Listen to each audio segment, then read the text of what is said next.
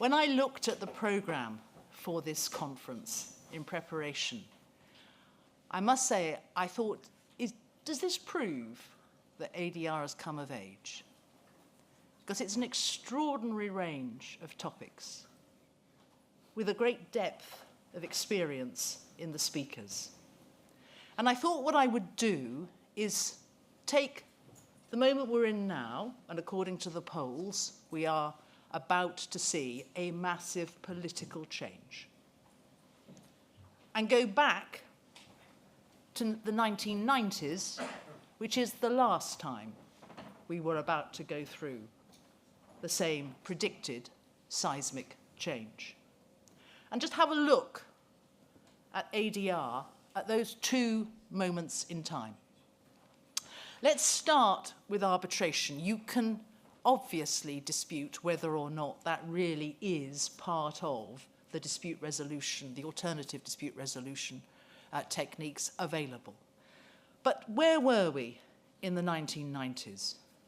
Well, we were about to enter into the Arbitration Act 1996, described by Sue Carr at the beginning of this week as a landmark piece of legislation.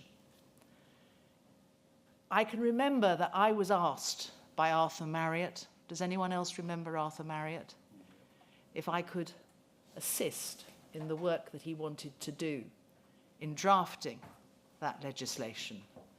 And I think at my clerk's prompting, I delayed answering.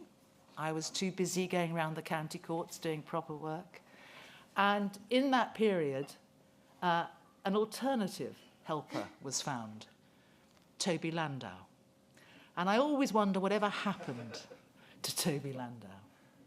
If you know, let me know. So that's where we were in the 1990s, landmark, that consolidation of the Arbitration Act in order to place London firmly as one of the global hubs for dispute resolution.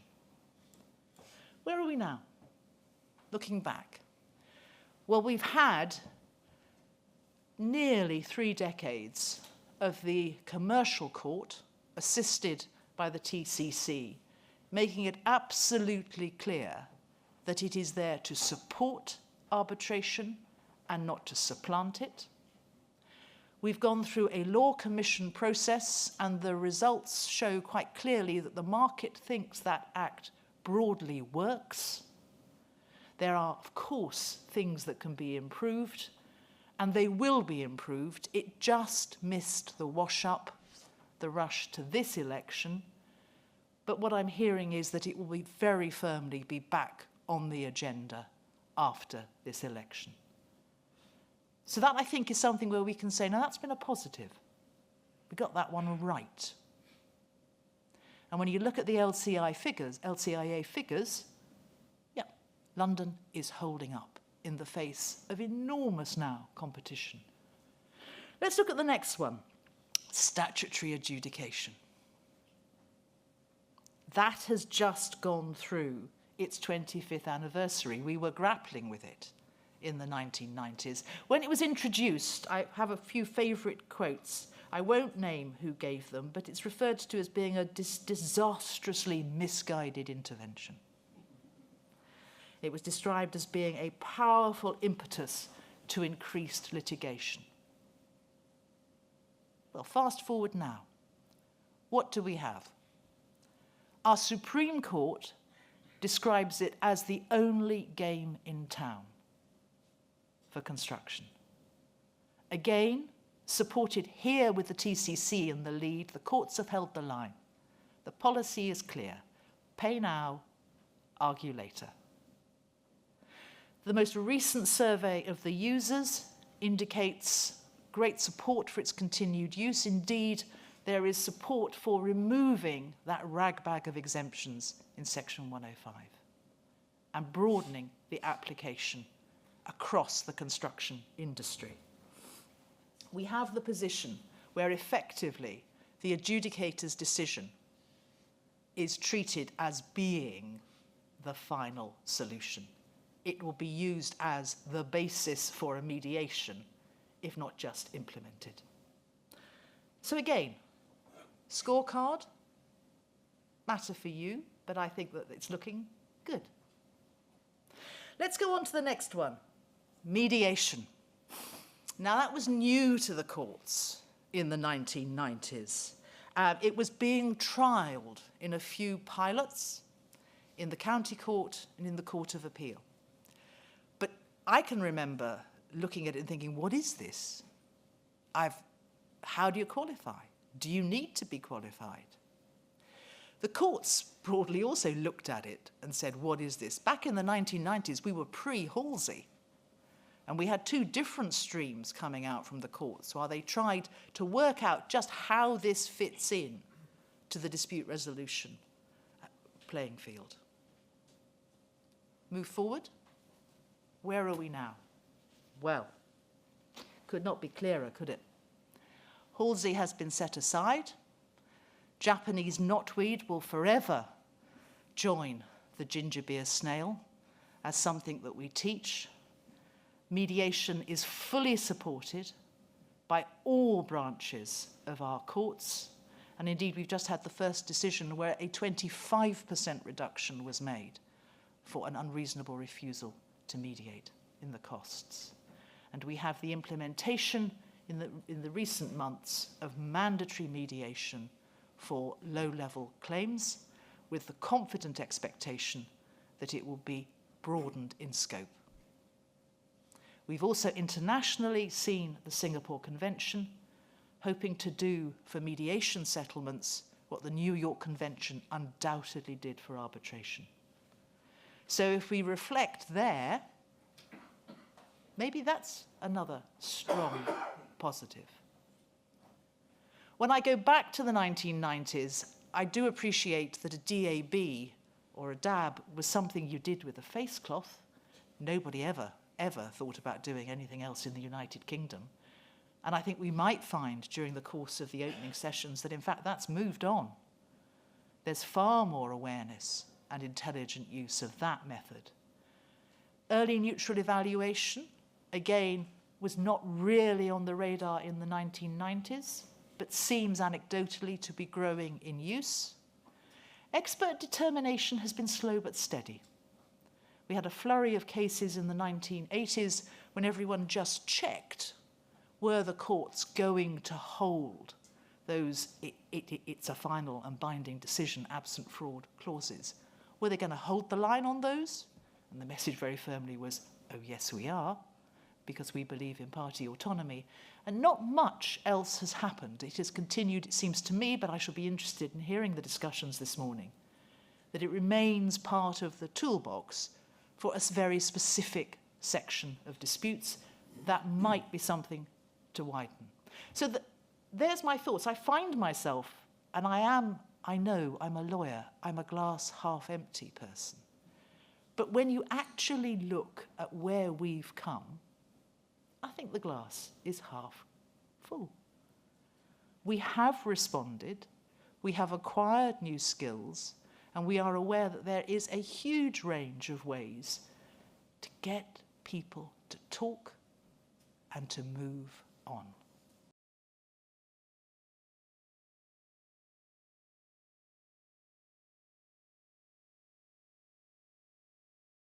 But we are lucky to have with us, if I start from down to my very far left, for Keith Blizzard. Keith is a chartered quantity surveyor, a chartered construction manager, a chartered arbitrator, a panel adjudicator, an accredited and panel mediator, an accredited dispute board member, and an honorary and visiting lecturer. So he has all of the expertise and skills for the ADR discussions that we're going to be having today. He's been involved in most aspects of quantity surveying, project management, contract administration, from inception to completion of a wide range of projects. So thank you, Keith, for joining us today. Thank you. Then next to Keith, we have Matt. Matt Drake is the Managing Director of Drake Quantity Surveyors. He's an adjudicator, a quantity surveyor, and a university lecturer. And although he began his career as a heating and ventilation engineer, we're not going to hold that against him today. And then he progressed on to project and commercial management roles. Next to Matt, we've got Luke. Luke is a specialist construction barrister who practices from Four Pump Court. Prior to coming to the bar, Luke also worked in the construction industry, mainly in the Far East. And given his technical background, he has the ability not only to deal with the legal issues that come up in his cases, but also to be able to grasp the nettle with some of the technical issues. Luke is recommended by the legal directories as a knowledgeable, responsive and easy to work with barrister who is also very impressive on his feet in court, and having co-defended with Luke on some cases, I can endorse that description. And finally, to my left is Richard Bailey. Richard is a partner at Druce's, which has a strong multidisciplinary team that provides advice and assistance to a range of owners, developers, contractors, subcontractors and consultants across the industry. Richard himself is a highly regarded construction lawyer with a broad spectrum of experience across the sector. Richard splits his time equally between dispute resolution and non-contentious advisory work, and he provides contract review and advisory services to his contractor clients and regularly advises developers on development agreements and putting together suites of contract documents for major projects. So we're lucky to have a really good mix of people with a mix of expertise and experience in ADR in construction disputes. What we've done to prepare for today is pick a few topics we think are current and interesting for discussion. We encourage your participation, so whilst I'll direct some of the questions to the panel, if you have particular questions or insights, we'd be really pleased to hear them. Where we're going to start is whether we think the landscape of ADR and the issues that are thrown up on building projects has changed by the introduction of the Building Safety Act. Richard, what's been your experience so far with the introduction of the Building Safety Act? Have you seen many differences in terms of ADR or the types of resolution people are looking for? Well, the fundamental point is that claims under the BSA are to be, with open up the, so it's not the adjudication is not the kid on the block in the case of Building Safety Act. It's the first tier property tribunal. So it's asking, has anyone ever appeared before the first tier property tribunal?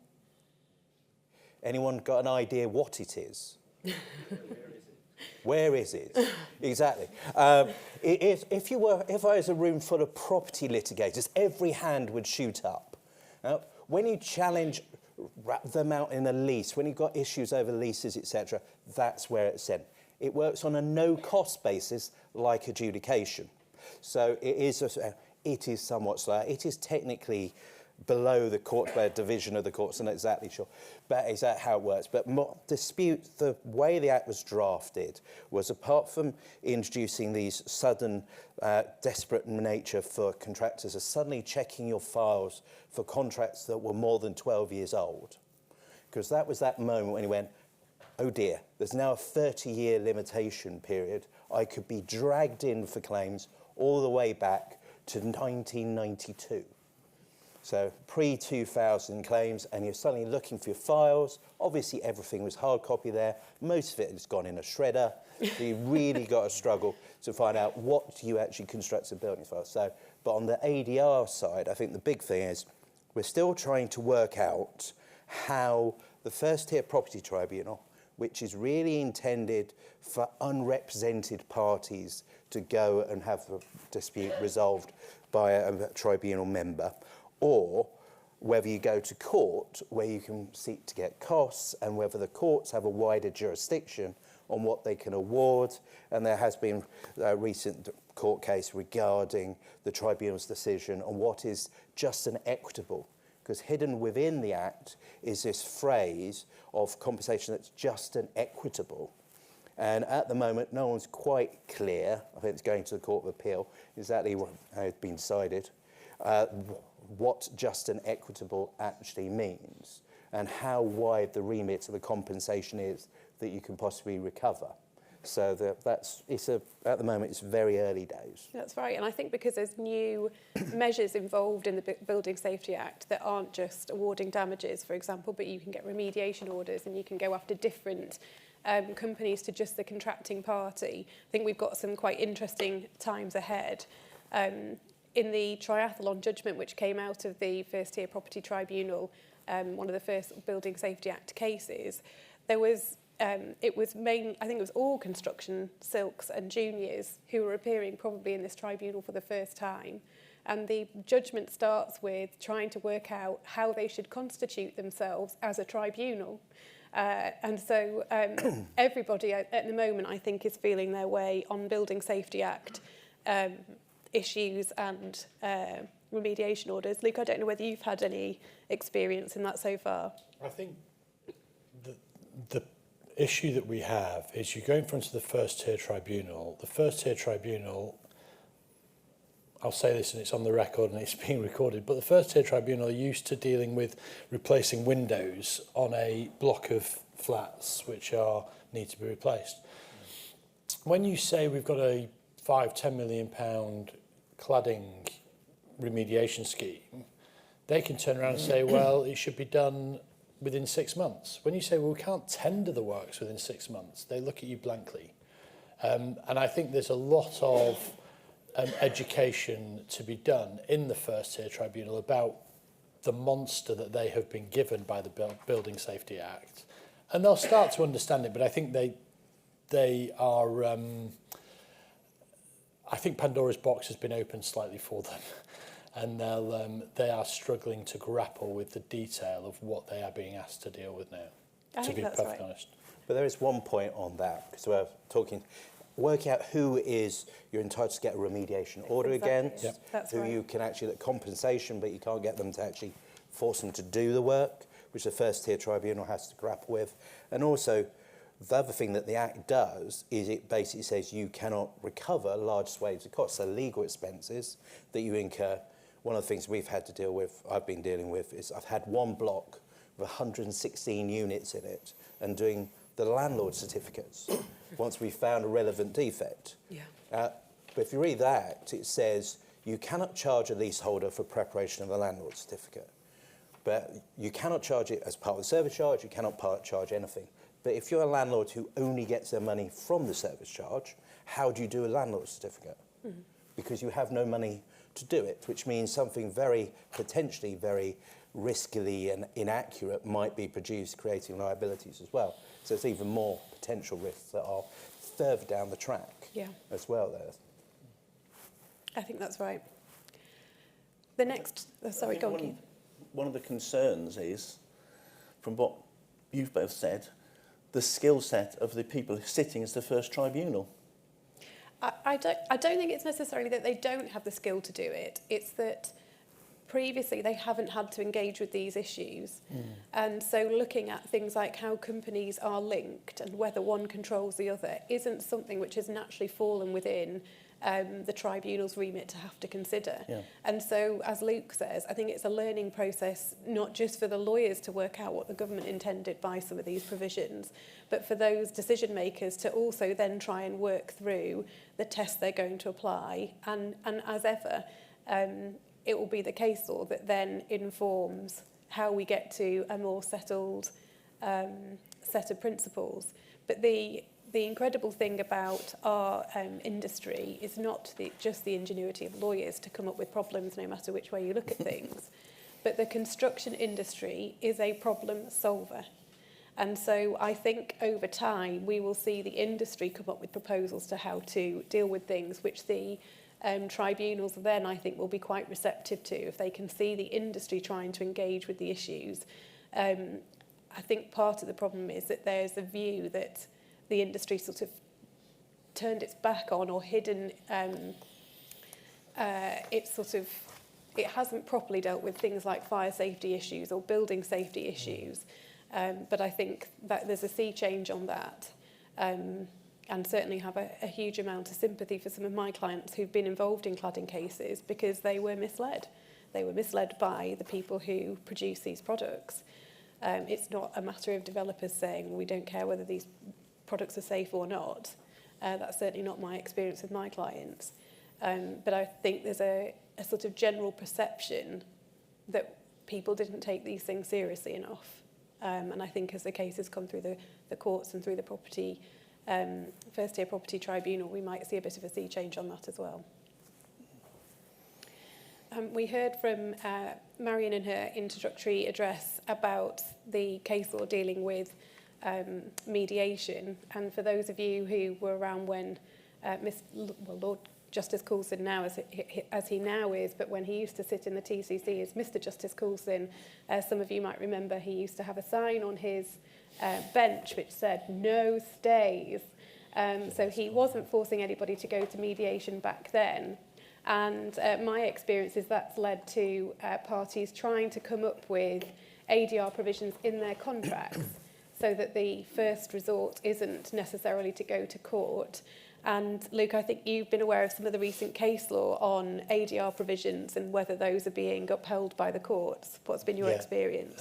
Thanks, Catherine. I mean, I remember Lord Justice Coulson, as he is now, that sign was on his desk, and so it didn't go on the transcript. He used to just point at it. Yes, he did. So he would just say, "Mr. Wygass," and then carry on. So there we are. And maybe that's the way to do it. But those of you that know me will know I'm generally not controversial. I generally don't speak my mind, and I generally am not that straight talking. So I'm just going to say it as it is. I'm going to say I think Marion's wrong. I think ADR's over, and I think the pendulum's going to swing the other way. And I might well have said that to get your attention rather than it's what I really think. But hopefully that has got your attention. And Catherine's right. The parties are now saying, look, ADR is so important. Let's write it into the contract. So let's say no one goes to litigation or arbitration unless they have mediated. And then no one goes to litigation unless they've mediated and adjudicated. And then you end up with these waterfall provisions within contracts, which, and I've had another waterfall provision where mediate, and there was no adjudication, but there was an expert determination clause and then arbitration. And these clauses are getting increasingly complicated. So in the opening comments, Marion talked about how is the court holding the line in relation to things like expert determinations and adjudications. And is the court saying that those processes should be upheld? Well, undoubtedly it is, and the court is saying that. But with waterfall provisions and these escalations of disputes, what's the court doing there? And it seems, no, it doesn't seem, the courts, in my opinion, are undoubtedly saying it's not worth the paper it's written on. And if you look at the recent cases in relation to waterfall provisions, and probably the most recent one is a case called Lancashire Schools. In that case, there was a waterfall provision that required adjudication of a dispute before litigation. That went before the courts. The courts looked at the waterfall provision and said it's binding, and adjudication is a condition precedent to going to litigation.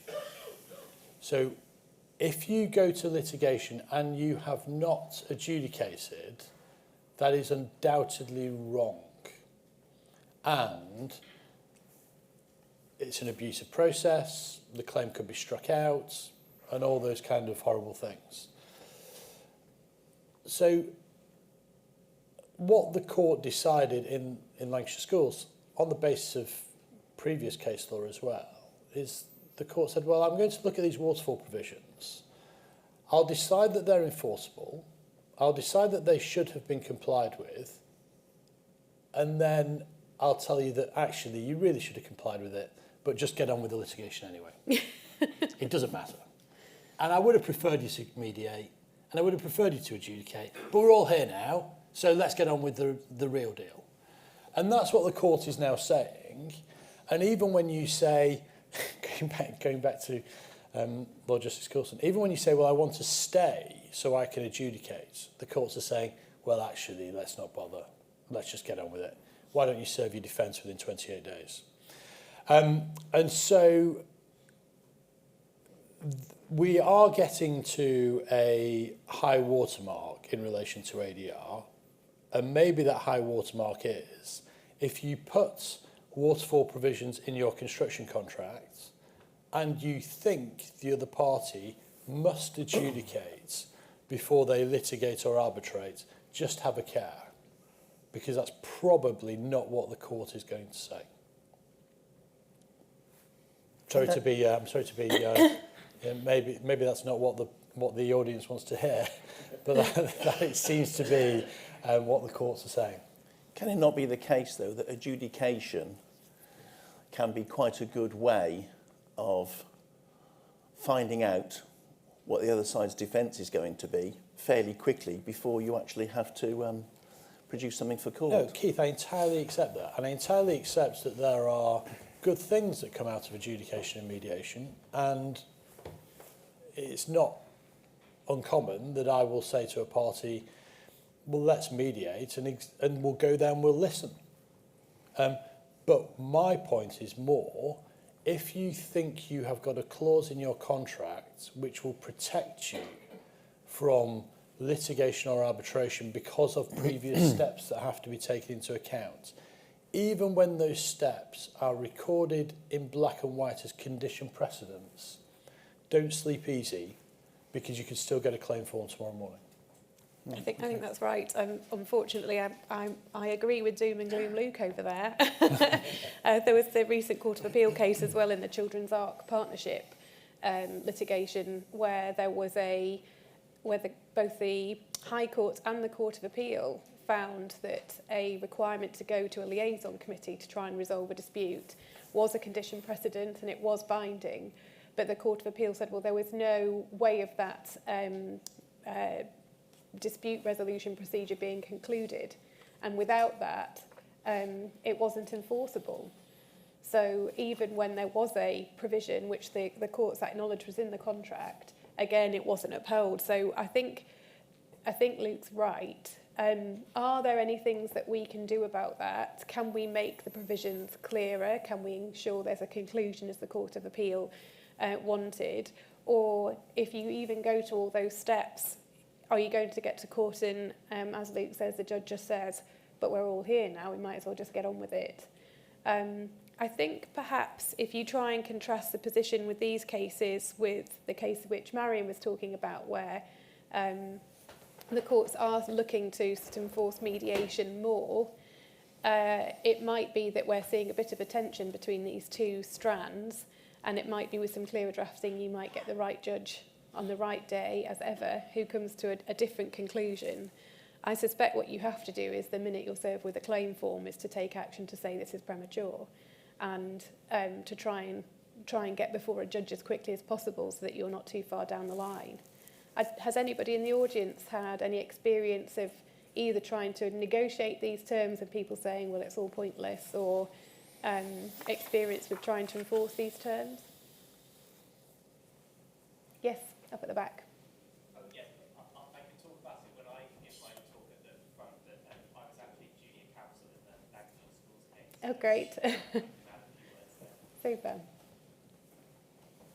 Okay. Anybody else got anything to add on waterfall provisions? They come up in. Well, I think the thing to say, and I don't want to steal anyone's thunder, but on Lancashire Schools, as opposed to the Children's Ark, the provisions were found to be one of the problems with the Children's Ark is the provision said, well, go to a liaison committee, sit around, have tea, have biscuits, chat it through, and we'll see how things go. And it was not very well, what this liaison committee was not well defined. In Lancashire Schools, the provisions were defined, and so that issue of it all being a bit vague didn't arise in Lancashire Schools, and the court still said, well, actually, let's just keep going. So even when you've got, to mix my metaphors, a watertight waterfall clause, you're still going to be able to, it seems like you're still going to be able to avoid it. As a mediator, speaking for mediators generally, when one side turns up just to listen doesn't make the day any easier for the poor mediator. Do people actually tell you that's what they're there for? It becomes blindingly obvious. Oh, that's different. I've also had it where the solicitor told his client to say nothing, and I spoke to the client. I said, it's your mediation, not his. And the solicitor just sat there saying, he's saying nothing. I mean, solicitor tactics can come into it. Solicitors can be really, really helpful at mediations, and they can also be blockers. And it's the same with actually experts. I did one where there was a whole team of experts, and they obviously were in a room thinking, there's good fees in this court work, isn't there? And they weren't going to agree on anything. But yes. Sounds a bit like the no comment interview in the police station. Yeah, yes. Just tell your client to go no comments. Or when they turn up, you do the opening, and then you go in to speak to them, and they've got their coats on because they're going. Because they say, well, we can tick the box, we've done mediation. I think it is quite tricky because certainly in construction projects or the disputes I'm involved in, by the time you get to dispute level, there normally has been discussions between directors or discussions between the parties either coming to the final account or arising out of a particular set of facts if it's defects. And there is, I think, some merit in just letting the parties get on with it if they want to, rather than forcing them to mediation, because most of the time what you really want to see is the other side's documents, because there tends to be some sort of suspicion there's something going on the other side that you don't know about, or that if you got to see their internal emails, it would show you that they think the same as you. Now, obviously, that's not always what happens, but my experience is mediations are not going to be successful if people don't want to be there. And if they're not prepared. And, well, quite. I think that's fair too. But you can take, as the phrase goes, you can take the horse to water, but you can't make it drink. And I think the same way with approaching a mediation, everybody has to be there on the same page to try and reach the resolution that everybody could live with, even if they're not happy about it. So you know you're going to have a difficult day when both solicitors tell you it's a waste of time, you've got to go through the process, we're not coming. Yeah. And the solicitors have agreed that they wouldn't come, just sort it out with the parties, have a go, you won't get a settlement. I mean, the one I'm thinking of, actually, I've got a settlement by 12 noon. Well, McKinnon J in the Halifax Financial Services case described mediation as futile. Now, to be fair, that was on the facts of that case, but that's a High Court judge saying, well, why do it? It's futile. But it's like you have to jump through it, because as someone who does the front end and drafts these clauses and looks at these clauses, often you get a clause that says you must have meetings of executives before there's a dispute you can adjudicate, which obviously is in breach of the Act, so that can't possibly stop it from happening. So there's this constant tension between these desires to have all these steps, and then you have things like the construction engineering pre-action protocol, which also sort of has a degree of mediation built into it as well. So a court might think, you've done mediation, if you've been through the protocol, you've done that, but you've ticked that box. So I think there's various conflicts, but the reality is you sit there and you advise clients and you go, yeah, that's great drafting, but you can adjudicate whenever you like. that's right. Go through it, that's meaningless clause, it breaches the Act, move on. Yeah. And it'll be interesting to see whether the Supreme Court says you can adjudicate under a collateral warranty, because the appeal's now been heard and we're just awaiting judgment. But the Court of Appeal, who heard the appeal from the High Court, was constituted by Lord Justice Coulson, Lord Justice Jackson and Lord Justice Stuart Smith. And by a majority of 2-1, they held that you can adjudicate under a collateral warranty.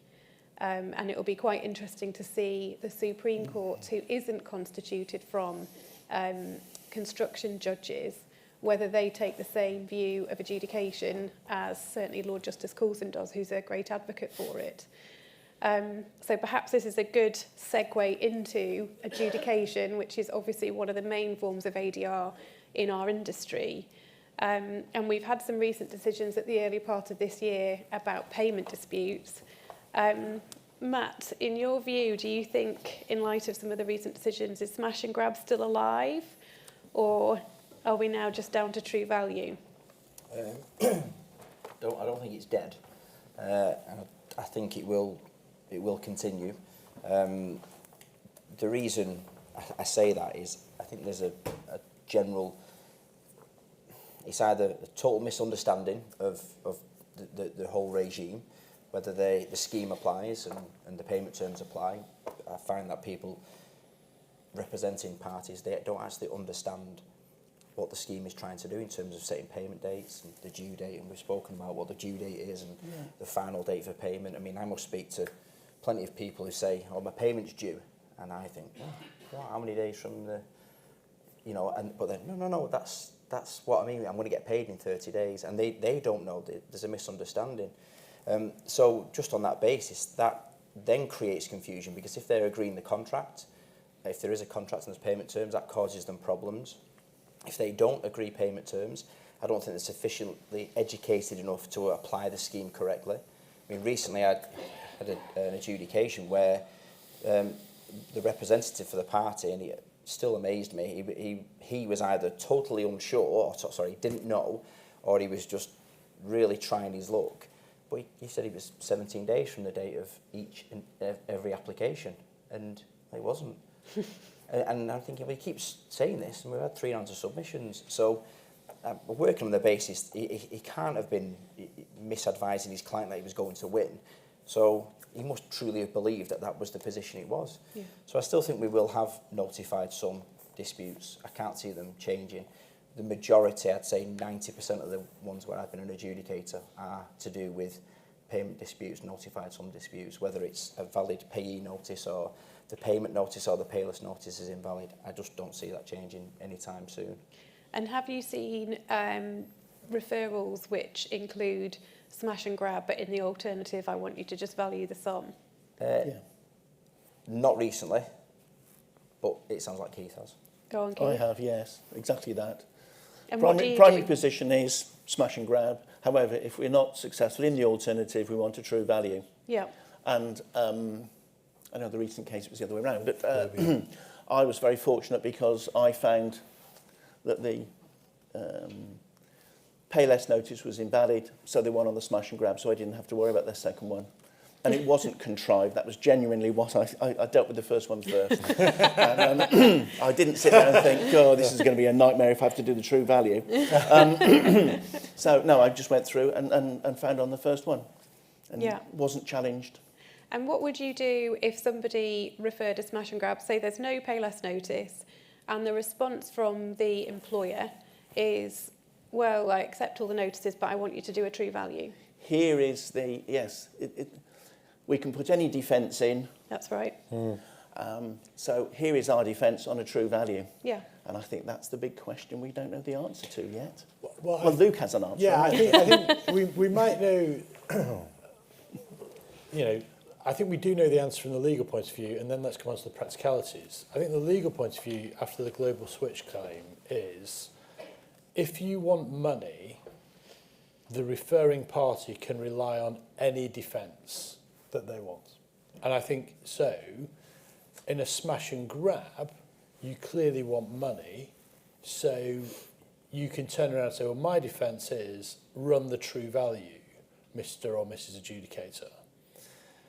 That's all well and good, but the number of times you get across your desk a smash and grab adjudication, and you get it a day or a day after the referral, so you've got 6 or 5 days to respond, and you say, we are absolutely dead and buried on the smash and grab, let's run a true value. You turn around to your client and you say to your client, right, I want to run a true value on the final payment application on this £10 million contract. And they say, fine, we can do that. We'll ring our QS up. He'll have a report ready for us in 3 months' time. And it'll be great. And you just go, well, it's never going to work. So my view is smash and grab is alive and kicking, not because of the law, but because adjudication is a 28-day process. If I submit a true value, if I start a true value adjudication, I am going to say to the adjudicator, the decision is in 28 days. The pay less notice is 3 days late. It's going to take you 35 seconds to deal with this. Get on with it. Yeah. Because it's not a smash and grab, if it's that simple, does not take 28 days. No. Well, the difficulty, I think, with the analysis is we've got a tension in the case law now, because Grove says you can't do a true value until you've paid if you are the employer. So the argument against an employer, just in case anybody's against me, I don't obviously think it's right. But the argument against an employer is if you want to run the true value, you've got to pay first and argue afterwards. But that is a bit of a tension now when we look at the decisions that have come out of Bellway and Sergo, because it was all classed as one dispute, both the smash and grab and the true value. So there is, I think, a tension, and therefore, as ever for lawyers, scope to argue, which we love. I think you were going to come back in on it, Keith, on... Well, as an adjudicator, well, you have to make your decision based upon the submissions of the parties. And therefore, what have they actually argued? Can you do it as a true value? Because the problem you've got is if they run a smash and grab, and the defence is going to be true value, and let's say they have been arguing over it for a long period of time, and then they've gone to legal representatives and they've turned around and said, don't worry about all that. They missed a payment notice there and a pay less notice there. That's out of date, or there was no pay less notice. Just go for that one. So they may actually have the information ready. Then it turns round that the claimant or the referring party is then got the pickle that he's got to get his information together because he's going to have 2 or 3 days. Yeah, true. But I think, I would hope adjudicators are aware of the law, but I think the legal position is, at the moment, I think it's in a bit of a state of flux, which does give adjudicators some scope to go either way. Yeah. But I'm not sure that that's necessarily the settled right position. Go on, Matt. Just in respect of the question you posed was, have we seen any smash and grab and true value, and dealing with a monthly payment cycle? I've not seen a main contractor or a subcontractor prepare applications for payment in sufficient enough detail that they can instantly provide that with a referral to say, in the alternative, here's our evaluation of work, because predominantly it's an Excel document. There may be a few zip folders, some build-ups of variations, but the main substance of their works will be percentages claimed against valued for items on the contract sum analysis. That doesn't mean that they've done the work. So there perhaps needs to be a bit of a change of focus, and a part of people or organisations advising companies who are going to be working on construction projects is work on the basis that you may have a dispute and it's either going to be a true value or a smash and grab. You need to start to provide this level of information with your applications. I know we do lots of M&E work, obviously being a former pipe strangler, as we were called. And I say to organisations, get yourself some drawings printed off. A2 is a good size. Walk around site, highlight 1 month in one highlighter, sign it off. That then can be used as a contemporaneous record that you can then apply a percentage to. Next month, a different colour. The month after, a different colour. I mean, hopefully it's not more than 12 months, because I think you're struggling then with different highlighter colours. But you've then got that record there, along with photographic records that you can say, look, this payless notice or this payment notice is our time, this is the notified sum. However, if you don't agree with that, here's all our records. Plus, it actually helps, I think, it makes it harder for the person or the organisation paying to deny you what you've asked for. Yeah. Because you've got the information that's there. It's easy to just say, oh no, it's not 25%, it's 18%, and that 7% could be a massive amount. So I can't see a good argument being run yet until these companies have got that detail behind them.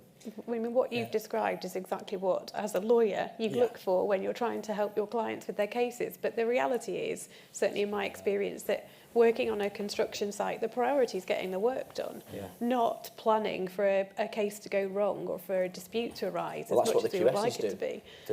The operations, well, it's what they should be doing. Operations, they do in-house company training. And I said, predominantly they're not commercial, they're operations, and they say, they get a new job in and they're all rubbing their hands. Oh, yeah, we need to get this subcontractor on board, we need to buy those materials, and we need to do this. And you're always forward thinking, which is great. But then in comes the QS and sits there and puts the black cloth on his head or her head and says, what if it goes wrong? You need to be doing all these things, you need to be collecting these records. And they don't do that, and that is obviously the problem, which means that, you know, it takes a lot of time to prepare a case for adjudication. But the problem with that, to be blunt on this, 90% of jobs never have a dispute, or if they do, it's resolved between the parties. So that level of record keeping, I mean, I have a client who I know they have people walking around site with GoPros attached to their helmets now. So they're filming the progress on site and literally walking around with a GoPro, and they will do an entire walk round. What an amazing investment. And they'll film the entire site so they know exactly what the status was. It's all date stamped. But those are on tens of millions, £100 million plus projects. If you're on a 50 grand project or you're a £1 million project, you don't want to have that management resource. We all argue about what the best form of contract is, and NEC's far too management heavy, so you don't want to do that. You want to do a JCT because it's nice and light. So most people are not, their mindset is not prepare for war, because they know that 9 times out of 10, there's not going to be any issue. And actually, most of the smash and grabs I see are where it's actually started to go wrong, and someone sort of go, you missed by a day, which you didn't care about 6 months before, because you knew the money was coming and it was all rolling through. Everybody was getting on. You've got a massive loss and expense claim in, and they've missed it by a day. You've got £500,000 rubbing your hands with glee. I'm off. But maybe the BS, the Building Safety Act, Gateway 2, and the records that have to be kept there, people might actually start to think, we need to get some records here, and maybe we can use this as well for our... Well, yes, that's going to change a lot. I mean, the whole hard stop at Gateway 2 is going to cause people to really think and design and build whether it even can continue following it. There's a whole argument, that's not an ADR discussion, but a contractual discussion about what the impact of the gateways is upon design and build, design responsibility, your principal designer, which one?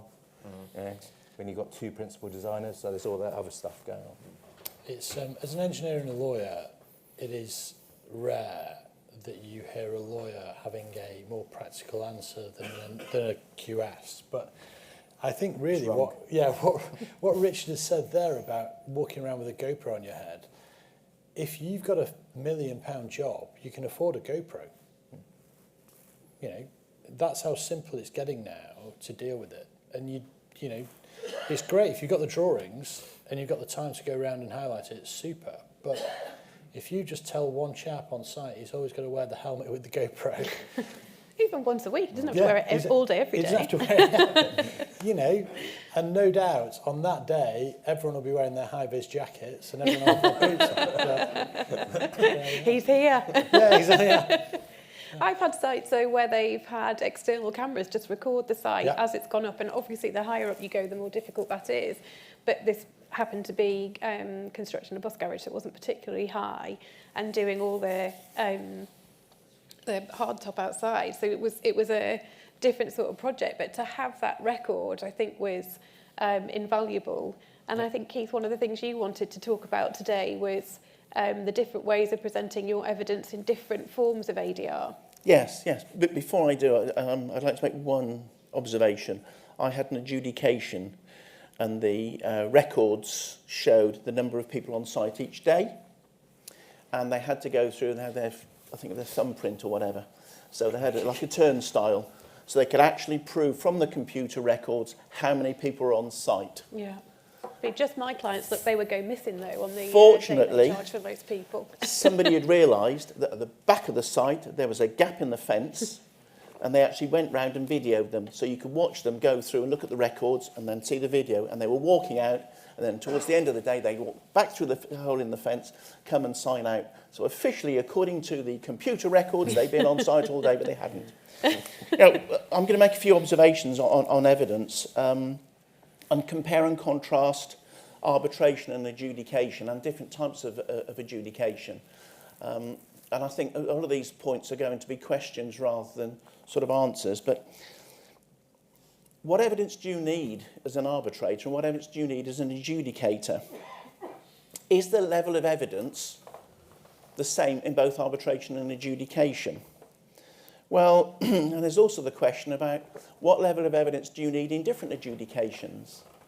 If you're doing not a smash and grab, but an interim valuation, the parties are a long way apart. How much evidence do you actually need to convince you, on balance of probabilities, that that is the right interim valuation?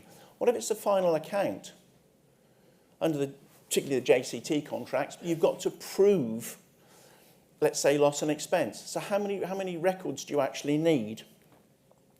Arbitration is final dispute resolution, so I think you need full evidence as if you were going to court.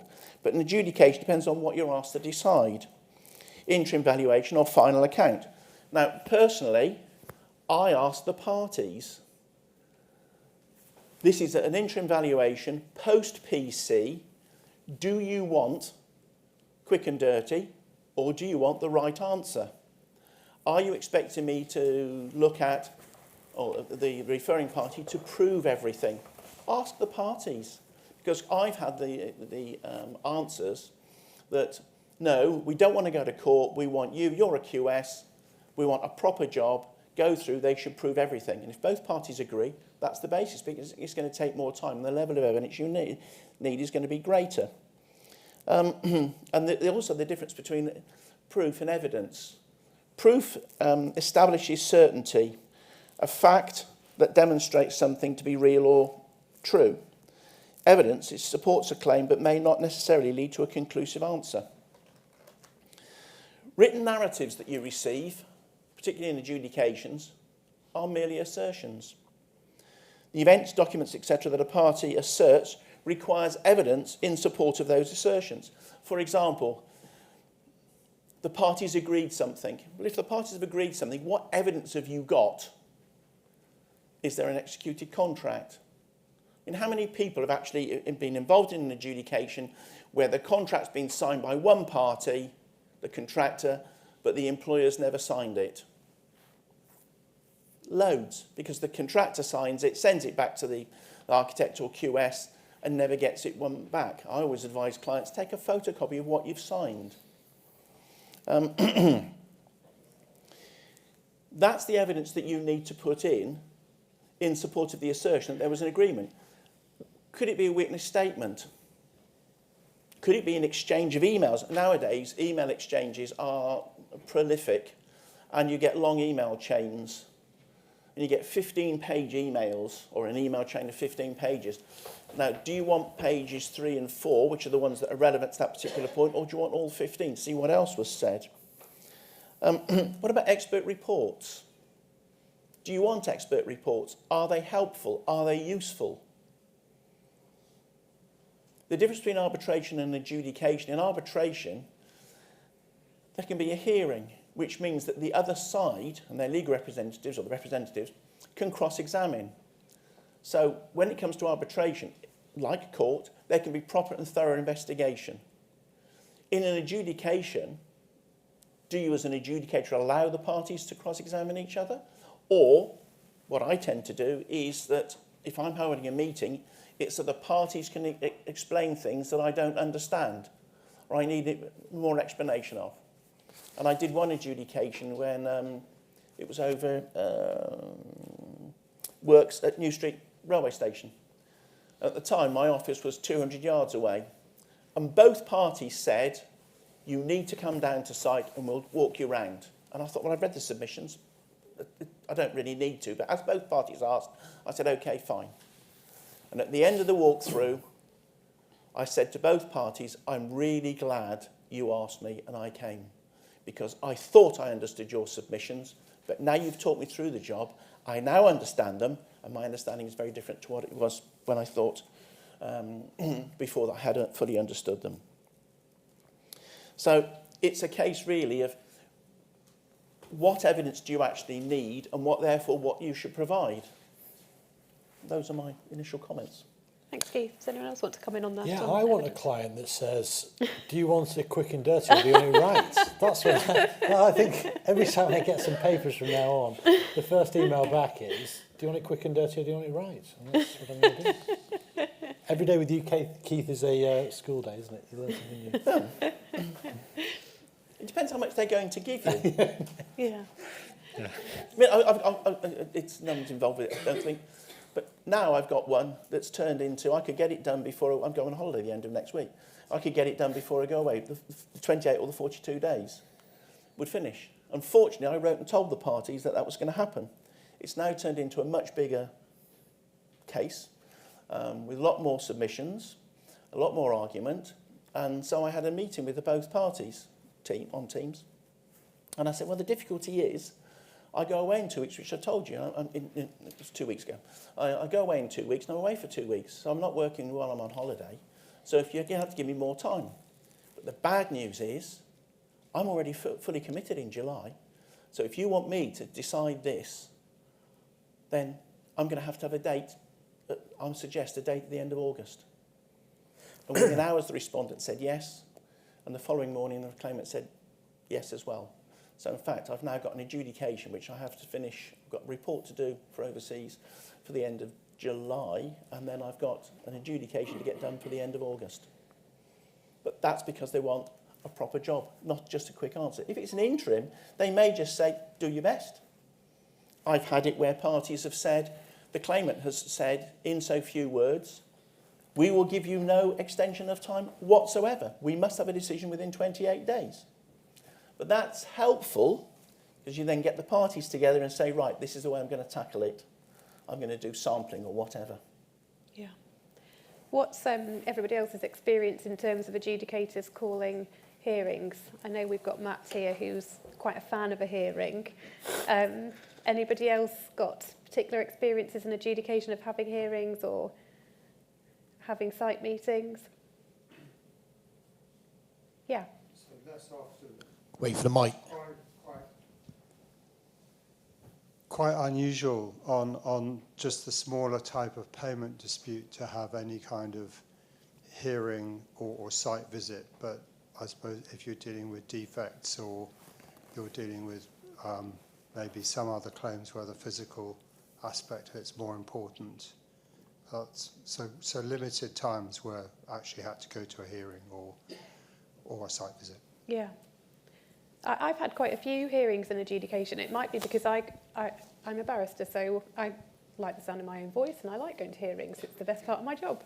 But I have had quite a few hearings, and the nervousness for me is that the adjudicator is then sometimes dealing with an incomplete picture.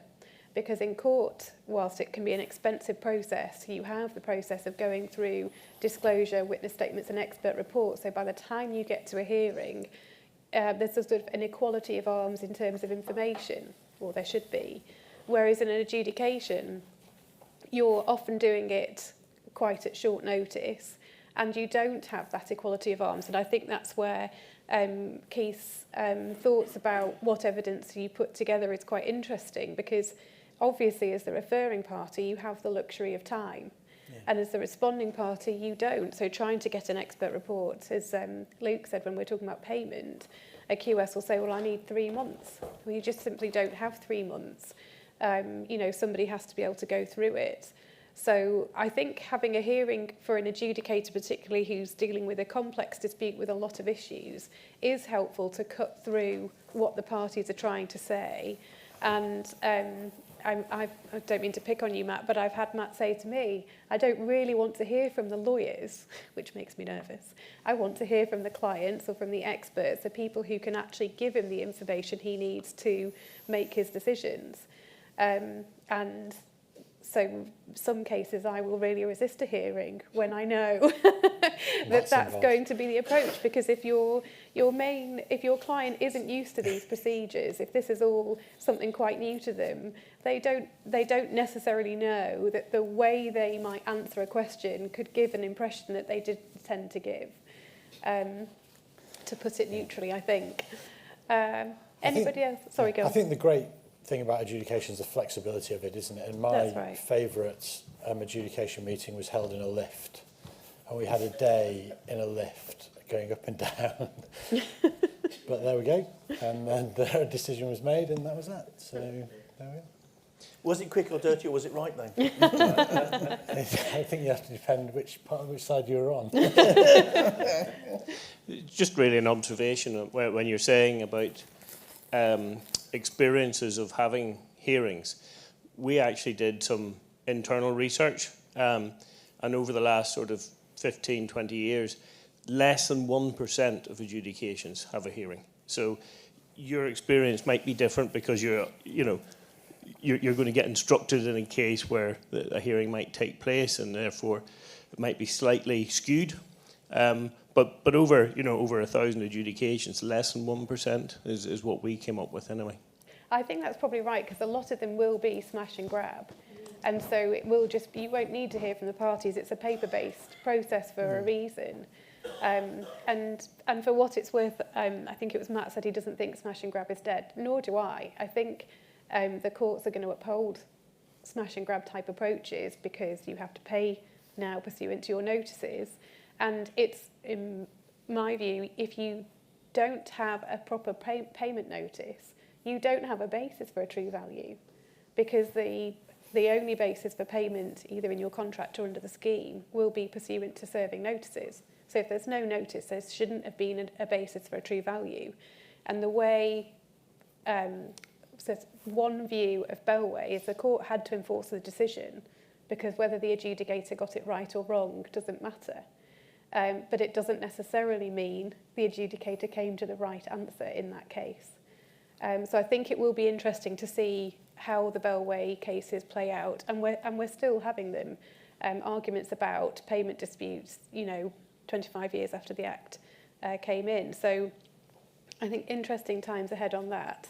But perhaps if there are murmurings in the industry that true value is going to become more prevalent, we might see more contractors investing in a GoPro or some sort of evidence gathering techniques that don't actually involve a lot of time investment, but if you need them, you've got the evidence to back up the valuations. And of course, your payment notices are supposed to be accurate representations of the sum you think is due if you're a contractor, and if you're an employer putting in a pay less notice, the sum you think is due. So there should be somewhere some reckoning of how you've got to those figures, and if they're not genuine, they're not valid notices.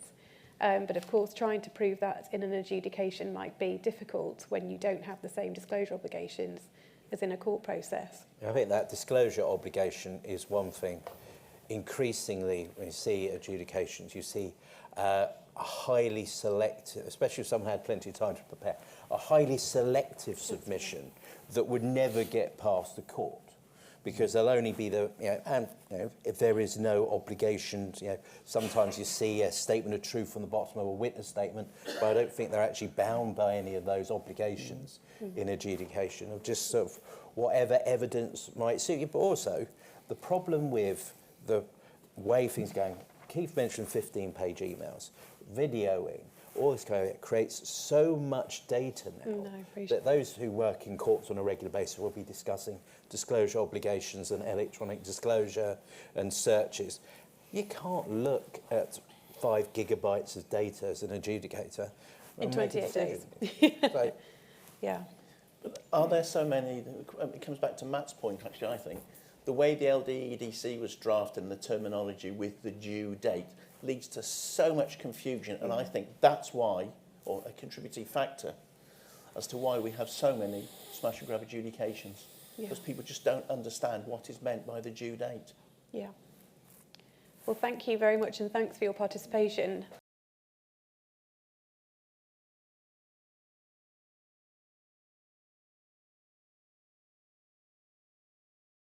So what I thought I'd talk about is a bit about my experience with Network Rail, HS2, some light rail projects in the UK, and then maybe looking a little bit at the sort of supply chain side of things. So Network Rail. Network Rail is interesting because obviously Network Rail is one of the main employers in the country for big rail projects, particularly at Tier 1 level, and it's a very small industry, and therefore a lot of the contractors find it imperative to maintain their relationship with Network Rail. And I think that's what you can see in some of the processes that Network Rail and the contracting industry or community have put in place for the large rail projects and alliance agreements and frameworks that are in place. And I think it sort of started off with the Commercial Directors Forum, the CDF, which was set up about 14 or 15 years ago. It's a really interesting forum in which Network Rail and most of the commercial directors from the really top level tier 1 contractors and supply chain participate. And they meet, I think, a number of times each year. And they address commercial issues in the industry and discuss between them how they can resolve those issues. And one example of that was they agreed a fair payment charter 10, 15 years ago, which basically reduced payment terms from 56 days to 21 days for contracts with Network Rail. And it also got rid of retentions, cash retentions for Network Rail projects. And you know, when you think about the source of many disputes in construction engineering projects and rail projects, it's often payment. So the previous panel were talking about smash and grab adjudications and true value. That's all to do with payment. Obviously, if the contractor feels as though it's getting regular cash flow, that helps matters and presumably also helps to reduce the prevalence of disputes. They've also adopted the conflict avoidance process and also the dispute avoidance panel. The CAP process is something which is really established when a dispute has already arisen, and either party can refer a dispute to the panel to be decided. And it's decided pretty quickly. I think it's decided within 21 days. So it's a really quick process. And I think it works. The decision recommendations which the CAP panel provide are non-binding. If you're not satisfied with it, then you can proceed on further to other processes. But the CAP process, I think, has worked, as has also the dispute avoidance panel, or the DAP, which was brought in a few years after the CAP process.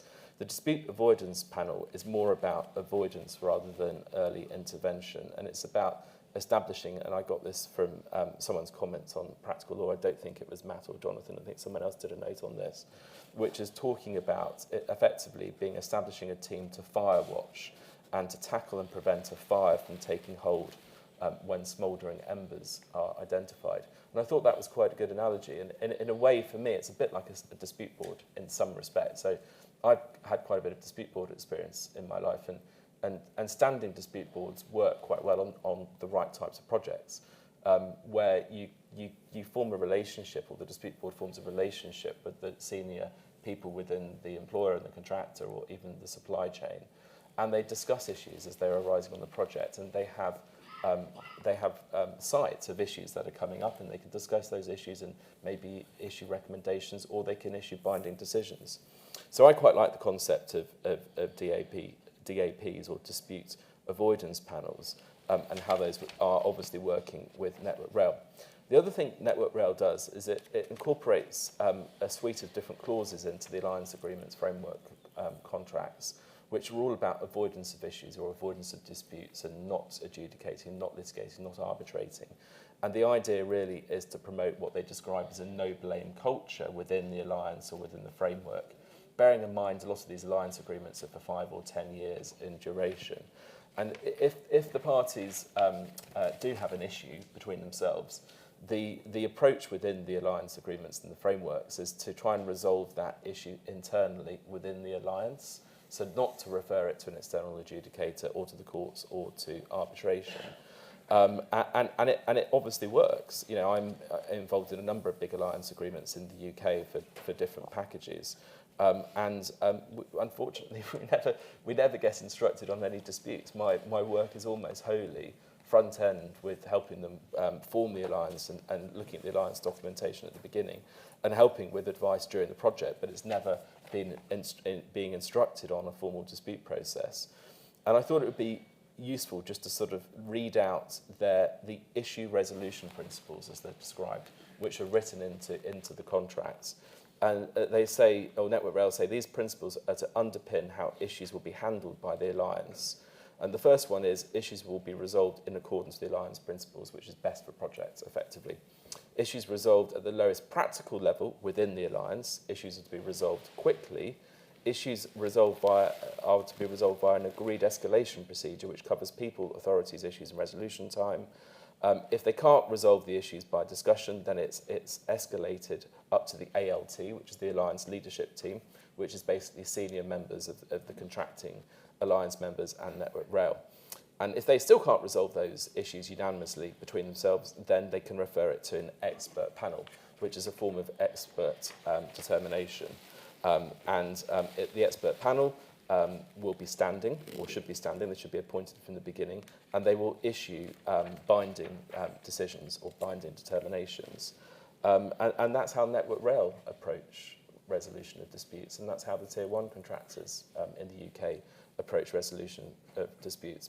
So what does Network Rail say about it? Well, interestingly, there was an interview given at a Seeker webinar a few years ago, and there's a gentleman called Michael Strickland, who was the head of Network Rail's Claims and Contracts Compliance team, and he reckoned that incorporating the CAP, the DAP, and also conflict avoidance pledge had saved Network Rail 2.5% of its £48 billion turnover. He said claims had virtually evaporated, and overall, with the collaborative approach and with the pledge in the background, they're seeing a dramatic drop in the number of claims and the number of outstanding disputes. I think that is really largely a reflection of the fact that it's quite a small community in rail and the need to maintain those relationships with Network Rail, which is why there has been a drop-off in claims. What else did I want to say? I also think it's to do with the nature of contracts that they have. So we have these alliance contracts and frameworks, but a lot of the underlying construction contracts are target cost, which is obviously cost reimbursable, and I think that also helps avoid disputes to some extent. Having said that, I do have at least one dispute on my desk, which is for a Network Rail project in the north, and it's what I describe as a very old school dispute, where there are a number of disputed variations and design issues that have arisen during delivery of this particular project. And the engineer under the contract is just refusing to accept the possibility of there being any change or any variation arising out of the circumstances of the project. And I believe that this old school approach is really the engineer just trying to avoid signing anything over to the contractor at this stage so that they can have a final account wash up at the end of the project. And that, in my mind, is not how we should be working these days, but that's exactly what is happening on that Network Rail project. Maybe he's a member of a Qatari royal family. I hadn't thought about that. It's interesting. I shall investigate that after this session today. HS2, so moving on to HS2, I would say from the contracts I've seen for HS2 projects, it's a typical tiered dispute resolution provision. They don't incorporate any of the nice Network Rail fluffy approaches. It's adjudication or it's litigation.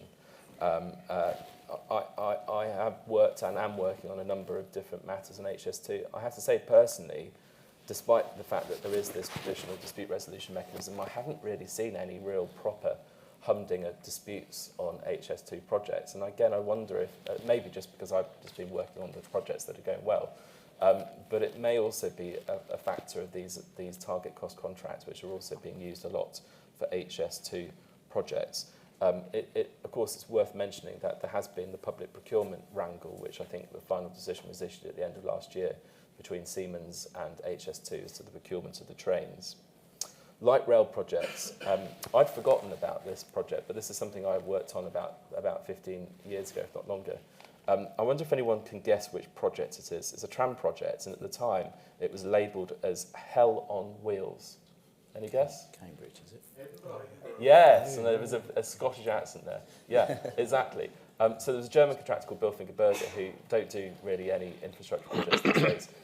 They were one of our clients, and we were working for them in the Middle East as it happened, but at the same time they were having their problems with Thai in Edinburgh on the Edinburgh Tram project. It really was, I think, a disaster of a project. And the gentleman who described the project as being hell on wheels, I won't be able to find his name now, but he, it's a guy called David McKay, and he was the chairman of Edinburgh Trams, and he described my client as a delinquent contractor who scented a victim.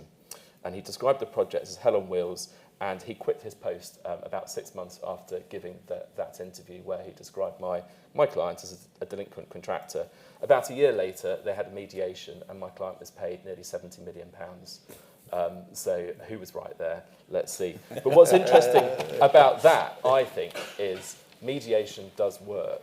But on that project, there was a long dispute before they got to mediation, and the public inquiry is quite interesting. I think they spent nearly £14 million on the public inquiry, which is more than they spent on the Chilcot inquiry for the Iraq War.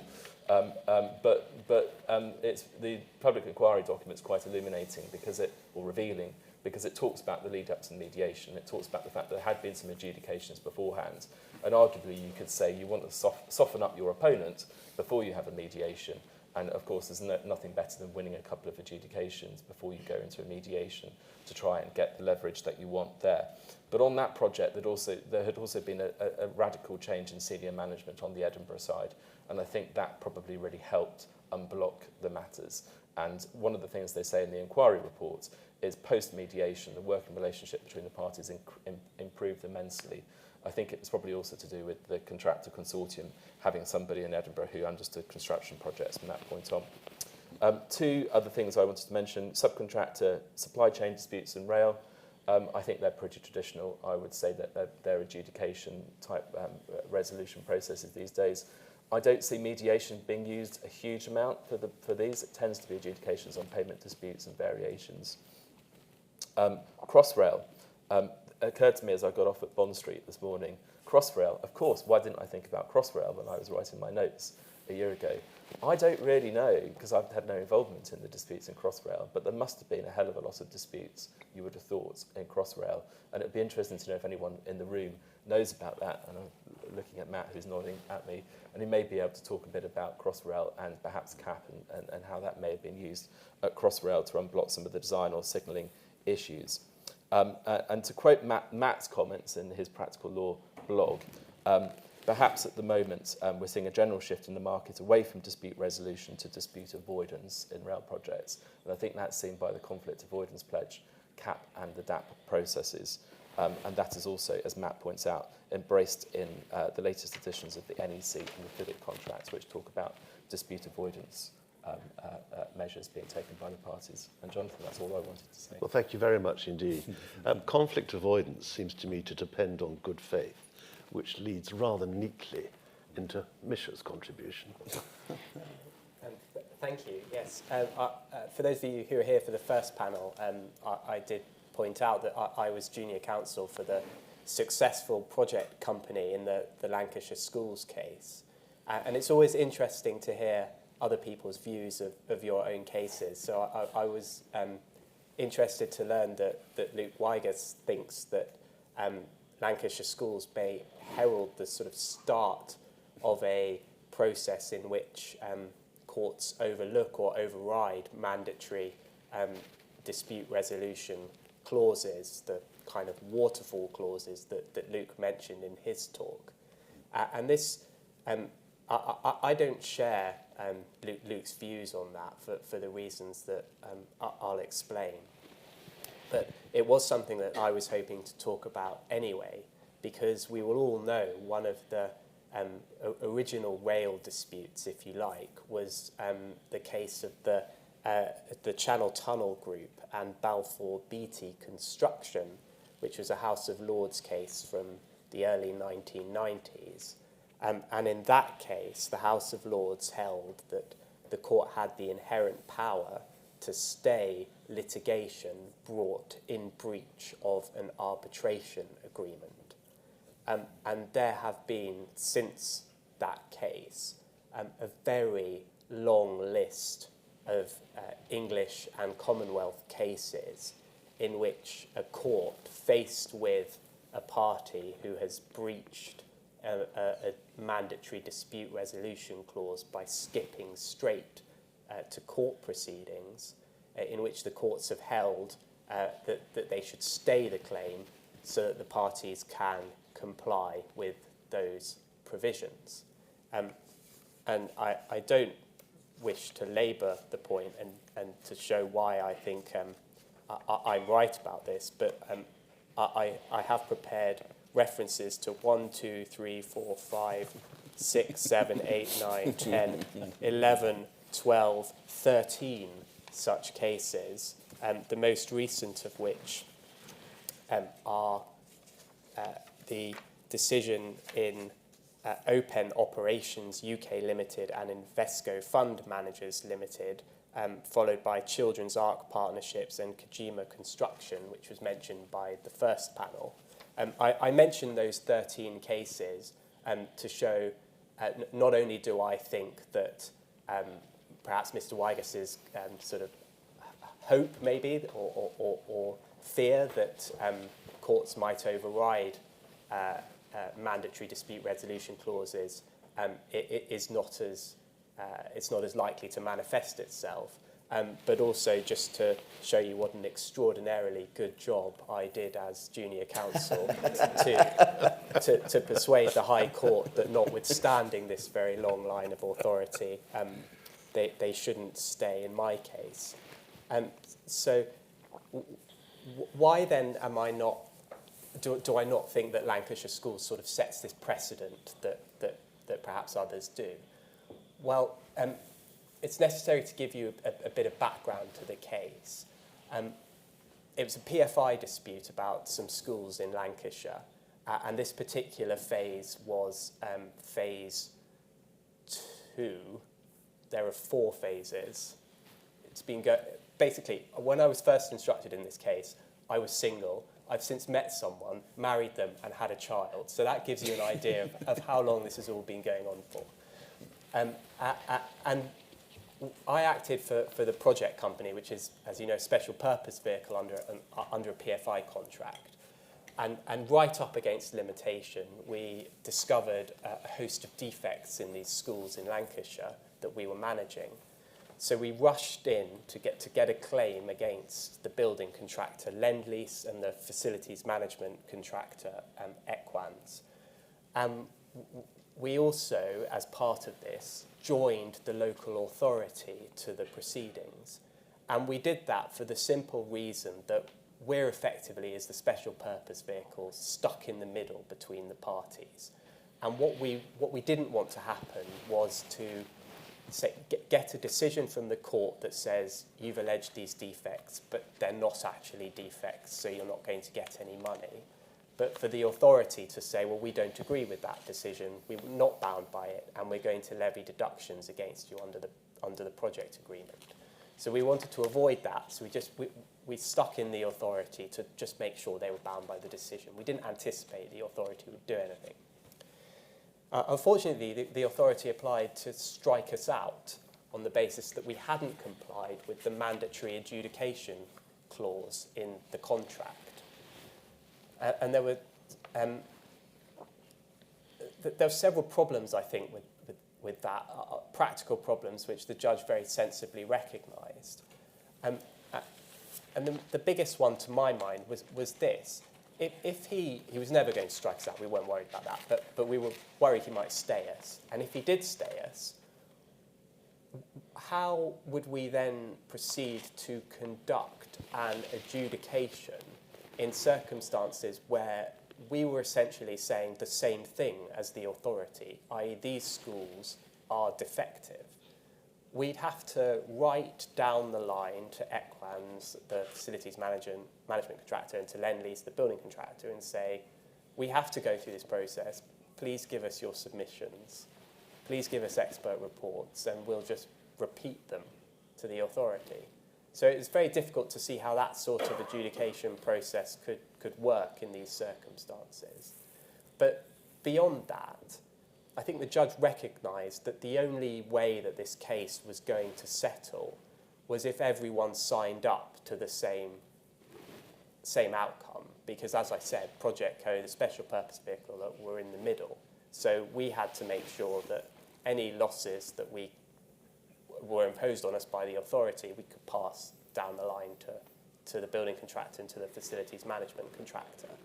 And if you forced everyone, or at least us, down the adjudication route, you would be moving away from that. So in that sense, I think perversely, it's almost an endorsement of an alternative dispute resolution process, because once the authority lost their application and realised, okay, we're in this process, that's when you can start to say, well, you can't get out of it now. let's mediate and try to settle this and come up with a solution that everyone is happy with. So for those reasons, I don't quite think it's the end of the line. I will mention one other rail case that I thought was interesting, because I think it diverges slightly from the English position, and that's the Australian decision in a case called United Group Rail Services Limited and Rail Corporation of New South Wales from 2009. And that was a contract to design and build new rolling stock for New South Wales municipality. The multi-tiered dispute resolution clause in that case required the parties to meet and undertake genuine and good faith negotiation with a view to resolving the dispute. And that clause was held to be enforceable. Now, I have some difficulties with that, and I don't think it would be followed in England at the moment, for a couple of reasons. The first is that it's just an agreement to agree, and English law has historically been quite suspicious of agreements to agree. And the second reason is that it's very difficult to tell when you have complied with your obligation to meet and undertake genuine and good faith negotiations. By that I mean, at what point can you say, I've complied with that clause, I can now move on to the next tier in the dispute resolution clause, be that adjudication, arbitration, or what have you. So I think that case may not be followed in England. And certainly in the Lancashire Schools case, prior to adjudication, there was an obligation to consult between the parties, but it wasn't asserted by the authority that was an enforceable clause that we had to comply with before we could go straight to adjudication. The final warning I would give on this topic is that there was a hint in the Children's Ark case in the Court of Appeal that the position may be different where limitation is concerned. And I have the quotation here from Lord Justice Popplewell, and he said, "If a party has commenced proceedings in breach of contract, and a stay rather than strikeout will deprive the other party of a limitation defence, both those factors are important considerations in favour of striking out rather than staying the claim." So I think that where you have a mandatory multi-tiered dispute resolution clause and where you have an upcoming limitation deadline, you ought to be prudent and comply with the multi-tiered dispute resolution clause rather than going straight to court and assuming that you will get a stay from the court and then you can go back and comply with the multi-tiered dispute resolution clause. So for the lawyers in the room, that might involve building in an extra 28 or 42 days to conduct an adjudication, building that into the date in your calendar when limitation expires and you need to issue the claim form. So I hope that provides a bit more context to the Lancashire Schools case and gives you an indication as to how I see multi-tier dispute resolution clauses working. Thank you very much indeed. Nigel, you've got 5 minutes to tell us about the mindset issues in Qatar. 5 minutes.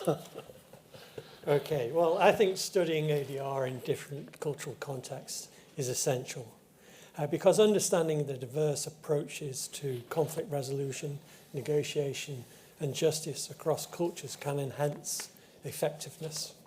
Cultural appreciation allows for a more nuanced and successful application of ADR in various settings, improving the likelihood of positive outcomes. We can look to the Nordics, the Middle East, and Oceania for examples of how unique cultural, legal, and historical backgrounds shape ADR practices. The Nordic countries emphasize a collaborative and consensus-based approach to ADR. Egalitarian principles and consensus are reflected on how disputes are approached, emphasizing mutual understanding and compromise. High social trust and strong welfare states influence their preference for mediation and conciliation over adversarial methods. For example, Norway's ombudsman system emphasises mediation and informal resolution of disputes between citizens and public authorities, reflecting the cultural preference for consensus and cooperation. ADR is an integral part of resolving disputes, especially in family and labour law. For example, Sweden's Employment Protection Act mandates mediation in labour disputes before resorting to litigation, showcasing the integration of ADR into legal frameworks. The Nordics are also pioneers in integrating technology and innovative practices into ADR. Finland's online dispute resolution platform for consumer disputes is a good example, and it demonstrates the region's adoption of technology to streamline ADR processes and provide efficient, accessible solutions. Turning to the Middle East, it has a rich history of dispute resolution rooted in tribal and religious traditions. In many parts, there's a strong cultural preference for resolving disputes within community frameworks, often involving elders or community leaders, which aligns with the emphasis on honour and reputation. Traditional methods such as the sulha, which is reconciliation, and the shura, consultation, are deeply embedded in the cultural and religious fabrics. In Palestine, the sulha involves community leaders mediating disputes to restore harmony and avoid lengthy litigation rooted in tribal and community-based traditions. The coexistence of formal legal systems and informal traditional practices creates a unique dynamic in ADR. For example, in Lebanon, civil and religious courts, Sharia courts for Muslim, canonical courts for Christians, may handle family disputes, reflecting the coexistence of formal and informal legal systems. Islamic principles often guide ADR processes, emphasizing restorative justice and community harmony. For example, in Saudi Arabia, ADR mechanisms often incorporate principles of Sharia law, such as the settlement of commercial disputes through Islamic arbitration centres, which emphasize justice and community welfare. The process is not just about resolving a dispute, but doing so in a morally and ethically acceptable way. International trade hubs like Dubai and Qatar are a growing intersection of international commercial law and traditional ADR practices. This fusion has led to the development of specialist arbitration centres that cater to both the regional and international business communities. Turning to Oceania, it has diverse approaches to ADR influenced by indigenous cultures and colonial histories. In places like Australia and New Zealand, there's an openness to informal and highly adaptive forms of ADR, reflecting a broader societal preference for practical problem solving. Indigenous dispute resolution methods, such as the Maori practices in New Zealand, are increasingly recognised and integrated into formal ADR systems. There is significant emphasis on inclusion and participatory approaches, where the indigenous Maori culture influences ADR practices. An example of that is the marae-based justice process.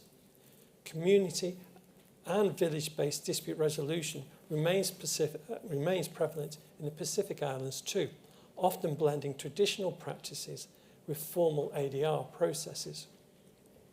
For example, or another example, is New Zealand's incorporation of Maori practice, such as the hui, which is a gathering for conflict resolution, into its family group conference system in juvenile justice, and it highlights integrating indigenous methods into formal processes. Traditional Maori dispute resolution methods, which are restorative rather than punitive, have been incorporated into the national legal system there, offering a unique blend of customary and formal dispute resolution methods. Colonial influences coexist with local customs and practice. So in Australia, the legal system combines the British common law with local practices, where mediation is commonly used in civil disputes reflecting both colonial influences and modern adaptations. Australia's approach to ADR reflects its multicultural society and adaptations to accommodate different community needs, including specific strategies to address Aboriginal and Torres Strait Islanders disputes through culturally sensitive ADR practices. There is a strong emphasis on mediation and community-based dispute resolution, reflecting the communal nature of many of the region's population. In the Pacific Islands, community-based mediation is prevalent, with local leaders or elders facilitating the resolution of disputes, emphasising communal harmony and restorative justice over adversarial methods. Customary law often prevails, and ADR practices are deeply embedded with the traditional authority structures. Dispute resolution may involve elders and be conducted in a manner consistent with age-old practices that the community respects and follows. So, the effectiveness and acceptance of ADR depends significantly on how well the practices align with cultural norms and values. While modern Western styles of mediation and arbitration are gaining global traction, they are often adapted to fit local contexts, which can mean blending or modifying traditional practices. Understanding these differences is crucial for practitioners who operate internationally, and anyone involved in cross-cultural disputes, as it emphasises the importance of cultural competence along with technical and legal expertise in ADR. As ADR continues to evolve globally, there's a clear trend towards incorporating more culturally relevant practices into formal mechanisms. This hybrid approach is particularly evident in regions with strong cultural identities, where traditional practices are valued alongside modern legal frameworks.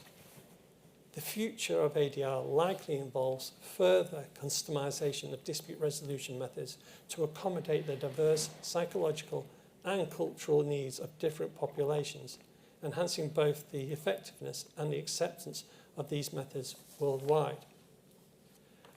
This is important because having meaningful exchanges is more urgent than ever. As the world becomes increasingly polarised, we struggle to hear and to be heard. However, if we can sit down together, truly listen, not just turn up and say that we'll listen, and express ourselves effectively, even if we can't resolve every disagreement, we can find ways to understand one another, to coexist, and hopefully to thrive. Thank you, Nigel. There's a really interesting article in there. Thank you very much. But it's all good faith again, isn't it? It is. Matt. Yeah. 2 minutes. 2 minutes. That's great. That's great. Your I've take not on this. prepared anything, so 2 minutes should be just about it. I mean, it's interesting some of the points that are coming out. I think the multi-tiered sort of resolution sort of menu is very much in play. I think in metro projects, and I think that for me, if I think of the commonalities with what might work internationally and in the UK, where you've got this statutory stick of adjudication, I think the commonality is the behaviours and the desire to work with that partner in the future or not. And I think if you've got a one-off party and it's all about as much money you can get for this gig and then you move on to the next block, then I think you have a different set of contexts. That's why it's quite, I think if you look at the UK and the CAP and the sort of the Network Rail and Transport for London who took the lead, that works precisely because those people want to work with each other. Something that Nigel said sort of sprung up an idea in terms of that we know what we know and we impose our systems on other people. The first time I did a conflict avoidance panel, as well as having to work out what it was, I went in very much as somebody who'd been schooled in adjudication and just ran it as an adjudication. That was a bit of a culture shock for the fact that there was an informality in terms of the communications to me from the parties. When I went to the meeting and I said, okay, present your case, it was, well, what do you mean our case? This is a project problem. And that required, I think, for me to have a sort of bit of a shift in the way I approach things. Now, more latterly, when I've done avoidance or CAP work, the first thing I do is say, well, we've got this 21-day procedure. Do you want a determinative procedure, or do you want something else? And I think that for me, it took me to realise that actually this can be sort of flexible. Now, certain situations, you need that answer. And again, in something where I've dealt with it, what I would call a fast-track, a determinative process where I had power to deal with costs, and there was a sort of sequential, they wanted an answer, then they came back to me on costs. I then heard arguments of, well, they shouldn't get all their costs if you think they've won, because they unreasonably refused to mediate. And it got me to think about, well, was that unreasonable? Would it have resolved the issue? I concluded no. There was a Mexican standoff. You needed an answer. Adjudication or this fast-track process gave you that answer. Your grown-ups who said, we're going to comply with that even though it's only temporarily binding or a recommendation. And it worked. I did strip out some of the costs on and say, well, actually, potentially you didn't need to shoehorn this, and that took a bit of time, you spent some costs on it. But actually, this would have, and both parties in their cost submission said, we accept mediation would not have cracked this nut. However, it could have perhaps reduced things. And so I think for me, these models that are in the sort of the rail sector depend on that relationship between the parties and the ability of that person to come up with the right process. Or it might be that you need to get the right person to give you that non-binding recommendation, because I think there's perhaps I think it's almost like the Darwinian theory of arbitration or adjudication awards. The good survive and the bad ones die. There are certain people that parties will say, do you know what? I think that's likely to be the same result in a more expensive and long-winded process. Others, you go, well, you know what? One of the beauties of this being temporarily binding is it's totally bonkers, and we can go off and resolve it, or we can persuade somebody who the parties do respect to say, yeah, do you know, you got away with one there. So I think that's my sort of slightly more than 2 minutes, but my thoughts on my experiences and things in terms of metro and rail. So well, thank you. Thank you very much, Matt.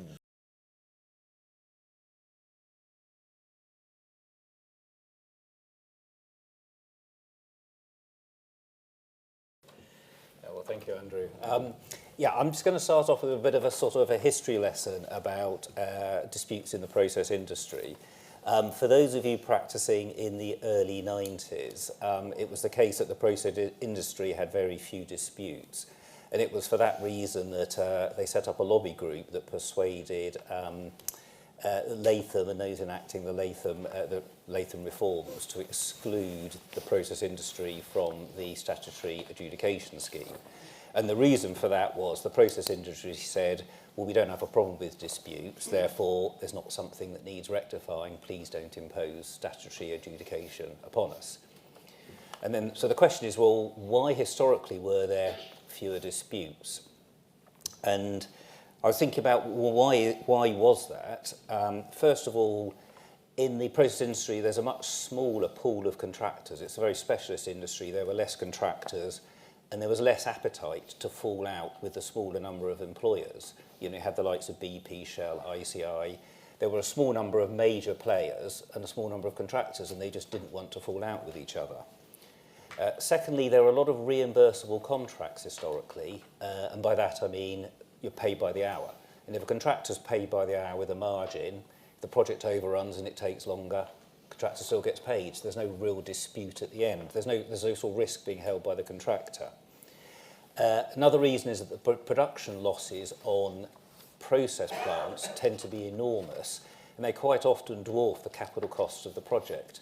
And therefore, there's an interest in getting the job completed rather than having an argument and a delay. So the employers would often effectively bankroll out any delays to get the project finished. And of course, if they're paid for that delay to be bought out, there's no dispute. Rarely payment issues, because the likes of BP and Shell have enough cash, whereas if you have a civil construction job that's funded, you know, there can be funding issues, and the employer sometimes runs out of money and uses the contractor as a sort of an informal bank, but you don't get that in the process industry.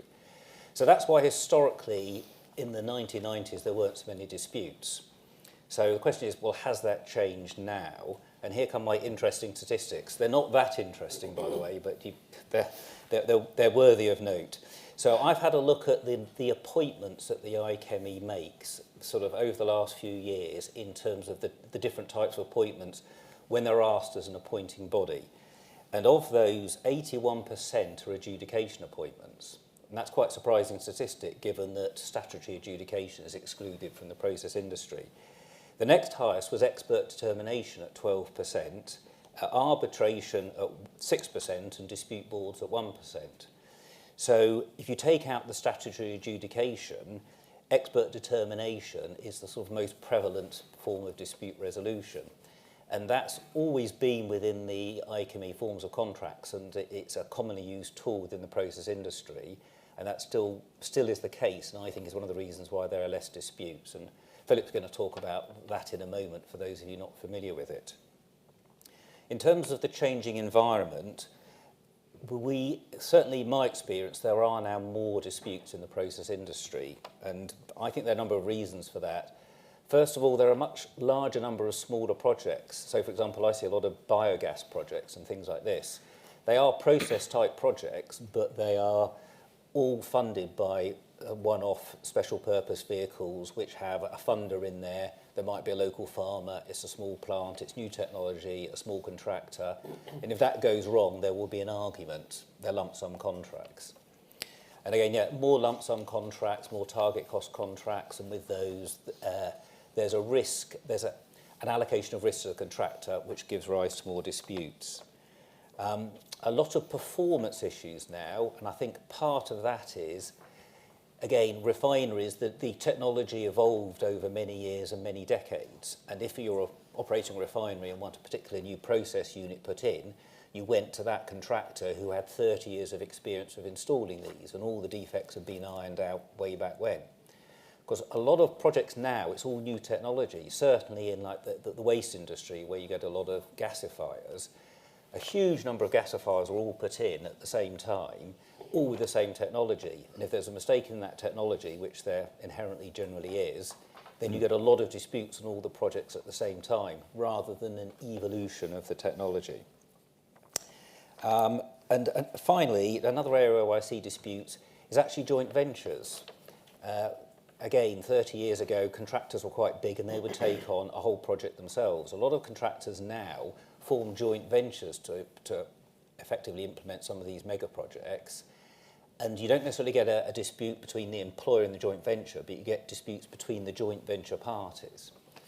So I think the scene is changing. There are more disputes. However, just bear in mind, those statistics I gave you in terms of the number of appointments, they represent a fraction of the number of appointments that, for example, RICS make per year. It's like less than 5%. So on sort of the data we have, the number of disputes in the process industry is still much, much less than other industries, but I can see it creeping up. So you mentioned new processes.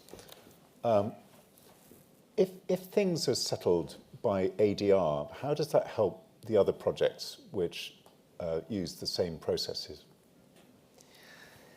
Yeah, I mean, that's a tricky one, because if you have a dispute that's in the High Court, you often get a decision on the process. So I acted on the MT Hogarth case, which was the fitness for purpose case about wind farms. And that was one of the few contracts that had a court clause in. And therefore you got a court decision about the fitness for purpose obligation and about the defect. So everybody could see it. And that's an example of a technology that was prevalent because they built wind farms really quickly all at the same time. And they all had the same problem with them. So that was across the board. And you're right, with ADR, people don't know, because if you have private dispute resolution, you don't know what anybody else is up to. You don't know whether it's just your project that's got the same problem or other projects. And if you get a negotiated settlement, you really don't know what everybody else has agreed. But of course, you know, in some ways, well, that's the advantage, because in our sort of industry, you don't necessarily want to sort of effectively wash your dirty linen in public. People don't want these disputes aired. They want to do a deal, they want to settle, and in fact they want to settle on terms such that the project is fixed in working, so that the technology can be used on subsequent projects. So I think there's more of a will to try to fix it because it's technology that can be sold. Whereas, I don't know, if you're on a civils building, if you're building an office block, you just build office blocks, they're all different, but it's civil work. It's you know, if there's not the same technological issues. So that's the key point. These parties don't want their dirty laundry out there. And all these decisions, and whether it's arbitral awards or whatever, they're generally private. You never get to know what's going on. Yeah. So the answer is dispute resolution generally won't feed forward to further disputes because you just won't know what other people have decided. What about selection of the, whatever the dispute process is? If you've got a neutral, if it's a mediator or an expert, should you always pick the same one? You know, how do you know who the right one is? You don't know is the honest answer. I've been involved in a lot of the smaller projects that Paul's talked about that have gone wrong, and on the whole, because you've got the anomaly of the exceptions, people aren't always clear on their project, what's inside, what's outside. So then they're putting in contractual adjudication. Then the problem is, who are they using as the A and B? So, for example, there was a gas to grid project, which was basically burning, purifying methane, pumping it into the grid. And there they used an NEC contract, but they used the ICME as the nominating body. So they did give some thought to who was most likely to have suitable people on their panel. But other times they don't. So, for example, if you've got a complicated process disagreement, you don't necessarily want someone from the RICS, but numerically they're the biggest nominating body. yeah, I mean that's certainly the case. RICS, you know, huge number of appointments each year, and they are sometimes named as the A and B on process contracts. And you know, sometimes there are a lot of civil works, and you know, you have perhaps a huge amount of the project is all the foundations of the concrete pouring, especially on these biogas plants. It's actually a civil engineering project, but there is some technology in there. And generally, the civil engineering's fine, and it's technology that goes wrong. But if you have a dispute, you might end up with RICS appointing someone. And that's where it can be problematic, because RICS, obviously, their list is designed for their particular industry, which doesn't necessarily marry with the process industry. Yeah. If I might, my limited experience in process disputes, I've seen NEC form of contract being used quite frequently in process projects, which then introduces the W2, whatever the case may be, adjudication provision, condition precedent to going on to the tribunal. So I think that there is the potential for a contractual adjudication or arbitration or court with these sorts of projects. But in my experience as representing parties, not on a process dispute or Petrochem, but in the Petrochem industry, where you're building offices and the like for oil companies, as Paul mentioned earlier, the industry is awash with money, and so they could just throw money at it. So you'd have a dispute brewing, and then you'd negotiate a pretty decent settlement usually, just to avoid the dispute because of the potential for losing production. Actually, I was going to raise exactly the same point about the free availability of cash, and it may be that because of the nature of my job, I've only come across areas where people aren't prepared to splash the cash to get rid of it. But I have come across governments who are not prepared to splash the cash because it's public money, has to be accountable. But I've come across the same thing in large entities where there's a budget and where there's a difficulty in identifying someone who's going to take the risk of putting their name to an amount which has to be paid. Particularly in the last panel, they were talking about you know, where you have rotating management responsibilities, and someone's aim might be to survive without having committed to anything. Is this not an issue in the process world? Well, just building on what Paul said earlier, the ICME panel, for example, it's not a volume panel, but when they do come along, they're juicy. But I've been on the panel. In fact, Paul interviewed me 10 years ago, and I've been on the panel for 10 years. I've done 5 adjudications in that time. And every single one of them has been about money, but they've not been between the shell and the contractor. They've always been a contractor, the subcontractor, and that financial dynamic is very different. The contractor's under a bit of pressure, he's late, big LDs and so forth, and he's looking to get money off the subcontractor. So every one of the 5 disputes that I've dealt with under the ICME, they've all been highly complex sort of engineering issues, but all about money. And all between the contractor and the subcontractor, not that higher level up, where I don't think you see so many disputes because, at Paul's point, the money's there. It's that lower tier that I've seen where there's a real scrabble for money. Yeah. I mean, so the statistics I gave you, I mean, I haven't analysed them to that level of detail, but I wouldn't be surprised if the vast majority of those adjudications are payment disputes at the contractor-subcontractor level. All of mine were, yeah. Mainly payment disputes. The expert determinations will almost certainly be technical, although Philip could tell you more about that, and same with the arbitrations. And also you have to be a bit careful with the figures. So I've been involved with a dispute on a tank farm, and on that one, I was acting for the main contractor, and we had 11 adjudications with one of the subcontractors who just went into serial adjudication mode, and sort of every other day I come into chambers and there'll be a new adjudication started. So a large number, all small points, whereas we then had an arbitration with the employer, and that was one all singing or dancing arbitration where all the issues were canvassed in one go. So you do have to be a bit careful with the numbers, because certainly in adjudication is typically used to take small bites. So you do have large numbers of disputes, which would actually normally be dealt with in one arbitration or perhaps one expert determination. So the numbers are what they are, but just, you can only take so much from them. Thank you. Thank you very much. So, Philip, if I can turn to you, you're going to deal with the case for expert resolution. I'm going to whiz you quickly in, I think, 5 minutes through expert resolution.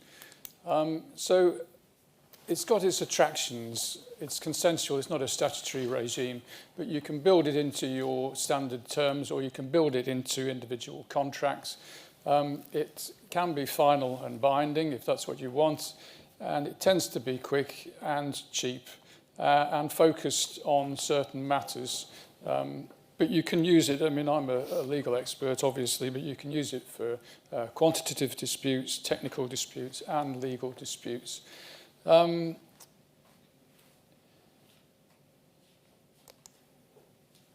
It tends to be seen as highly specific, and this may explain why it's not so widely used, because if you're on a very large general engineering or building contract, Heathrow Terminal 5, for example, had 200 trades. How many experts would you need if you were looking for expert determination of very specific issues? The problems as I see it are with what I would call framing the disputes and then fielding the disputes. So particularly on the larger disputes where you've got very sophisticated legal firms and counsel, you've got to get a dispute often to a boffin, and you're trying to pin him down to deal with certain things. He's very interested in biochemistry or whatever. You're trying to pin him down to deal with certain things, and you can literally have 25 pages of this framing of the issue. So that's part of the question: is this going to work in practice? And the fielding, okay, you've got him to a point where he's making a decision, but what is the significance of that decision? If you found this, then what are you going to do? You want to direct the expert as to what he's going to do about costs and interest and his fees and so on. So if you're looking to put together an expert determination procedure, I've looked at three possible approaches. One is the ICHEMI, which obviously for this sort of stuff is probably what you want. But the ICHEMI White Book is very specific and drafted to fit in with individual contracts such as the Red Book or the Green Book. And you need to bear that in mind. It's highly specified and dovetailed. Then there's the RICS professional guidance. They haven't got rules, but they've got their own professional guidance, 46 pages of it, which is well worth looking at. And then, just because it's so up to date, the Academy of Experts rules for expert determination 2023 split into a set of general rules and principles and then procedural rules. So as I say, the ICHEMI White Book rules are to be read with specific standard forms of contract and have very specific provisions. Those particular contracts have very specific provisions about what can be referred to an expert. Although, and this may be a takeaway for you, the parties can always agree to refer disputes to experts, so that is there. The White Book is well written. It's a specific set of rules for expert determination. It's short, it works well, it's got guidance notes which are sensible, and if you are the expert, then you've got a number of annexes with it which give you the terms of appointments, whether it's an appointment by agreement or an appointment by the president of the ICHEMI. So if I was going to dovetail a set of rules based on the ICHEMI, then I think I would use the White Book clauses 8 to 12, which deal with these things. There's a procedure for investigation, a procedure on appointment, what happens if you settle along the way, and then the powers of the expert, which I'll come on to, and then rules for decisions, which include that the expert can order provisional relief, which is always useful. So the expert can order money, he can order interest, and he's got this arsenal of things then that he can do. So he can order a party to do or refrain from doing certain things. He can make a declaration. Importantly, he can rectify or set aside or cancel documents, which is a very important thing. He can decide his own jurisdiction, which stops lawyers messing about. He can decide his own jurisdiction. And under Clause 12, he can make more than one decision on different issues at different times. So I commend the ICHEMI rules, particularly the White Book, to you. The Academy of Experts has got an up-to-date set of rules, easy to understand, easy to incorporate, split into general rules and principles and specific rules. It's got a clear, fast timetable, a final and binding decision. It's got a slip rule, and it provides the time for payment if a payment is awarded, deals with costs and interest, also a sort of peremptory order system of unless notices, and you're not, as an expert, bound by the rules of evidence, which I think is quite important, particularly for technical experts. Not so good features are that there's a pretty complicated system of appointments where the Academy nominates up to 3 experts. I won't run through that, but it's a complicated system where the parties have the right to object, and it makes it more complicated than it needs to be. A party can object to the first nomination, and then it's just taking time to get through it. And really the main downside is not knowing what you might get when you launch the process. One of the rules, 5.2, states that the expert shall adopt procedures suitable to the circumstances of the case. That's okay. There's a specific timetable under Rule 8 for submissions. That's okay. But then under 5.11, the expert of his own motion has discretion to amend the time limits and amend the procedural rules. So he can basically go back and do pretty much anything. And also you can have cross-claims, and where you've got a dispute and then cross-claims, it all starts to get fairly complicated. The RICS, as I say, doesn't have a set of rules, but it's got this guidance. It's well worth reading. It's detailed, it's thoughtful, and just have a look at it if you're thinking of putting together your own consensual expert resolution system.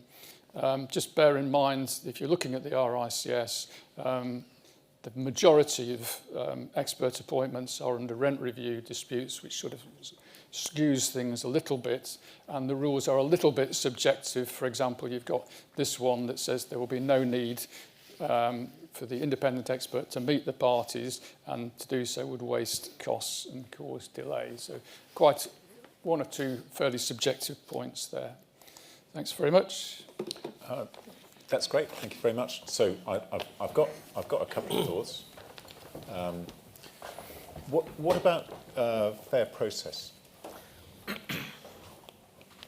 Well, I think what you might be getting at is I've had appointments myself as an expert. I had one appointment where I had to deal with waste, and it involved 4 local authorities, and it was a bespoke set of rules, and it said that you have to make a decision in 14 days.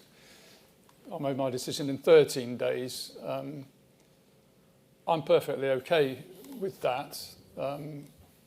You know, the idea, I think, is to make simple decisions with simple, clear reasons.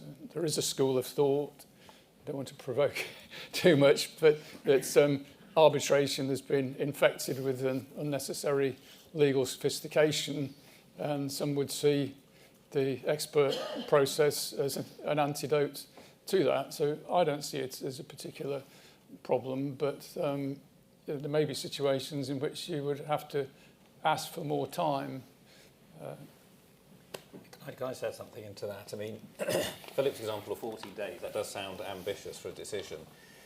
Like under the ICME rules, there is, although it's meant to be quick, cheap, effective for expert termination, there isn't actually a deadline for issuing the decision.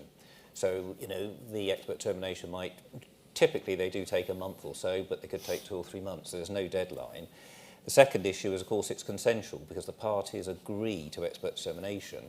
So if you're agreeing to that, you're agreeing to the process, and you're agreeing to the slightly, not rough and ready, but you're agreeing to be bound by it in that way. So nobody's forcing you to do it, so there's less scope for due process arguments to come in if the parties are signed up to it.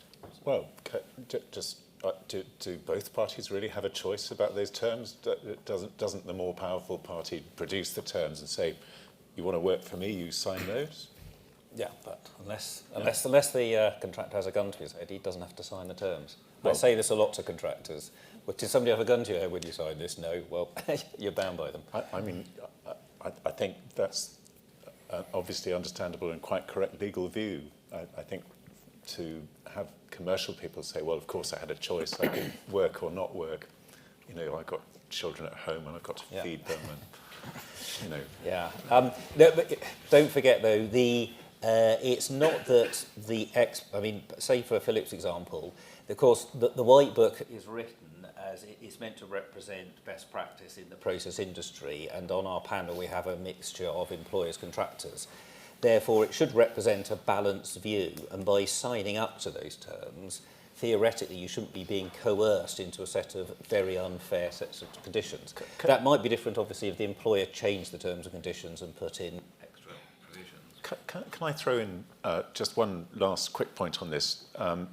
So there's a power to rectify, set aside and cancel, presumably agreed provisions to anticipate something that's coming up, say a dispute about a specification, and you go, all right, that bit, we'll cross that out and we'll just use the other bit.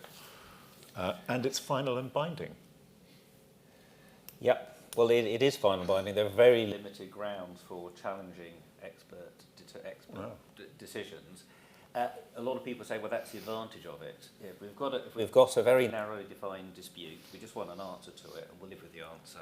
We don't want this to run on for ages. So, I mean, typical example for me would be, I was involved in one where there was a metering skid, and there was a dispute as to how you calibrated it. And you don't want to go to arbitration for 2 years to get the answer to that. So that went to an expert, and party A said, you calibrate it using these figures and in this way, and party B said, no, you use these figures, you use this formula, and use this code. They got an answer, final and binding, and that was it. And then that was how you calibrated the meter. And it sort of diffuses things as you go along. But ultimately, it's consensual. If you sign a contract and that's what you want, if you don't want it, you can strike those terms out. Donnie's got a comment then. Can I also just add on to that, Andrew? The example you gave, Philip, the expert has jurisdiction to determine his own jurisdiction. He's got the power to do that. Again, it's quite a sweeping power. You know, final and binding, end of, no appeal. It's a difficult problem. But as you say, Paul, the ideal is for it to be on a short, simple, sweet topic. Yeah. And that's how you can do it in the 14 days. Unfortunately, well, not always 14 days. I think Philip's at the extreme there. My experience has been, you know, never been simple, single topic. Yeah. It's usually a morass. Sometimes people, you know, contracts are made for construction. I digress from the Petrochem aspect just now, but in my construction, you occasionally come across these expert determination clauses with 14 days, and it's a kitchen sink, arbitration style kind of claim, and there's absolutely no danger you can ever do that in 14 days, you know. So, but I think it's something, it's a process that I love, you know. I just love expert determination because of the power that the expert has.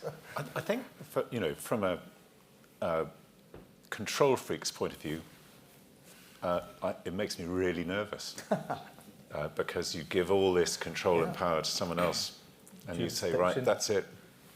But very often when you're negotiating these contracts, things like the termination provisions and the ADR provisions, they get left. They don't get dealt with.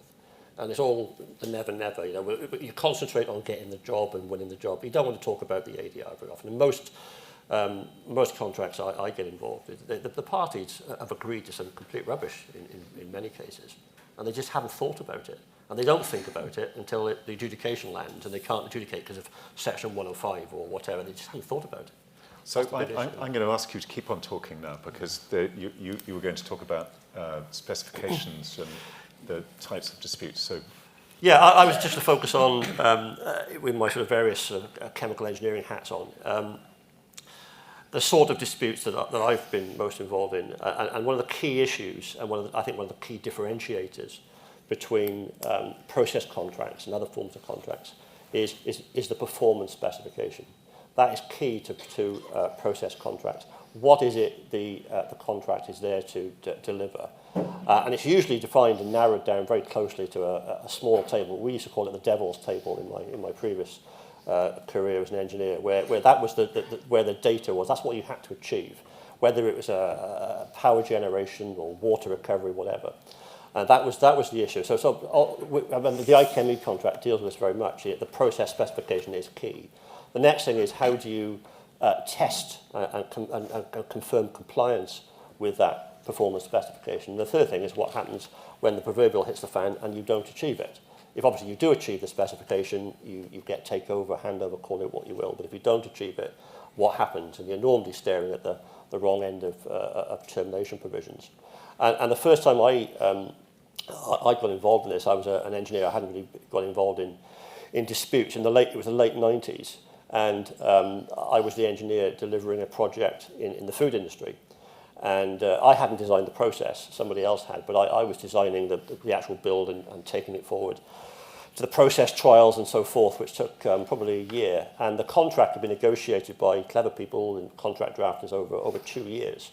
And the devil's table, the one table that said what we had to achieve, was really only 1 or 2 lines. And that line was process recovery. What did you have to recover? It was protein material. I won't say what the food stock was, but it's something that you might love or hate, if that's a clue. And you wouldn't like it too much if I told you how it was made. But there's a pigeon story which I can tell you later on, where a bunch of pigeons grew in the feed material, and we had to pick them out before we processed it. But take that to one side. We had to recover 97%. Now, all the clever people drafting the contracts, the lawyers and so forth, hadn't actually troubled themselves to say what 97% actually means. And this was critical. And I'm sure all the room would agree 97% means 97 somethings out of 100 somethings, but what was the somethings? And the somethings was very clear to the employer. It was also very clear to us, but that clarity was different. The employer believed that that was on a weight per weight basis. For every 100 kilograms coming in, we'd recover 97% of the valuable protein materials. And we designed it on a volume by volume basis. Now, those two things aren't the same. Now, they are linked because weight and volume is linked by density, to a bit of basic physics. But those two things weren't the same. So when I, rather cock a hoop, ran the process trials and said, I've reached it, I've got 97%, 98%, sorry, the employer said, well, no, you haven't, you've got 96%. Because we were talking about different units. And the employer actually, I think, was probably right in the end. They proceeded on their investment as being weight by weight. And whilst 1% we were adrift might not seem an awful lot, on a worldwide production scale, that was a lot of money. And the termination provisions were very clear. You've got several bites of the cherry with the performance trials. If you don't achieve that, you're terminated. And that's what happened. You know, we ran the trials. I thought we'd hit 98. They said no, it wasn't. And they terminated us. And you can imagine what happened next. We said, oh, that's a repudiation and so forth. But we went to expert determination on that point, on a very narrow point of what is the correct unit here. And we lost, which was a shame. And we went forward to arbitration. But the party settled, and I don't know what the terms were, but our plant was basically removed, and the factory was reinstated. So that would have cost millions. So let me just ask a question. Say the expert referral had said we dispute the validity of the termination. Yeah. Not what was the correct calibration for that test. Correct. Yeah, we ballsed it up. Basically, we asked the wrong question. What we should have been dealing with is was this termination valid, and then opened up a number of issues. But we went to expert determination and asked a very specific question, and it was an important question, but it was only really a part of the overall dispute. So that's my point. Effectively, is that in that process field, generally you distill down to a very small number of key issues, and they are critical, and how you're testing them is critical. Yes. Okay. So I'm not going to ask any questions on that. I'm going to move on to Donny, who's going to talk about adjudication and particularly dispute boards. Yeah. Okay. So one of the when I was thinking about what I would say here, looking at the ADR processes that might be appropriate for Petrochem and process, what's the difference between what I'm most familiar with, which is construction and civil engineering, and these kinds of projects? And as Paul mentioned, the capital cost of a Petrochem process plant is usually a much smaller value than the actual production benefit from it. So usually the production is paramount. Employers want to get production, get the product out, whether it be oil or pharmaceuticals or food or whatever it is. That's where they make their money. So they also involve aspects that are very niche engineering, chemical engineering or mechanical engineering, that may not be familiar to most practitioners. So looking at that, how do we get a good process for it? We spoke earlier about dispute boards, and my experience in dispute boards is that they are the bee's knees. They work really well, and they afford the parties the opportunity to have a mix of technical and legal experts deciding a dispute. And not only that, if a dispute board has been constituted as part of the project, it's a standing board that's there from day one, has regular meetings with the parties to it. It is there to follow the project. It can understand when problems arise. It knows the background to the issues, and it can very often assist in resolving these disputes before they get to be a dispute, you know, so the likes of the conflict avoidance aspect that is prevalent in most dispute adjudication boards. And then again, if you know there is a problem that is intractable, then that it has the facility there with the background knowledge it's developed over the course of the project to adjudicate and give a temporarily binding, but normally finally binding decision on any particular dispute that arises. Can I just certainly. ask a question there? So what we heard earlier is that people at the top have more money than they need, and so they have available funds to settle things, subject to the developing smaller companies, as Paul was mentioning. So that doesn't seem to be where all the disputes would be, but that's where you put the dispute board, because it would be in the original contract. Yeah, you could have a dispute board in a subcontract too. Of course, there's nothing to prevent that. Occasionally, you could have a dispute board that can cover both the Tier 1 and Tier 2 subcontract issues, so that you can get a cohesive answer to the problem. You can join these disputes. Very often, a main contractor, Tier 1 contractor, wants nothing to do with the dispute. You could have a specialist subcontractor who's got a problem with the specification that the employer has produced. Nothing to do with the main contractor. Rather take a back seat. So that facility is very beneficial to Tier 1 kind of contractors. Mm-hmm. Internationally, though, DRBs are mandated for in the ICME forms, aren't they? Well, optional. It's not mandated.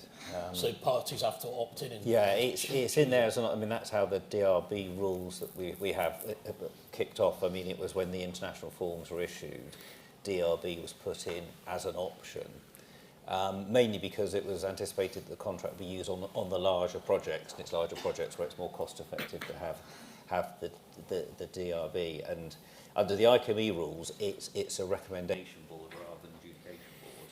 I know you can flip around the terminology. So the default under the ICME rules is the dispute board makes a non-binding recommendation that the parties can adopt. Whereas I know a lot of other bodies and contracts and FIDIC, you have a decision that's binding unless you do something about it. So it flips it around. I mean, we took the view that if it's a binding decision, it ups the ante and people start turning up at the dispute board with lawyers, and then you're almost inevitably into a dispute. Where if it's a recommendation, it can be dealt with more at a project level, and quite often that will diffuse it and deal with it. Which is, as Donnie was saying, if it's a recommendation, the dispute board's in with the process, it's in with the people on the ground, and hopefully is diffusing and giving advice that people can follow and can work their way through, rather than making a decision which one party doesn't like. Yeah. But yeah, it's only on the big projects, that's the problem. But, if I might make one final point on dispute boards, there was a survey done by, I think it was the Florida Department of Transport 10 years ago, and they had 75 contracts over the period of a year, and they analysed them in terms of those projects that had dispute boards and those that did not. And the findings that they had from this was that the projects that had dispute boards, there was about 2% of those projects had time overruns, compared to 20% of those that did not. And when it came to cost, there was about 12% of the projects had cost overruns with dispute boards in them, and those that did not had an 18% incidence of cost overruns. So there is, the dispute board itself usually has a very, very small fraction, 1% or thereabouts of the capital value of the project. So there's a real cost benefit to be obtained from having independent oversight from day one of the project, going all the way through, that can issue recommendations or decisions if necessary, and so on. So I'm the DRBF UK you are indeed. representative, and I fully endorse that, because I have to, but also because I believe it to be true. Thank you very much.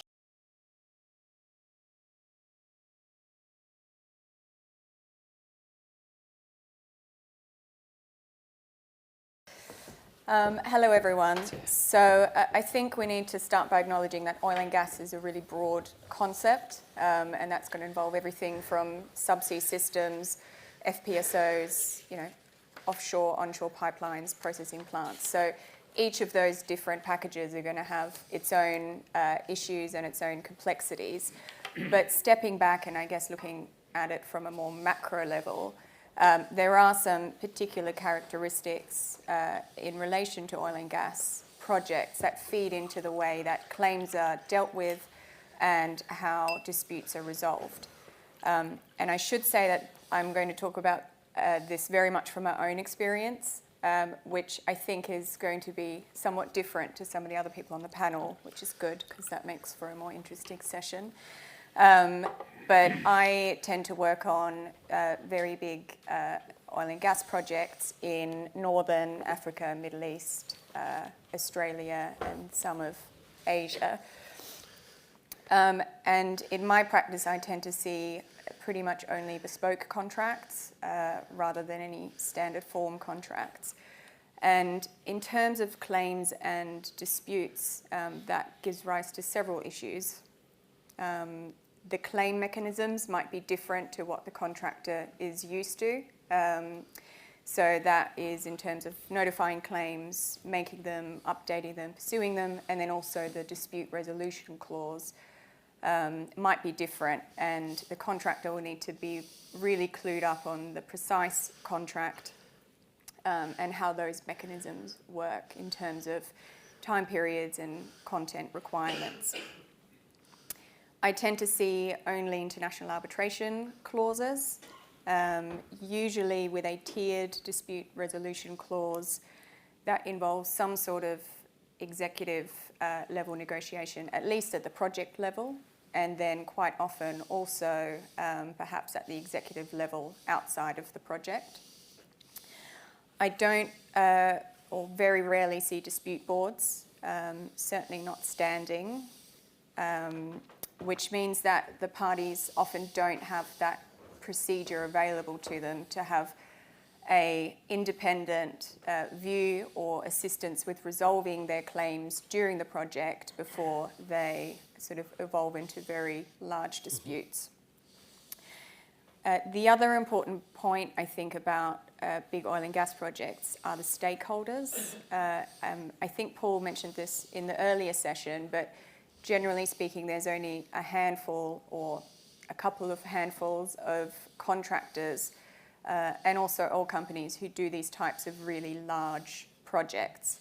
So that means that the ongoing relationship is really, really critical, not only between contractor and owner, but also between contractors and major equipment and technology providers, because they're probably going to need each other to pitch as a JV for future work.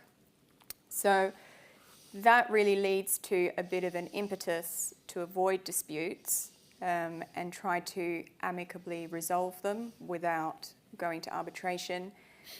It also tends to mean that parties stay away from doing drastic things like terminating contracts, which obviously usually leads to very large disputes also. Now, things become a little bit more difficult when you have national oil companies involved. This is something that Andrew brought up in the previous panel. Once you have state-owned entities involved, it can become very difficult, particularly if the project is of national or political significance. There's going to be a lot of additional scrutiny as soon as projects go late or overpriced.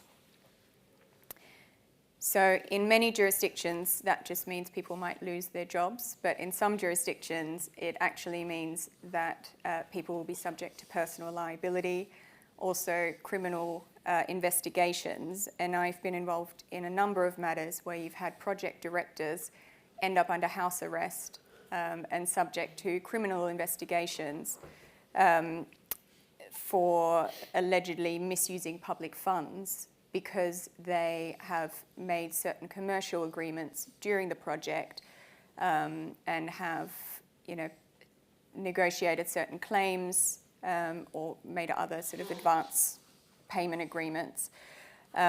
So in those circumstances, owners are going to be very hesitant to compromise on claims during the project, and they will really look to having a third party who will provide some input, whether it's by expert determination and binding or just an opinion, but they will really want something from a third party to say, look, we got this, this is what we relied on, and therefore the deal that I did on this claim or this dispute is reasonable.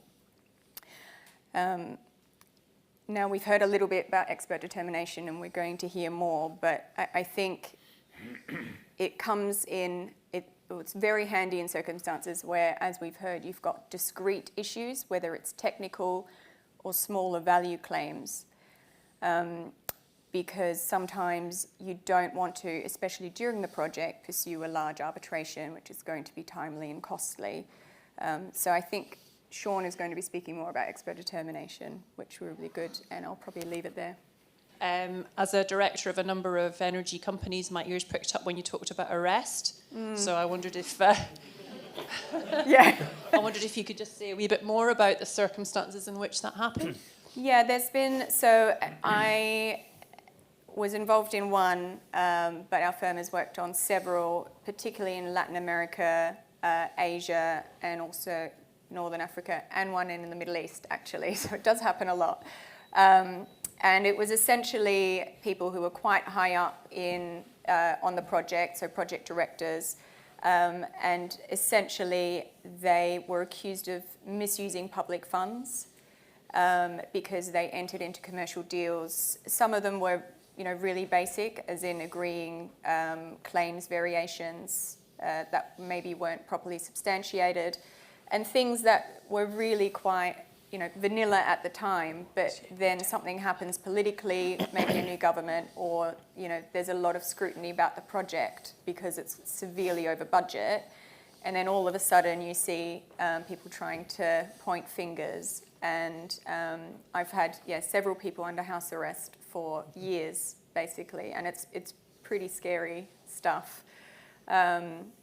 So one recently in Latin America, we ended up winning the arbitration. We're acting for the owner. And even though the dispute or the award basically held that the owner did nothing wrong, that still hasn't sort of impacted the criminal investigation that's happening around that. And those people are still under house arrest. It's obviously looking a little bit better now. But yeah, it's something we actually come across a lot. All right, let's move on to look at a procedure that often crops up in oil and gas.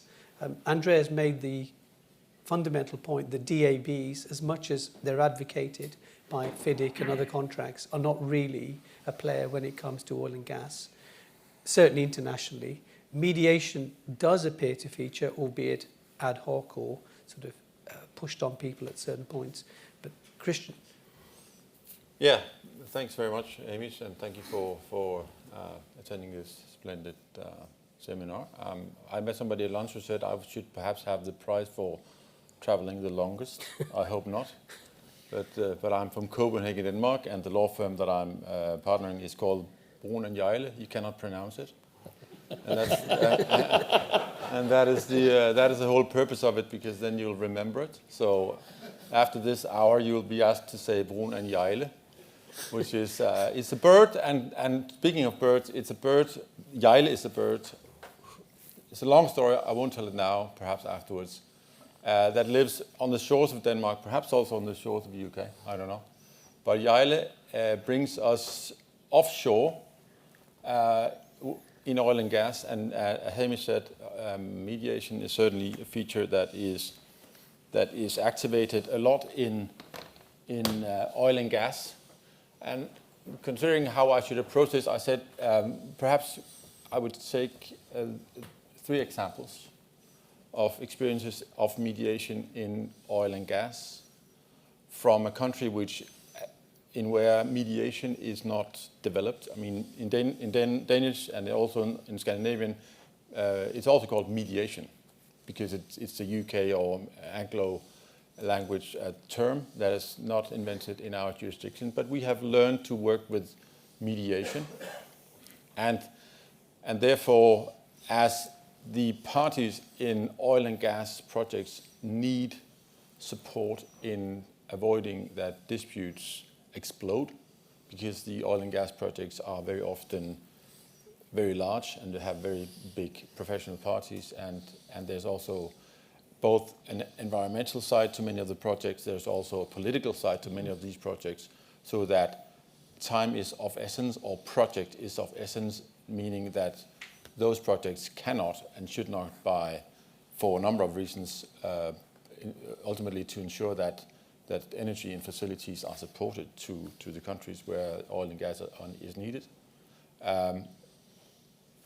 Mediation features have been developed quite successfully in the Norwegian and the Danish part of the North Sea, which is where I have been experiencing those models. I think also in UK, the model that I'll be mentioning is called PRIME. It's also called PRIME in Norwegian because the words are basically the same, but it's an abbreviation of Project Integrated Mediation, whereby the parties working both in oil and gas offshore via the reference or by a reference in a standard form contract, which ultimately, as I know, was developed in Norway, accept in the contract to be governed by either an ad hoc expert or a board appointed with the contract to decide upon disputes during performance with a binding effect on the parties governed or performing the contract. And the details of it is that whenever the employer instructs the contractor, leading to the contractor instructing the subcontractor, then the contractor can ask for a variation order. If he's of the opinion that this is outside the scope of work, or an acceleration, or wherever it might be, and if the employer agrees, then he will issue a variation order. If he does not agree, he remains to have the opinion that it's an instruction, then the contractor can ask for a disputed variation order, which is a very formalistic system.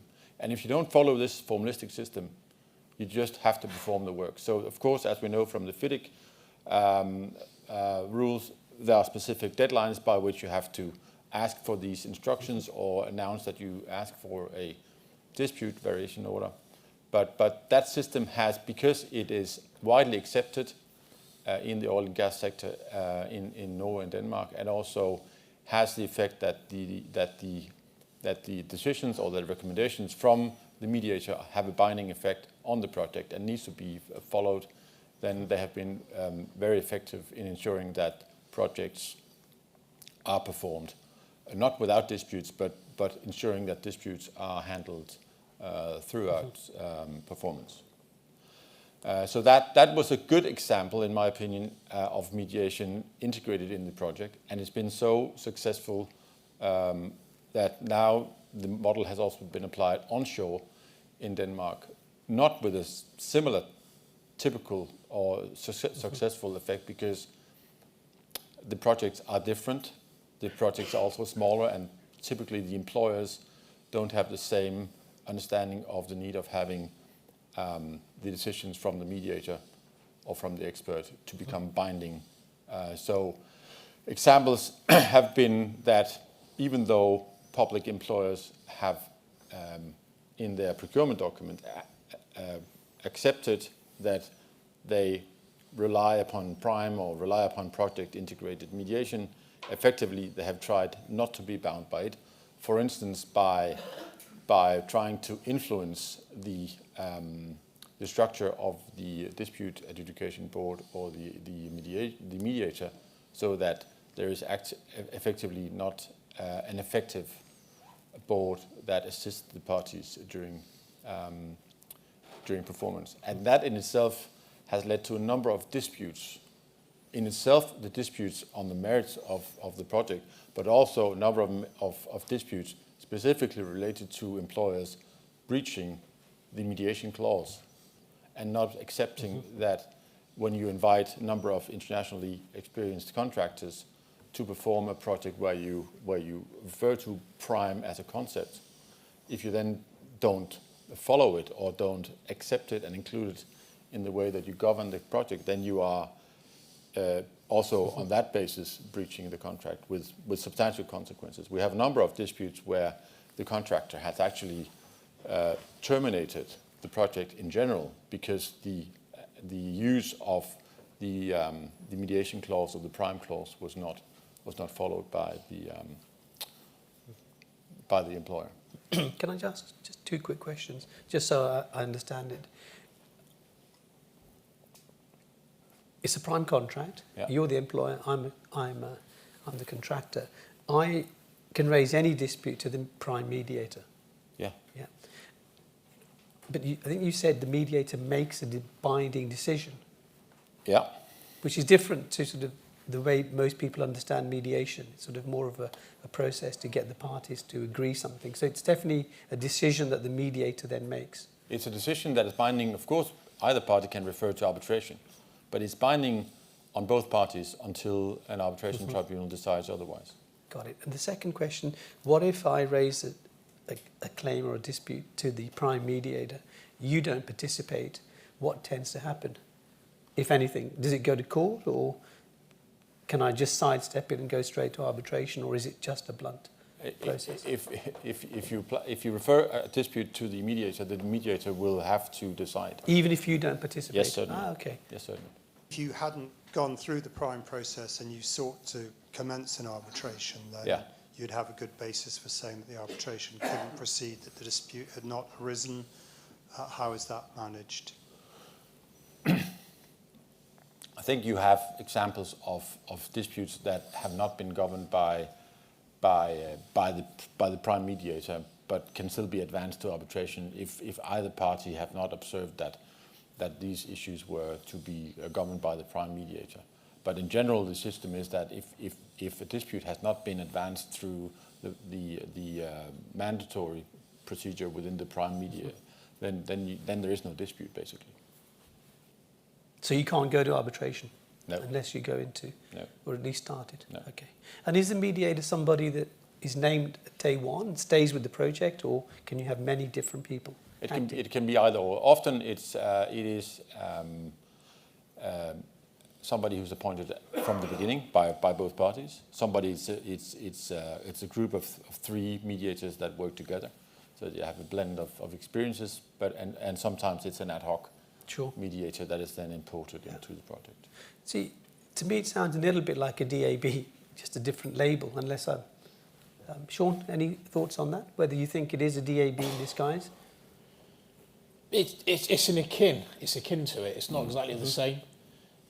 The traditional sort of FIDIC model dispute boards, dispute adjudication boards, they're supposed to help avoid disputes. They can give informal opinions, and if necessary, give a binding, an interim and binding decision. So it is similar. It is. And there's obviously been inspiration from what other sectors are doing and other countries are doing. If we step back in time 50 years, if a lot of people pick up an oil and gas contract and they look at the dispute provisions, it hasn't really changed. We've seen radical changes in a lot of other sectors, and in the forms of contract and the way that they're using tiered dispute resolution. Most of the big oil and gas projects, essentially may have tiered dispute resolution, which isn't necessarily binding or interim and binding, and then you've got that final point, never litigation, it's international arbitration. You know, things haven't changed. There hasn't been much inspiration from other sectors either. I don't know why that is. Sure. Just remind us again, prime means what? Project integrated mediation. Got it.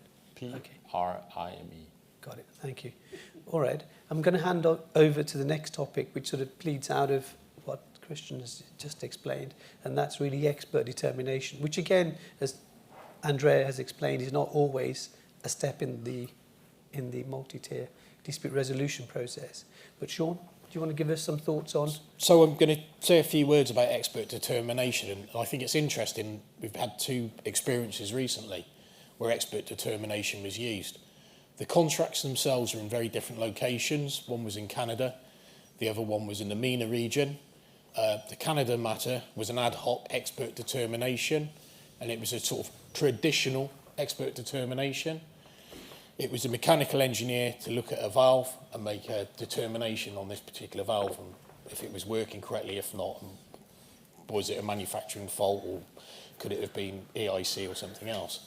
So that's sort of traditional route or the traditional way that we see expert determinations used. I've got to say, on the whole, I don't see many oil and gas contracts with expert determination in there. The one in Canada was an ad hoc matter, and the next one I'm going to talk about is the MENA matter. That was an extremely interesting one. There'd been a dispute, the parties had compromised the deal, and then there was a expert determination later on in the project to determine if commissioning and startup could be completed in line with the agreement, and that meant further funds were going to be released. It was extremely unusual because we were first approached by a law firm who said we need one person to do an expert determination. Started looking at it and saying, well, you either need a commissioning and startup expert as the lead, or you need a delay expert as the lead. And looking at it in the amount of things that had to be reviewed and looked at, you're looking at about a 20 or 30 person team. You had to go right through all the project QA, QC, as well as inputting into programs. You had to go back through the construction records. It's extremely unusual. And what I'd say is, it's quite clear that the oil and gas industry is very conservative in the way its contracts are drafted. And both of these are examples where people involved in these projects realised the contracts weren't fit for purpose in terms of ADR and use of ADR, then they've gone outside of the contract to reach an agreement on a form of ADR. I don't think we're ever going to see adjudication used like it is in the United Kingdom in terms of that as a dispute forum, but it's interesting that people are recognising that they do have problems, they want to resolve them. Quite often they need something done quite speedily. And then how do they do this? These two examples, expert determination. Does anybody have an observation or a question? I've got a couple of points for Sean. So Sean, I'll start. I think you're spot on, Andrea's spot on, that expert determination isn't always a step. It can be very, very useful, but two things we've encountered. One is there's a great desire to get an expert to give a technical opinion that can then unlock design or performance, but parties don't necessarily want it to be final and binding. They just want it just to sort of guide the process. That's number one. So if you want to elaborate, any thoughts on that? I've seen that many expert determinations that have done on an ad hoc basis, and each time they're different. A couple of times they've agreed to do expert determination, but they've never been able to agree on the terms of reference to the expert. So it's not gone anywhere, which seems ridiculous, but it's one of those things when people fall out, what should be the simplest task becomes extremely complicated.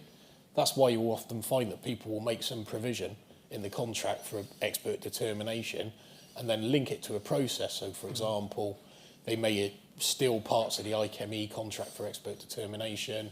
I know Academy of Experts have a process for expert determination. I'm not seeing that used in oil and gas, but I can see things that have been lifted from their process and put into a clause. Yeah. And the second issue that you sort of come across is the parties may be convinced to go to get an expert determination, but then one party thinks, well, hang on, we've got a determination process. It's in clause 3. It's the engineer's determination. So how does this ad hoc process sit with the engineer's determination process? So it ends up lawyers having to work out who's got jurisdiction, what's final and binding. So the utility of the expert determination process almost becomes lost because you need it. Time is of the essence.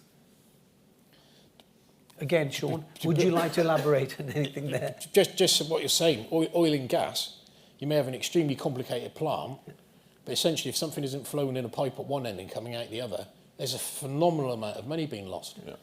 parties are willing to say, right, if we get this, overcome this one hurdle, that's why you have these technical expert determinations on a narrow issue. As soon as it becomes more than a single discrete technical issue, it becomes extremely complicated. Drafting the terms of reference, the information, how the process is going to work, what the input is, who's actually making the determination. So I talked about a process where you needed a team of very different experts, but one person had to be the lead person. Trying to reach agreement how that's going to work is extremely difficult. But parties will battle through where they both have a common interest, and that's delivery of the project. And it may be that the contractor is incentivised because the client's extremely wealthy and he's prepared to chuck money at the problem, realising that checking $1 million or a couple of million out, you know, maybe just an hour of production. Sure. Does anybody here have any first-hand experience of expert determination? Thank you, Hamish. I mentioned in the previous panel that it's one of my favourite processes. However, at lunch I was speaking to a couple of colleagues here, and I came across a recent invitation to be an expert determiner that I had to turn down because one of the parties would not accept my terms that included immunity. Which is something that's automatic in statutory adjudication and also under the Arbitration Act, but not in a contractual ED provision. It was a screw up by the drafter of the contract, I guess, you know, who didn't give enough thought to individual concerns that might arise. But yeah, ED is a great process. And you know, I think that there should be more of it. I was just going to say, I think a ripe area for expert determination is over the terminology, the technical terminology being used with new technologies. Where there are new technologies, you quite often get a situation where people think that a particular term, which has almost become jargon, has a specific meaning, but then another party thinks it has a very different meaning, or it may be simply the interpretation of a piece of what is quite normal language, like control, that this computer will control this piece of equipment, but two different parties have two different understandings of what control means in that situation. So it's the terminology itself, but also the context in which the application of the term is being used. And I think for legal expert determination, this is a pretty ripe field. Sure. Thank you for that. Can I just say, sure. Aside, I've been involved in projects where somebody's gone through every single specification and taken out the abbreviations to produce a consolidated list of abbreviations. And you may end up with 6 or 7 items all with this same 3 or 4 letters. Trying to make sense of that when it's connected topics, you do need a technical expert.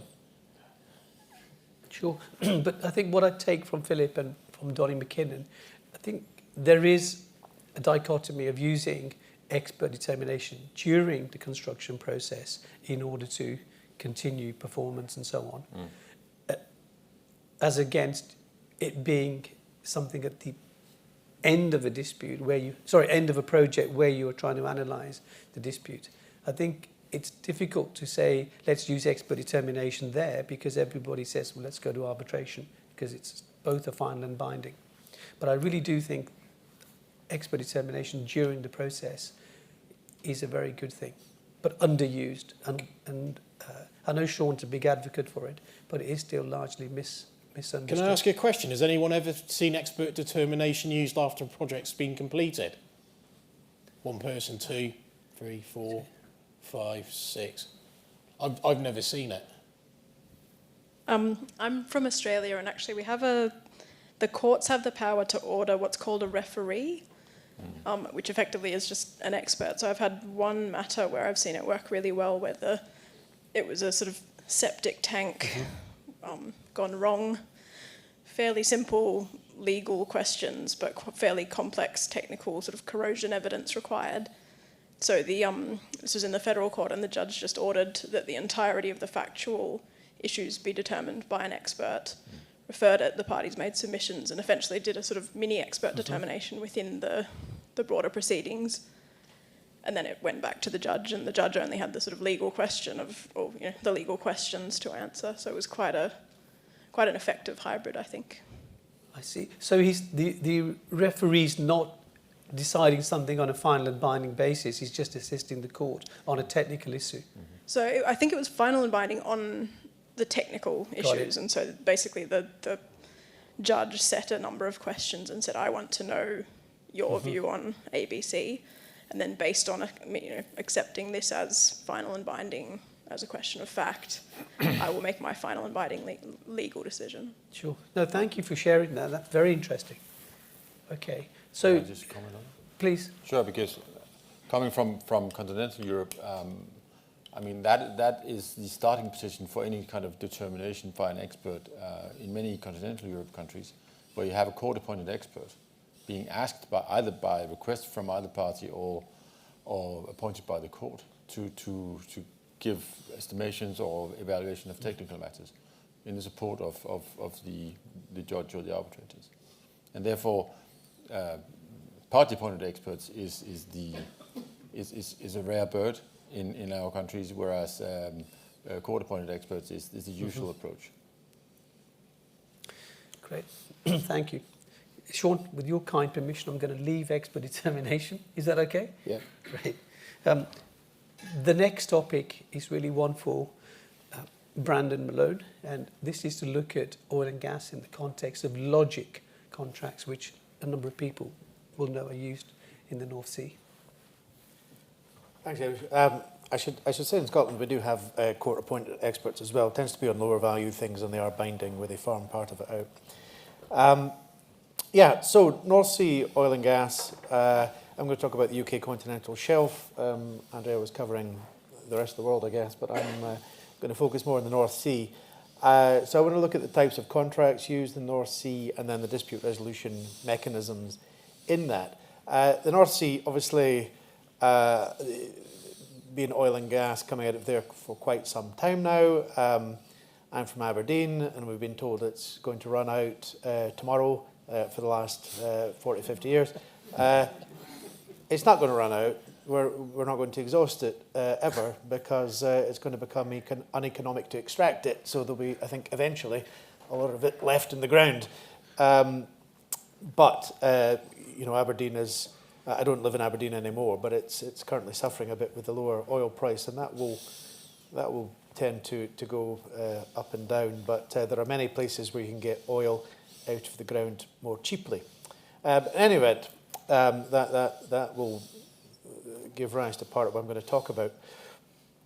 So the types of contracts. Oil and gas is a huge enterprise, many different types of parties involved. So at the top level, you've got licensing agreements with the government, agreements for exploration, agreements for production. You might have production sharing contracts. You've got joint operating contracts to spread the risk. You've then got service contracts where companies are coming in to the big players and providing services to them. Farm in and farm out agreements where somebody's trying to get into an existing field or get out of an existing field. Decommissioning contracts, which are going to become more and more relevant, and sale and purchase agreements, and up and down the contract chain, many different types of contracts in addition. So many different types of players in that area. The logic contracts, which stands for Leading Oil and Gas Industry Competitiveness, is, I feel they maybe strained that a little bit so they could call it logic, but it's a nice acronym. But anyway, so they've got a number of standard forms, as you would see with FIDIC and JCT and SBCC and all these NEC, all these people. They've got general conditions for services, marine construction, obviously a major aspect of offshore oil and gas, supply of major items of plant and equipment, design and construction, offshore service vessels, drilling, and operations and maintenance. So they've got various standard forms. And the types of disputes that can arise, quite a lot of parallels with construction, obviously, during the stage where rigs are being built and what have you. payment disputes, scope of work disputes, quality of work disputes, change orders and variation, delay, extension of time, health and safety and environmental compliance, a major issue offshore, force majeure events, suspension and termination, warranty and liability claims, intellectual property, a lot of intellectual property in that sector, insurance, performance, and obviously usual contract interpretation disputes. So there's interesting dispute procedures within the logic forms, and I want to talk about the decommissioning project in particular from 2018. So it's a multi-tier approach, and there's a heavy emphasis on trying to settle things initially through negotiation. I think historically, when the oil price was very high, there was money sloshing about all over the place in the North Sea. Things were just sorted out at executive level without formalising it too much. But obviously, as the price comes down, as margins tighten, as you've got smaller players involved who have made investments based on particularly if they made an investment based on an assumed oil price and that price is going down a lot, you get a lot of tension and a lot more formalised dispute resolution. So the process is you serve a notice requiring negotiation on the other party. And the designated representative of the employer and the contractor shall discuss the matter in dispute and make all reasonable efforts to reach an agreement. And they have to do that for 40 days. And if they haven't reached agreement within 40 days, then there's an escalation provision, and you then get negotiation by appointed persons. So the appointed person, who will be more senior, more influence in the company, then has a period of 20 days within which to try and reach an agreement with their counterpart. And if they're not able to do that, then it gets kicked upstairs, and then you have negotiation by senior executives. And that stage lasts a further 20 days. So you've got an 80-day period within which there's escalating negotiation. And you can see why this makes sense. The people, there's no point involving senior executives in every dispute. But the people at the coalface, they will have maybe an emotional attachment to the dispute. They may have a vested interest. Their bonuses may be attached to the outcome, for example. So it goes up to middle management, who will maybe perhaps take a more detached view, and then ultimately to the senior executives who can take the broad view of the good of the company. So the theory is that you eventually get to a dispute, a resolution at one stage or another of this. But if no agreement is reached, what the form then says is that parties may attempt to settle the dispute by a form of alternative dispute resolution to be agreed between the parties. Now, ADR, obviously a very broad term, I think used synonymously with mediation most of the time, but can mean other things, could mean expert determination, for example. So there's an encouragement to do that. It's not compulsory. I think most people would take that to mean mediation, but it's not compulsory. So that's the fourth stage. And interestingly, the provision is then, if no agreement has been reached after the negotiation and the ADR stage, either party may refer the matter to the courts, or arbitration is specified, or to adjudication under the scheme for construction contracts. So this is an interesting bleed over from construction adjudication into oil and gas. I haven't come across any myself.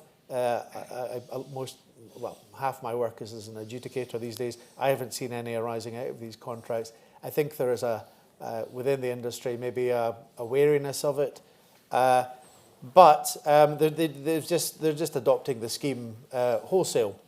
But as I said, I don't think it's being used heavily yet. But that then, if there is this adjudication process, it is binding on an interim basis and has to be complied with, and then there is the right to go to court or arbitration if specified. I think in these contracts, people do tend to leave it as court, so the High Court is the ultimate. I should say all these things tend to be written under English law with the English courts, and it tends to be the High Court there is an encouragement in the guidance to use arbitration for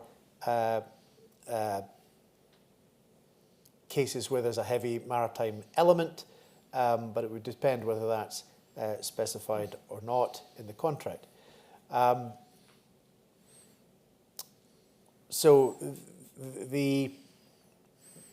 think with arbitration, what we see globally, as Andrea was saying, is that there's a preference for arbitration rather than litigation.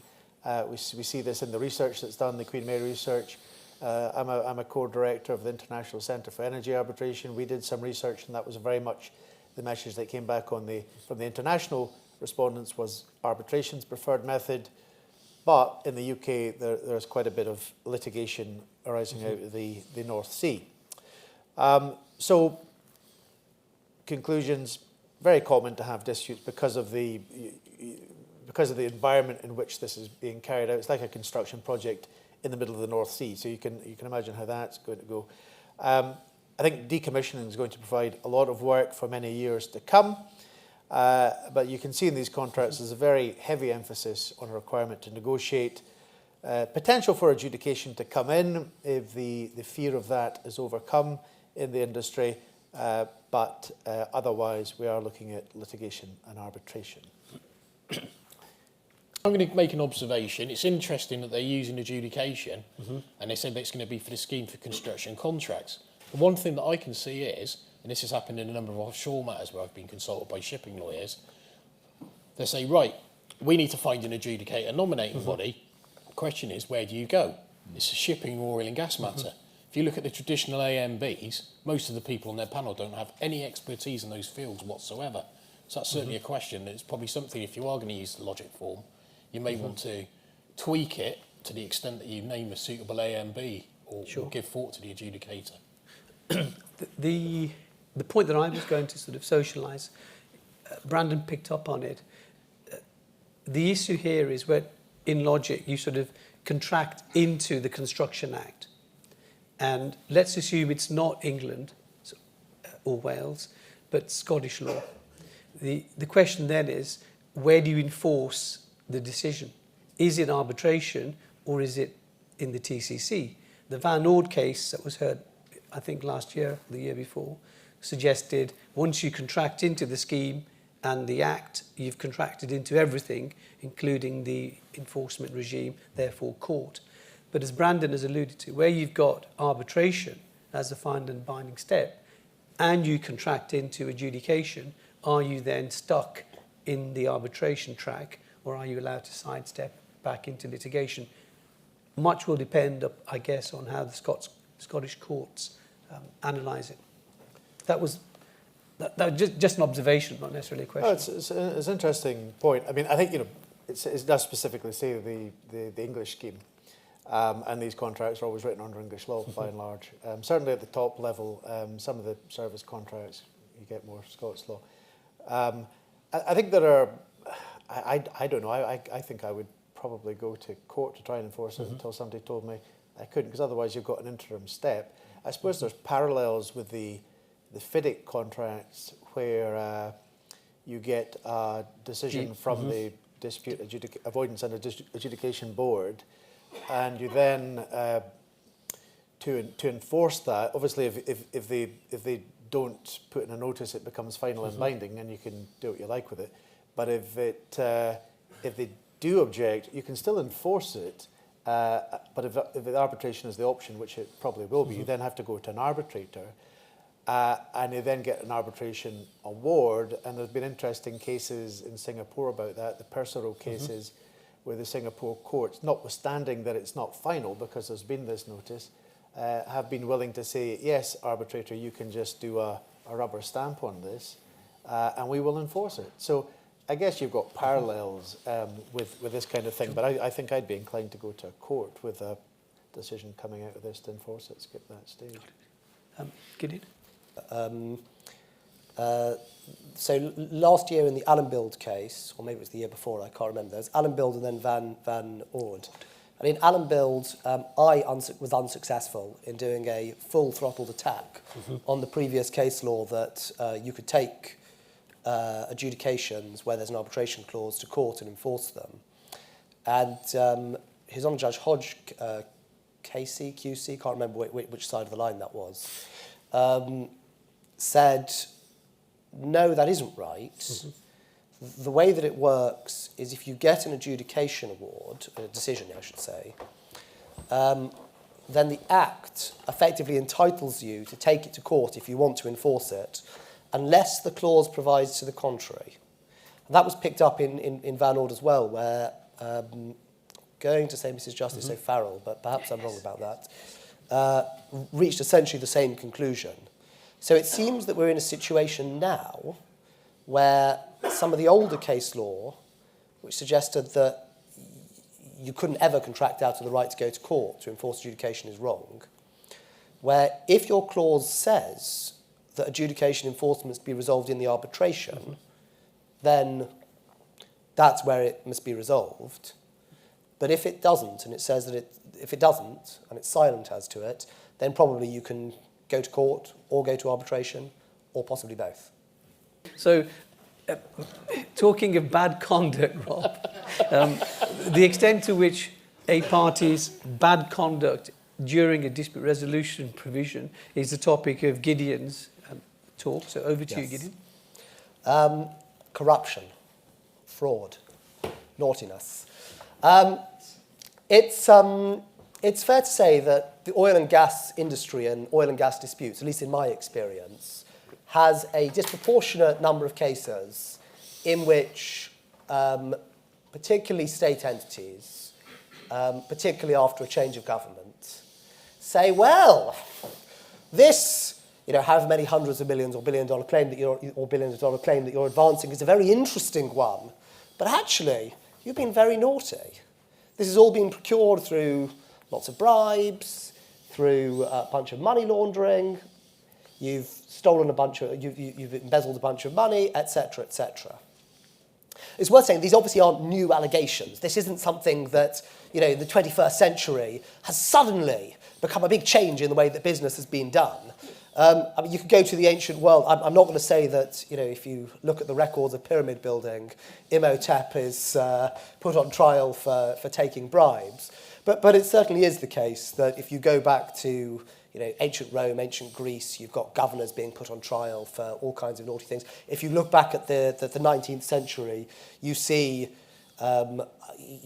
trials of all kinds of people for, misconduct, corruption, fraud in building ports, in operating the East India Company, and all kinds of other things that, nowadays would no doubt feature on the news 24/7, rather as the trial of the corruption of a former president seems to get 24/7 coverage.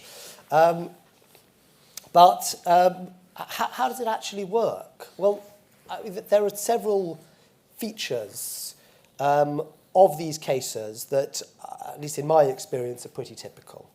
You have a large contract, a large dispute. People tend not to bother to raise these issues if their amount at stake isn't very large, but perhaps others will disagree with me. There's been a change of government, or possibly a change of management in a national oil company, or a state or municipality or equivalent. They decide to stop paying, or to terminate, or to do something. And then the contractor turns around and says, right, well, you actually owe me X number of hundreds of millions or billions because you've terminated, you've expropriated my assets, depending on whether you're in the commercial or the investment treaty space. Or you've done all kinds of other, you've not paid the bills in some cases that I've had. And the state says, well, yeah, but that's because you're a bunch of crooks. And actually, you should repay us every penny we've ever paid you. And lots of more money as well. So a fairly typical fact pattern. There's obviously interesting questions about whether or not this can go to this can go to the jurisdiction of a tribunal as well as the merits. And I mean, this is obviously something that comes up in awards, both in commercial and investment treaty arbitration all the time. The recent award against Ukraine that was dismissed based on corruption is a quite good example of seeing the way in which a quite high-powered tribunal dealt with this in the context of investment treaty jurisdiction, deciding whether or not something was a valid investment. A lot of this has obviously come to a head very recently in England, and because we're in an English event, we can't not mention two things. Firstly, because this is a conference, AI, we've mentioned that, so we can move on. But secondly, and more relevant to corruption, the Nigeria case. There's been a lot of talk about this Nigeria case. It was the underlying facts are someone enters into a big contract with the Nigerian state to do some energy-related facilities. They terminate it almost immediately. Contractor claims it was wrongfully terminated, and therefore they were entitled to vast sums, around $15 billion, or perhaps $10 billion. I can't remember the exact number. It's not terribly important, but a large amount of money. They have a very high-powered arbitration tribunal, including former law lords, who decide that they're right. Afterwards, when Nigeria is asked to pay the bill, people start looking into this and say, hang on a second, there was all of this corruption. What was going on there? And it turned out that people were doing various naughty things within the arbitration process, as well as outside the arbitration process in getting the contract in the first place.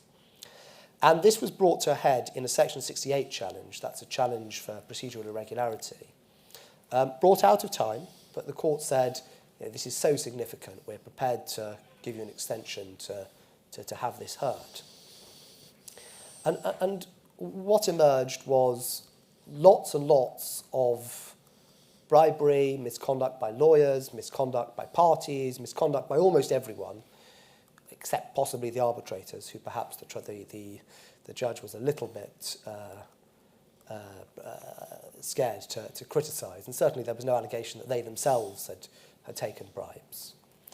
But where it ultimately went was a debate that's really been running for some years now between what might be thought of as the sort of old-school Anglo-Saxon approach to arbitration, where the arbitrators sit back, rather like judges used to 50 years ago, say nothing, let the parties get on with things, and then act as a referee at the end, reaching a decision, and the more civilian approach of arbitrators being more interventionist. And where the judge seems to have reached is that the duty on arbitrators is, to some extent, to be interventionist, to investigate where there may well be allegations or hints of allegations of fraud and corruption on a grand scale. It's not entirely clear where this is going to go, because it suggests that it's a duty that varies from arbitration to arbitration. And it obviously presents difficulties for parties as well, because if you're representing a contractor, and you might very well look at it and think, well, these guys are obviously crooks, but I don't need to tell the tribunal that. Where do you go? Being completely silent may not be the best way of doing it now, or maybe it is. So, case-dependent question, but certainly something that provides a lot of food for thought. Thank you. Thank you, Gideon. Martin Cooney has his hand up, but we don't have time for your question, Martin. I'm only kidding. Martin does. Martin does have his hand up. Sorry, I'm only kidding. Better be good. Sorry. Yeah, I was speaking with a colleague in Nigeria, and there's an observation before the question. And I said to him, I gave him statistics on corruption in Nigeria. And I said, what's it like to work in such an area? And he said, listen, every country is corrupt. We're just better at it than the rest of you.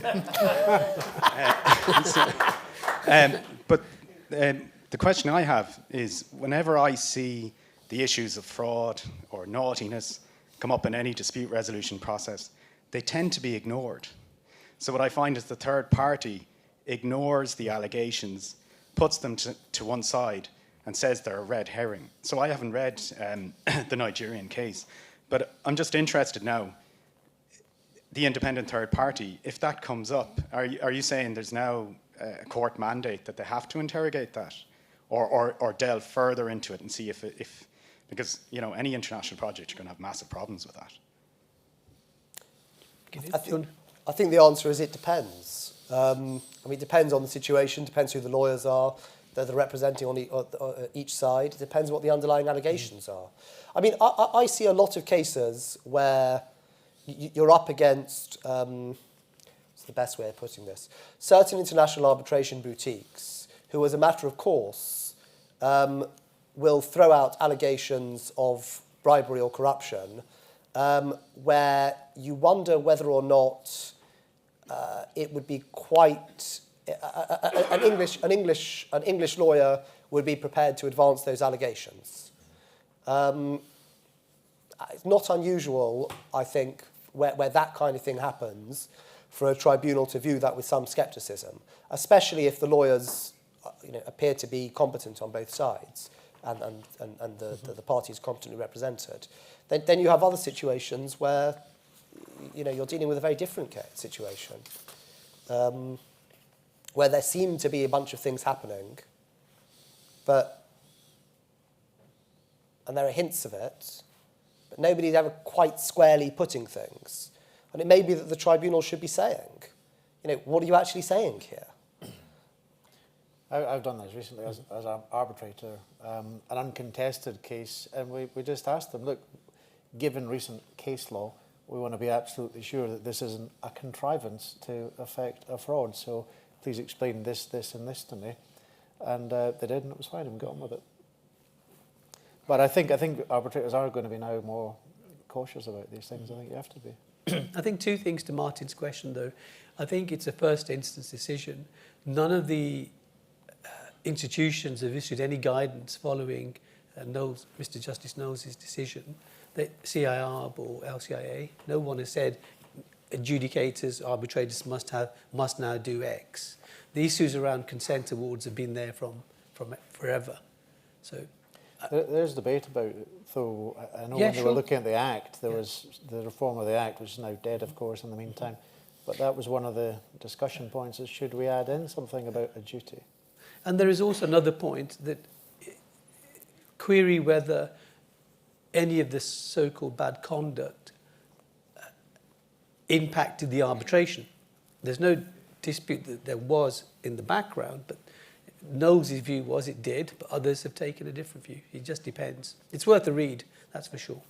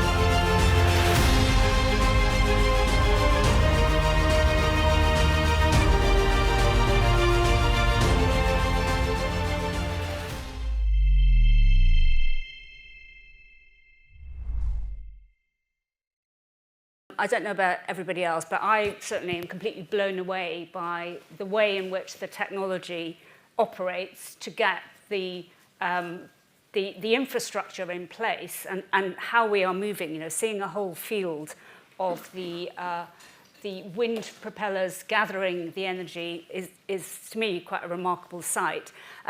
Marianne is going to kick off and generally talk about the offshore wind projects and in particular the challenges that those projects give rise to, and clearly where she is based in one of the major suppliers to the infrastructure. She's particularly well placed to tell us about those challenges. Thank you, Sian. Hello, everyone. Great to be here. I feel like I'm sitting on the other side of the fence now. I was in private practice until quite recently, and I'm now have a GC role at Seaway7, which is very exciting. So you'll have seen a little bit about what we do from the film. I'm sorry for the PR. It's not really meant to be PR. It was more to give a sense of the scale and the complexity of the projects that are happening offshore in the offshore wind sector. And I know we're going to talk about other renewable parts of the industry as well, but obviously I'm very much embedded in offshore wind now. Just to give you a sense of where we operate, because it's relevant when you're thinking about jurisdiction and disputes and how they are managed.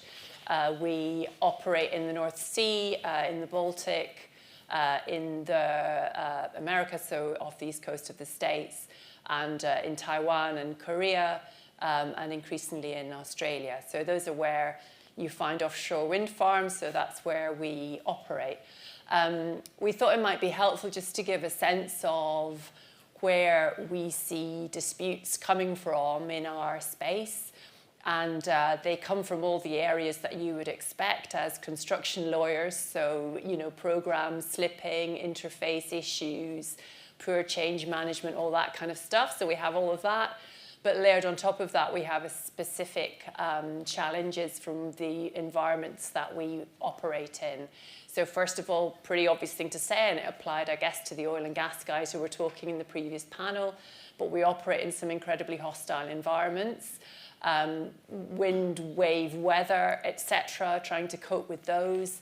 I know the oil and gas guys cope with those as well, but we are slightly different in that where they are potentially constructing one very large thing in the middle of the North Sea or wherever, we are constructing 100, 120 very large things, one after the other. So our monopiles, you know, they go in, there's 120 of them, 150 of them, however many.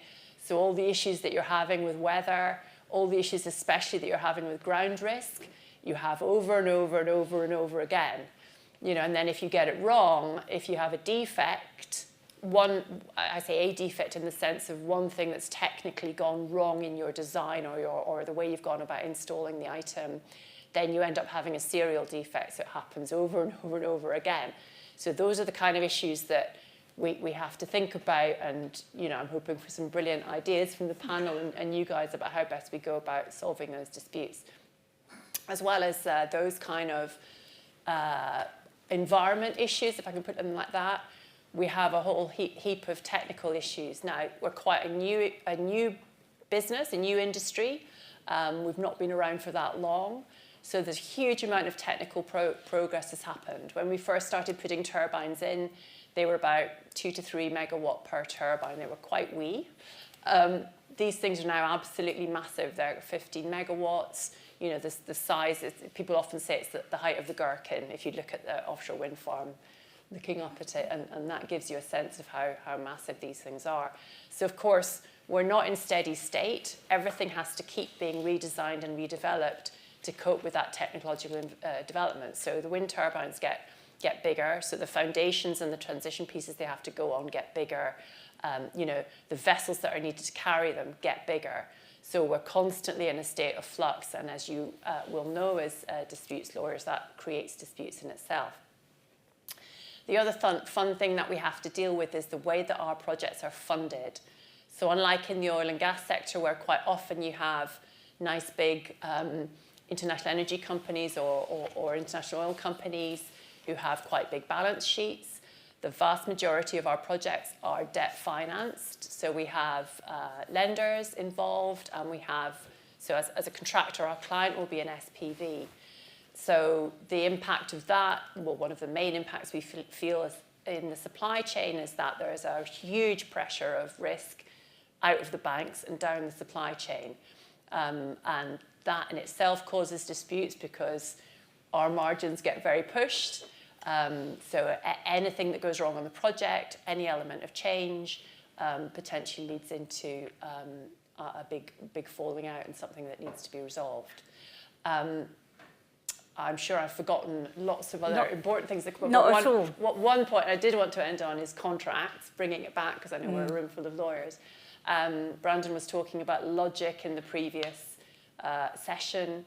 Most of the contracts that we deal with are FIDIC based. FIDIC, obviously very well-known contract in the onshore infrastructure space. What it isn't is a contract geared towards offshore.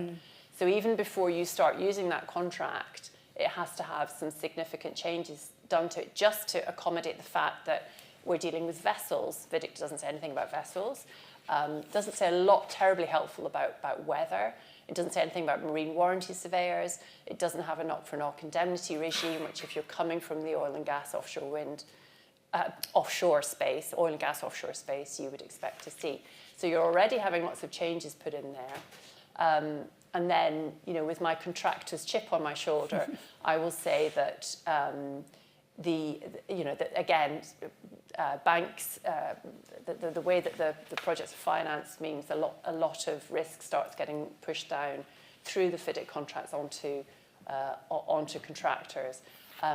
So we're finding, for example, that FIDIC Yellow Book is often the standard form contract that the bespoke contracts will be based on, but we find Yellow Book is used even in circumstances where it's a transport and installation contract, not an EPCI. So we don't actually have any design, and yet we're using a Yellow Book form, which is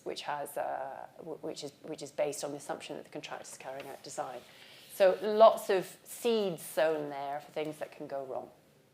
Well, certainly, just drawing on that contractual point, I mean, obviously, the contract is where it all begins and ends. The fact that it's a relatively immature market still and requires bespoke amendments, have you and anyone else in the panel come across this problem where you are effectively dealing with a template contract which has then been amended and adjusted in a way that causes the very mechanism for using the template to fall down because you've got the wrong interactions between the different clauses? Has anybody come across that in projects? Samantha? Yeah, I have come across that. It's on a dispute that has not yet been resolved, so I can't say too much about it, but it is that classic example of taking a standard FIDIC form contract, adapting it for the wind industry, and in particular adapting an EOT mechanism and LD's mechanism in a way that just do not gel together. So in that particular case, we were looking at unamended or almost unamended FIDIC terms with a little annex that said, oh, by the way, here's everything we've kind of agreed on EOTs and LDs, but we're not going to say anything about how these two systems are supposed to interact. So even before the contractor and the owner start arguing over whether there is an extension of time or how LDs are going to be dealt with or putting in claims, there's a dispute over how you actually interpret the contract. So yeah, I've already come across that problem. Yeah.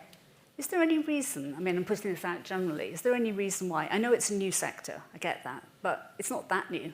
Is there any reason why the people who make money from preparing template contracts have not worked out that they need to do a new book of contracts? Well, that is happening. So, yeah.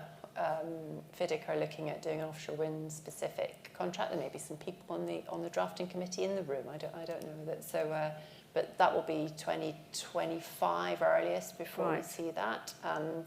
IMCA, so the International Marine Contractors Association, have put out renewables principles. So they are already there, and they also have a transport and installation contract that they've put out. But obviously contracts are drafted by the developers' employers' side, and they tend to come from the utilities, and they tend to be much more comfortable with FIDIC. So I think it's going to be a process it's going to be of a long evolution. process. Yeah. Logic, BIMCO, they're all looking at offshore wind contracts. It's definitely to your question. Yes, you're right, and others have thought of that, but it's going to be a process, I think, to get people to start to use those new contracts. Sorry, just on that point then, Sian, I do actually think, given renewables, in a form, it's been around for ages, eons in a form in terms of renewable projects. It is actually surprising that we haven't seen the development of more specific sector rather than just NEC, rather than just FIDIC. We're not seeing that an awful lot, and it does seem to be a glaring omission, and it would certainly avoid some of these disputes that we're starting to have because of the fact we do have to amend them so heavily. It seems curious to me because quite a lot of industries don't wait for contract makers like FIDIC to put it together. They've got their own in-house ones, and because they are major players in the industry, that almost becomes the norm. It's quite a small world, although obviously you're all international doing this work. It strikes me as a field where that could be the approach taken. And I'm sure you have all come across bespoke amendments which are held by that client and applied routinely. And those work for that client, but nobody's taken the jump to creating the template contract. Maybe we'll have an ADR Renewables UKA conference contract book following this event. Just moving on now, can we change the slide, please, to the... I'll just go up and do it. No, it's up. It's up. Magic. So this is what I have christened the slide of slides, which in a very nice graphic form, thank you very much Victoria Tyson and her production team for providing it. It sets the scene for what could be described as the common challenges in renewable energy construction projects. So broadening out now, not just wind, but also solar and hydroelectric. And I assume there's no other source. Well, I think there is. Which one have I forgotten? Wind, solar? Hydropower, solar, onshore and offshore wind, green hydrogen, tidal energy. Hydrogen, yes. There's many. Yes, green hydrogen is the one I perpetually forget, sorry. Yeah. Could we lead off, Victoria, with some of what you would describe as the common challenges? Yes, I think before we fix the problem, we need to identify what the problem is. And these are some of the challenges that I just brainstormed and put down. I'm sure you've got more that you can add and talk about yourselves. I'm going to focus on the cross-border and political challenges, and a case that I've been involved in for quite a long time. And that's the cross-border tension in northeast Africa, where Egypt, Ethiopia and Sudan have been at odds over the construction of the Grand Ethiopian Renaissance Dam, which we call GERD, which is on the Blue Nile, and 85% of the Nile's water flows from this point. Okay? It's initiated in April 2011, and it's going to be Africa's largest dam. I was involved both in the tripartite agreement between the three nations at the start and also during various construction disputes that have arisen during the construction project. The reservoir for the dam itself is the surface area of Greater London, so it's enormous, absolutely enormous. So it's hoped that this will double Ethiopia's electricity output, which is great for Ethiopia. But Egypt and Sudan are a little bit upset about it, and this is where the tensions are. And you might have seen them and heard about them in the news, but I just thought I'd set the scene here today. So Egypt has a population of 107 million people and relies on the River Nile for all of its water.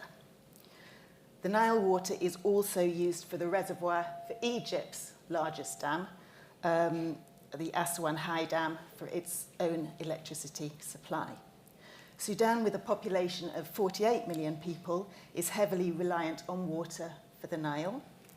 And Egypt also argues that a 2% reduction in water from the Nile could result in a loss of 200,000 acres of irrigated land. Egypt's concerned that in times of drought, Ethiopia might fill the dam to generate electricity, instead of letting the water flow downstream. And Sudan is also concerned, but due to internal conflicts within Sudan at the moment, which you've probably heard of, its response has been somewhat restricted. Okay. So this problem has been discussed many times. In 2019, the International Crisis Group, an organisation which works to prevent wars, warned that armed conflict was possible. The US intervened in 2019 and reached an agreement between Egypt and Ethiopia, but tried to reach an agreement, but with little success. My favourite bit, the 24th of October 2020, President Donald Trump tries to help. And in a telephone call to the Sudan's Prime Minister and Israel's Prime Minister, and I wish I could do an American accent, but I can't, he said, "It's a very dangerous situation because Egypt is not going to be able to live that way. And I said it, and I say it loud and clear. They'll blow up that dam, and they have to do something." So, Joe Biden gets involved in 2022, and he reasserts the American support and says that Egypt's water security, that he's going to support Egypt's water security and looks forward to forging a diplomatic resolution to the issue. Anyway, in recent years now, due to the threat of a possible airstrike, I wonder where that's come from, thank you, Mr. Trump, the Ethiopian government has sought and bought several air defense systems from Russia and from Israel. So, I mean, what could possibly go wrong? Egypt tried to block the sale between Israel and Ethiopia, but Egypt has ignored the request. So there you go. There's my example of political pressure and cross-border tensions. Yes. I'm sure others may have some examples themselves. Quite a spin-off from what you might normally expect in terms of a discussion about construction contracts. I think it's all construction contracts. Yes, no, exactly.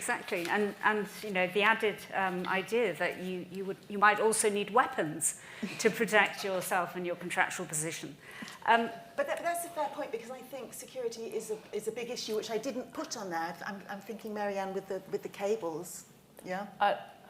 I don't know if that's where you're going in your mind, but I was just thinking about Taiwan. I mean, in terms of political pressure, there's a obvious constant risk from China and the way they manage their projects and the way they manage their vessels and the vessels that they can use, because they can't use vessels that are made in China in Taiwan. So there's that piece. It's quite a different example from the one that you've come up with, Victoria. But were you highlighting a particular security risk to the cables that you're mentioning? No, because this is the dam. Yes. No, I was just thinking generally, because obviously you're running these across seabed areas.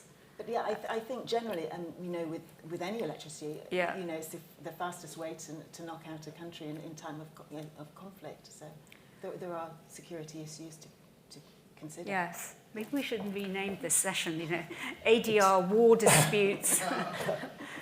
Slightly, not quite political security, but we've advised on a project in the same jurisdiction, and as you say, they can become really focal political projects, and there have been a lot of issues with rebels in that country targeting the transmission lines, that sort of thing, because they a bit more active NIMBYism. Yes, quite. Well, I mean, they're massive infrastructure projects. They're also very visible, and they're also, how can I put it, they're sexy. In terms of infrastructure, the renewables is where it's at, unless you happen to be doing semiconductor production, and AI.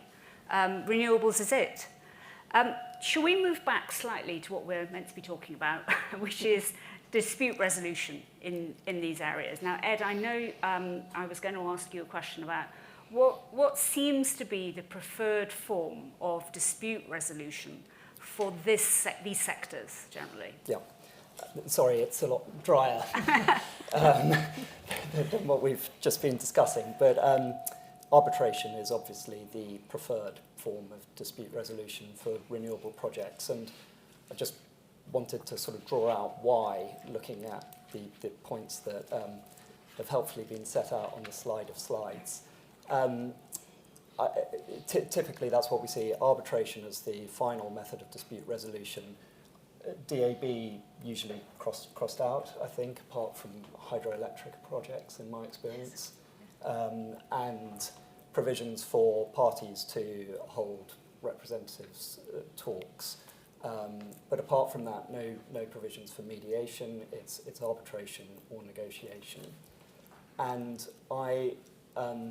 there are obvious benefits with international projects for choosing arbitration that we all know. I think the most important for renewables projects is if you're working as an international contractor overseas, you need a reliable and neutral judiciary.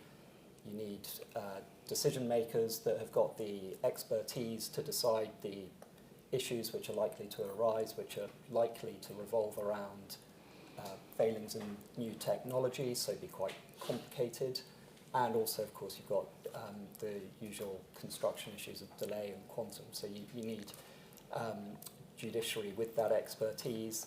But also, I think a really key factor is confidentiality, and that ties in with the high construction costs and financing points on these slides, because once a project is built, it's going to be a lot cheaper to run than your average project. The operation and maintenance costs are going to be relatively low because the wind and the sun are free. So it's at this construction stage that things can go really terribly wrong. The costs are high and the risks are high in a nascent industry. So I think confidentiality is absolutely key, particularly if you've got state parties or associated with state parties. They're going to want everything to be confidential, as are listed companies. So that's why.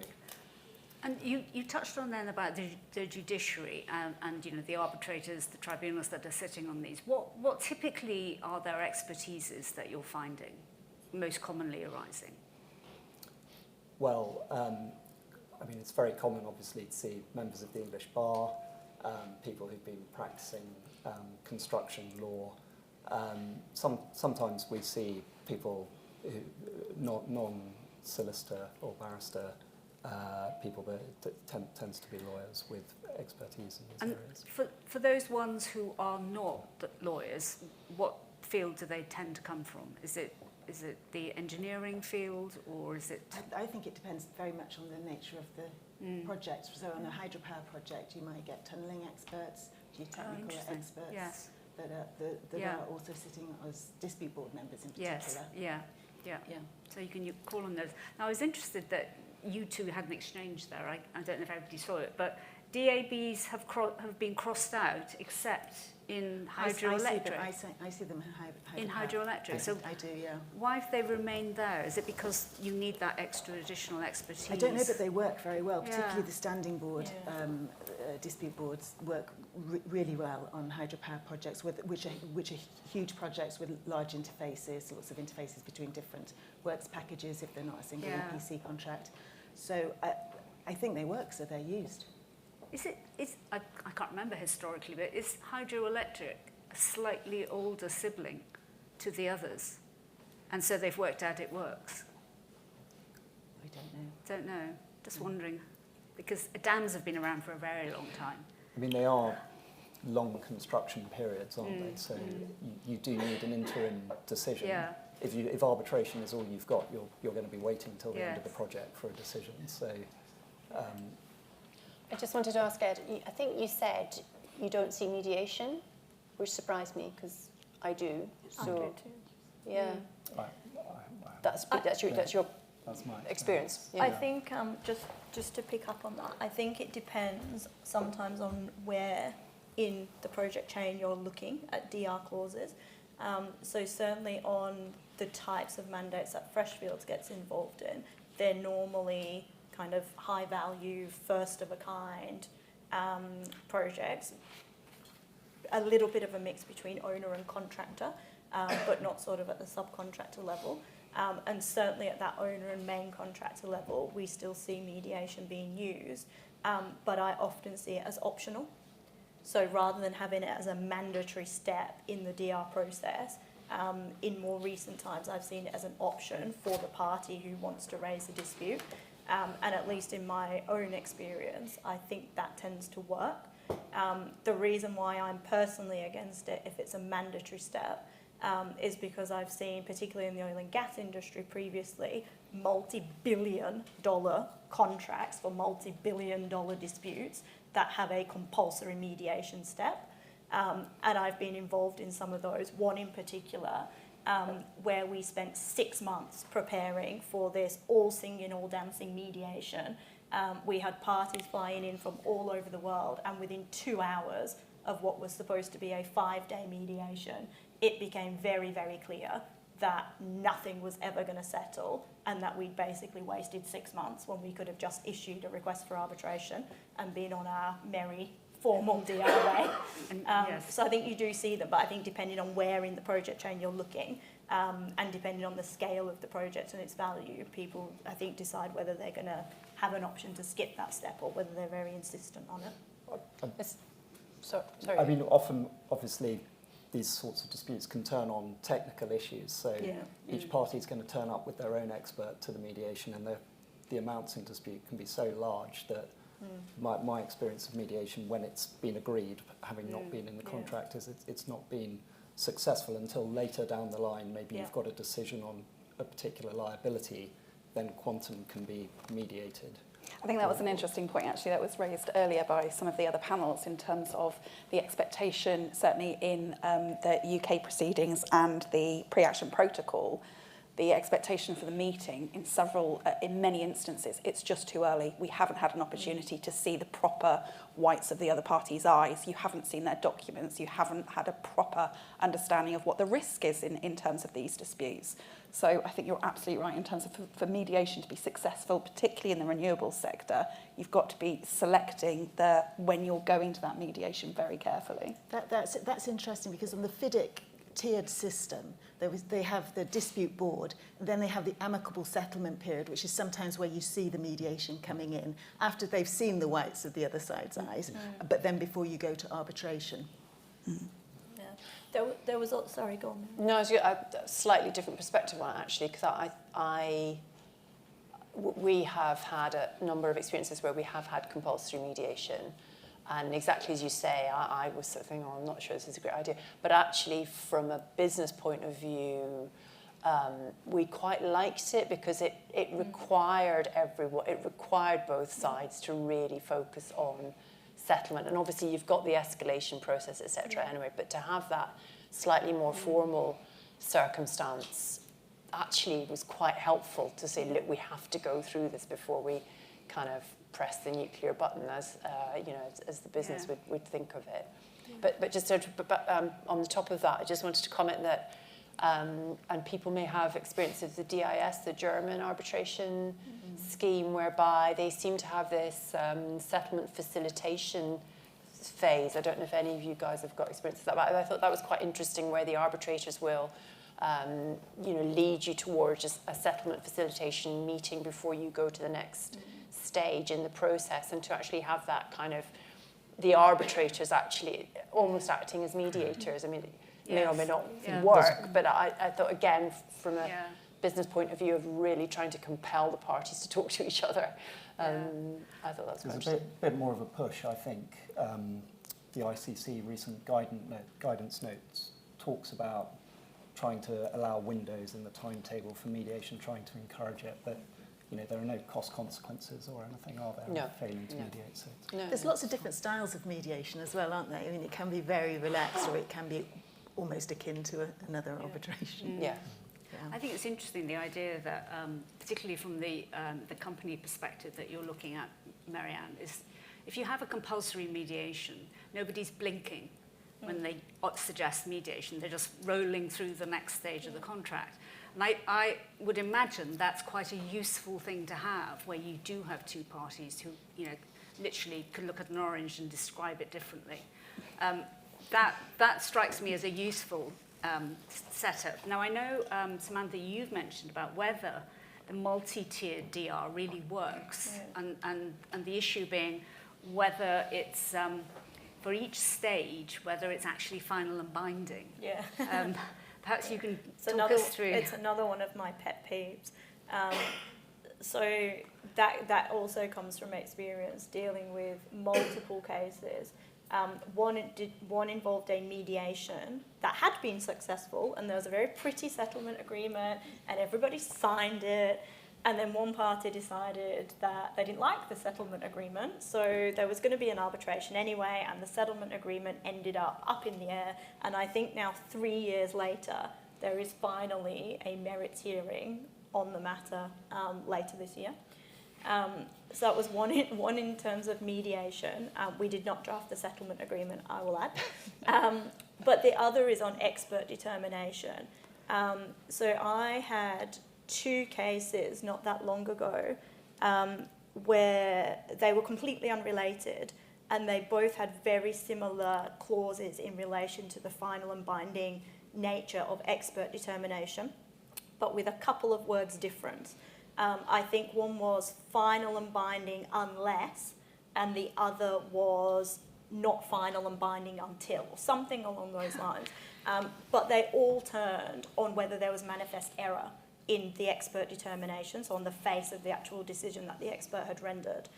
Lo and behold, I ended up on both of these matters for completely separate clients, actually completely separate countries, but they ended up before the same arbitrator, one after another.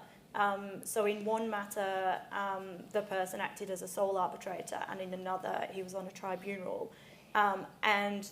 So we ended up having an arbitration which lasted about a year solely on the issue of whether the expert determination was final and binding, and both related to very technical points. In one case, the decision was not final and binding, and we ended up in another full-blown arbitration, and again had wasted our life doing this expert determination, which in and of itself took a year. And in the other case, it was final and binding, and we were over and done with within about 6 months, which was great.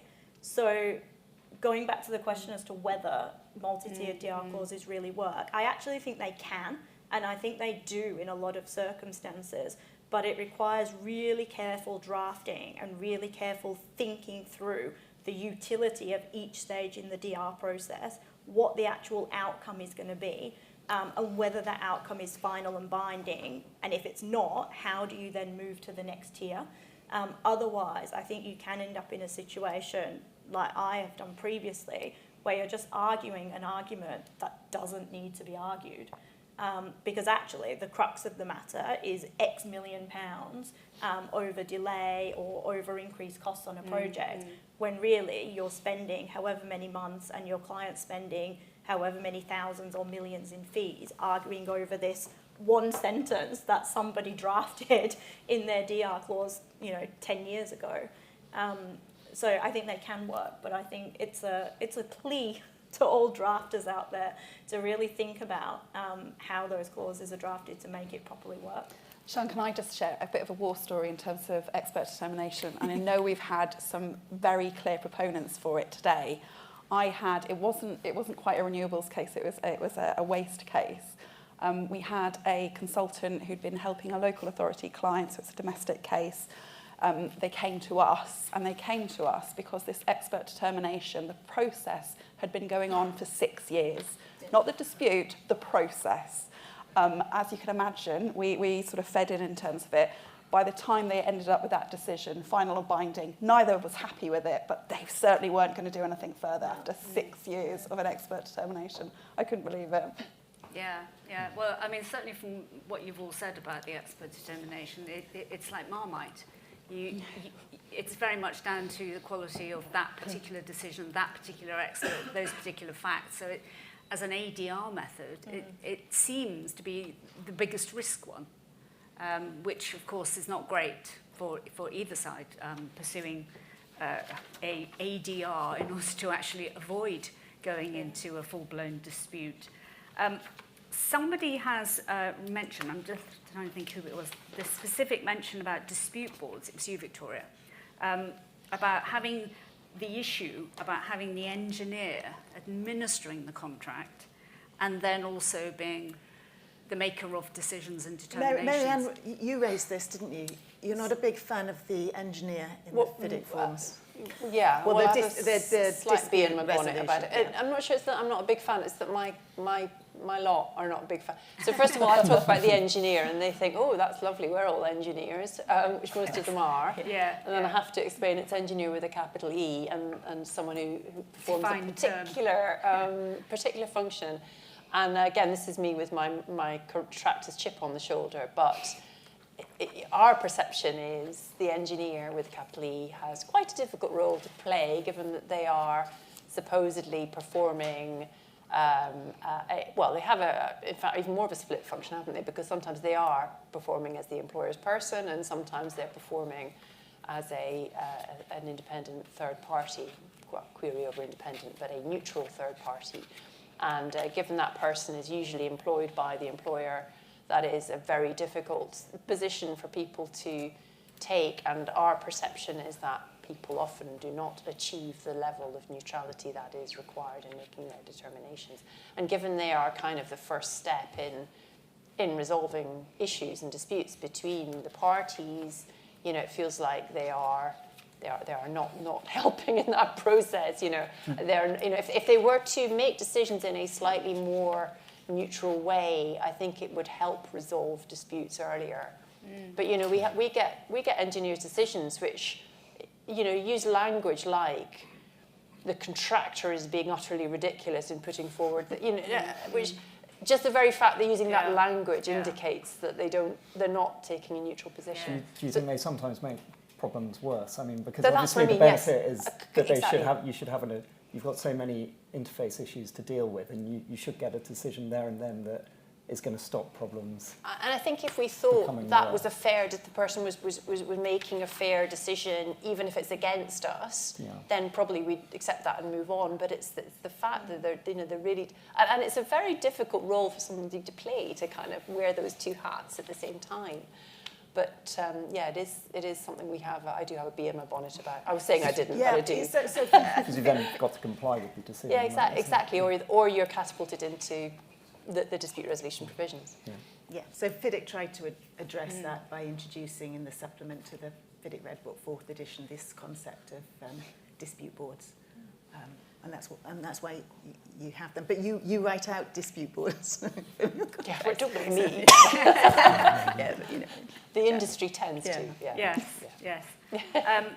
I've already, I think we've addressed the question, which was what difficulties, if any, arise from the role of the engineer. I mean, obviously, it's a poison chalice to be a contract administrator and then supposedly the actual dispute resolver. But it's interesting because in the 2017 editions, you now have to issue a notice of dissatisfaction to the engineer's determination as well as to so they're literally marking their own homework. It's making it even worse,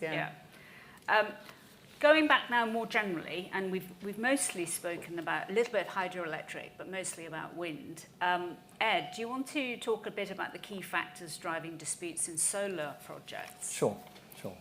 Well, solar projects are not going to have all the same interface risks that we saw in that lovely video earlier. They're obviously got the same key issues that are going to arise about delay, variations and quality issues, but far less interface, so should be much simpler to construct.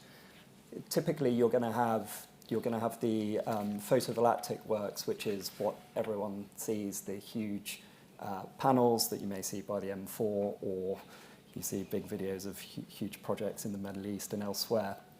And then that's the panels, the trackers there on all the low and medium voltage cabling. Then there'll be a series of inverters and transformers, and they're all in little loops. So each of those little loops produces power much the same way that a solar panel on top of your house would, and it's brought together, then generated into high voltage, and then you have your high voltage works with the connection to the grid. So any dispute, in my experience, about delay is going to be, well, what was delayed? Was it the PV works or the high voltage works and getting the connection to the grid? And for contractors internationally, well, I think everywhere, getting a connection to the grid's a real problem. But for contractors internationally that I've advised, they've had problems in the scope of works that they've been assuming through the interconnection works. Grids are just around the world needing updating, and there's this huge surge everywhere in power coming online. So I've had clients who've been asked to do works on grids that are hundreds of kilometres away from the project on the basis it's needed for the project to be installed. And you know, that really should be a clear variation, but it won't be issued. Yeah, so that's a common problem. And I think connected with that, there's also sort of political risks about, well, if you're working in a new market, what's their appetite for renewables, and what's their appetite for foreign investment? They can treat international contractors quite poorly in that regard, where you really need their cooperation. For the PV works, it really ought to be a question of assembling the equipment and putting it all together. Should be more straightforward than a wind project, for example, to maintain schedule, because the site is so much more accessible. But a couple of problems I've seen with the PV works is that, like Marianne was saying, with a wind farm, it's 120 different structures. For a solar farm, you know, it's a huge project with many different structures. So if you start having concerns about quality, then that's pervasive and it calls into question all the. So it's going to be a lot harder to replace or repair or monitor than, for example, a turbine in a gas-powered station. Another issue on a more commercial level that we've seen is owners often have good relationships with suppliers, so they will impose a nominated supplier, and then that can create difficulties for the main contractors' sort of commercial relationship and leverage over suppliers. Yeah. So if they need monitoring or they need to agree LTSAs and other documents with suppliers, that can become quite difficult. Solar is now branching out a little bit to things like floating solar, which are obviously going to create new challenges and maybe bring in some more interface risks and greater risks relating to ground conditions and design, such as, you know, going to have to design anchoring systems and so on. Of course, solar, like everything's had supply issues as well. Yes. In recent years. Is it because, I mean, perhaps this also applies to wind, or perhaps it doesn't, but if you have an issue affecting the progress of the project in one location, because you've literally got component-based construction as opposed to the usual a path along a critical path and you can't jump ahead, does it mean that you can actually catch up on delays more easily? And is that expected in the industry? And so is that fed into the way in which negotiations and things like that happen? I think there's the ability, if a contractor falls behind schedule, to accelerate works more easily. Right. But obviously there'll be a clear sequence that can't be overcome. Within the particular unit that they're producing. I mean, I suppose there's no point in having all your units prepared if you haven't even started on the grid connection. You're going to have to run that in parallel. Yeah, and you're going to need your inverters, transformers, and so on. One thing, is that the same for a wind farm, or is that? What the key issues around delay in wind farms are around the vessels, really. Yes, I mean, it's a unique factor, isn't it, that there's a limited number of vessels in literally the world. Yeah. So you can't actually delay, or there's a limited scope for delay. Well, one of the things we negotiate is the latest vessel availability date. So once you hit that, the vessel goes whether the client likes it or not, because we have to sell them. You know, we're selling vessels now for 2028, 2029. Yeah. I think perhaps the equivalent in UK solar, at least, which I must admit I haven't got experience of, but I think Jessica has is getting permission to access the grid. Aren't there sort of key dates that you've got to meet? Yeah. So that's a sort of hard stop. Yeah, it really is. It does really focus the mind. So you're right in terms of the acceleration, technical acceleration, certainly in terms of my experience. I'm sure there's many in the room who are much more technically minded than that. There's little flexibility that, despite the fact that this is really established technology, it is, as you say, it's resource flooding. That's the opportunity. But you've got to hit that date. Though, it's a discussion point for a different day. But I suspect many in the room have also had situations where connection dates have been agreed. They're far too in the future than we would like, but then suddenly you get a letter saying, actually, that connection date, which was 8 years in the future, it's actually now going to be 15 years in the future. So maybe it isn't such a hard stop nowadays. Those things move on, yes. Yeah, what doesn't seem to be possible suddenly becomes possible. I was going to talk about some of the legal issues as well. I was about to ask you that. No, I was about to ask okay. you. Yeah. For solar, what are the contracts looking like? We've talked about what the contracts are like for wind and for hydro. That is predominantly FIDIC. What are the contracts looking like for solar? Generally, some variations of FIDIC is again, what I've seen, but no bespoke, but sort of mirroring FIDIC. Okay. My experience. And are the ADR provisions similar again? So again, no DABs in my experience, but I have had experience of parties agreeing to do a DAB process, even though it's not in the contract. I think that's been the preference over going to a technical expert because of sort of broader ambit. But I think just on that, picking up what you were saying, Ed, and also what you were saying, Marianne, because of the limited number of suppliers and players across different bits of the renewables industry, if you like, at least in my practice, I think from an ADR perspective, even if you have your all singing, all dancing multi-tiered DR clause and your beautifully drafted arbitration clause, my sense at least is that there is a real push across the industry for people to sit around a table, to get on to looking at claims early and to actually look towards coming up with a solution together as soon as possible. Because I think everyone kind of has a vested interest in these projects being successful. Parties might be working with each other on another phase of the same project or on another project in a different location. So I think just at a high level, where we all sit here talking about what are the DR mechanisms across the industry, on a practical level, a lot of my clients at least actually don't want to know about what their all singing, all dancing arbitration clause says, or their, England and Wales court jurisdiction clause says. What they actually want to know about is, how do we resolve this now? How can we settle this now? How can we actually help the contractor resolve this issue so that they'll keep performing the contract, and this is going to be a great success? I don't know, Marianne, if your experience is completely agree, and actually, the kind of help that we look for is not someone coming in saying, right, we're going to get on with the arbitration now. It's kind of, well, what cunning strategies can you come up with to put pressure on the counterparties to come and talk to us and do a deal? And this. Do you think that's going to be tested sort of going forward with higher interest rates and greater? Absolutely. You were talking about pushing everything down the supply chain and.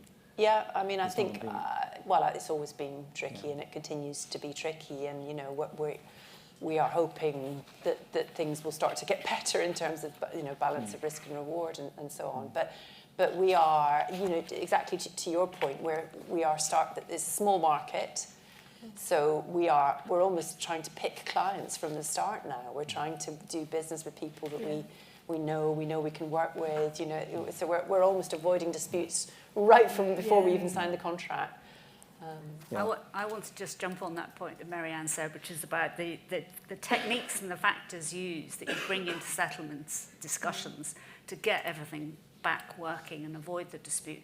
What are those factors that you're specifically thinking about?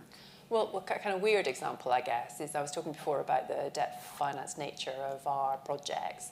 So you often have a lender lurking about in the background, and quite often we enter into direct agreements with the lender, which is supposed to be there to say that, to give the lender rights. So basically, if somebody drops out of the project, the lender can step in or can make somebody else step in.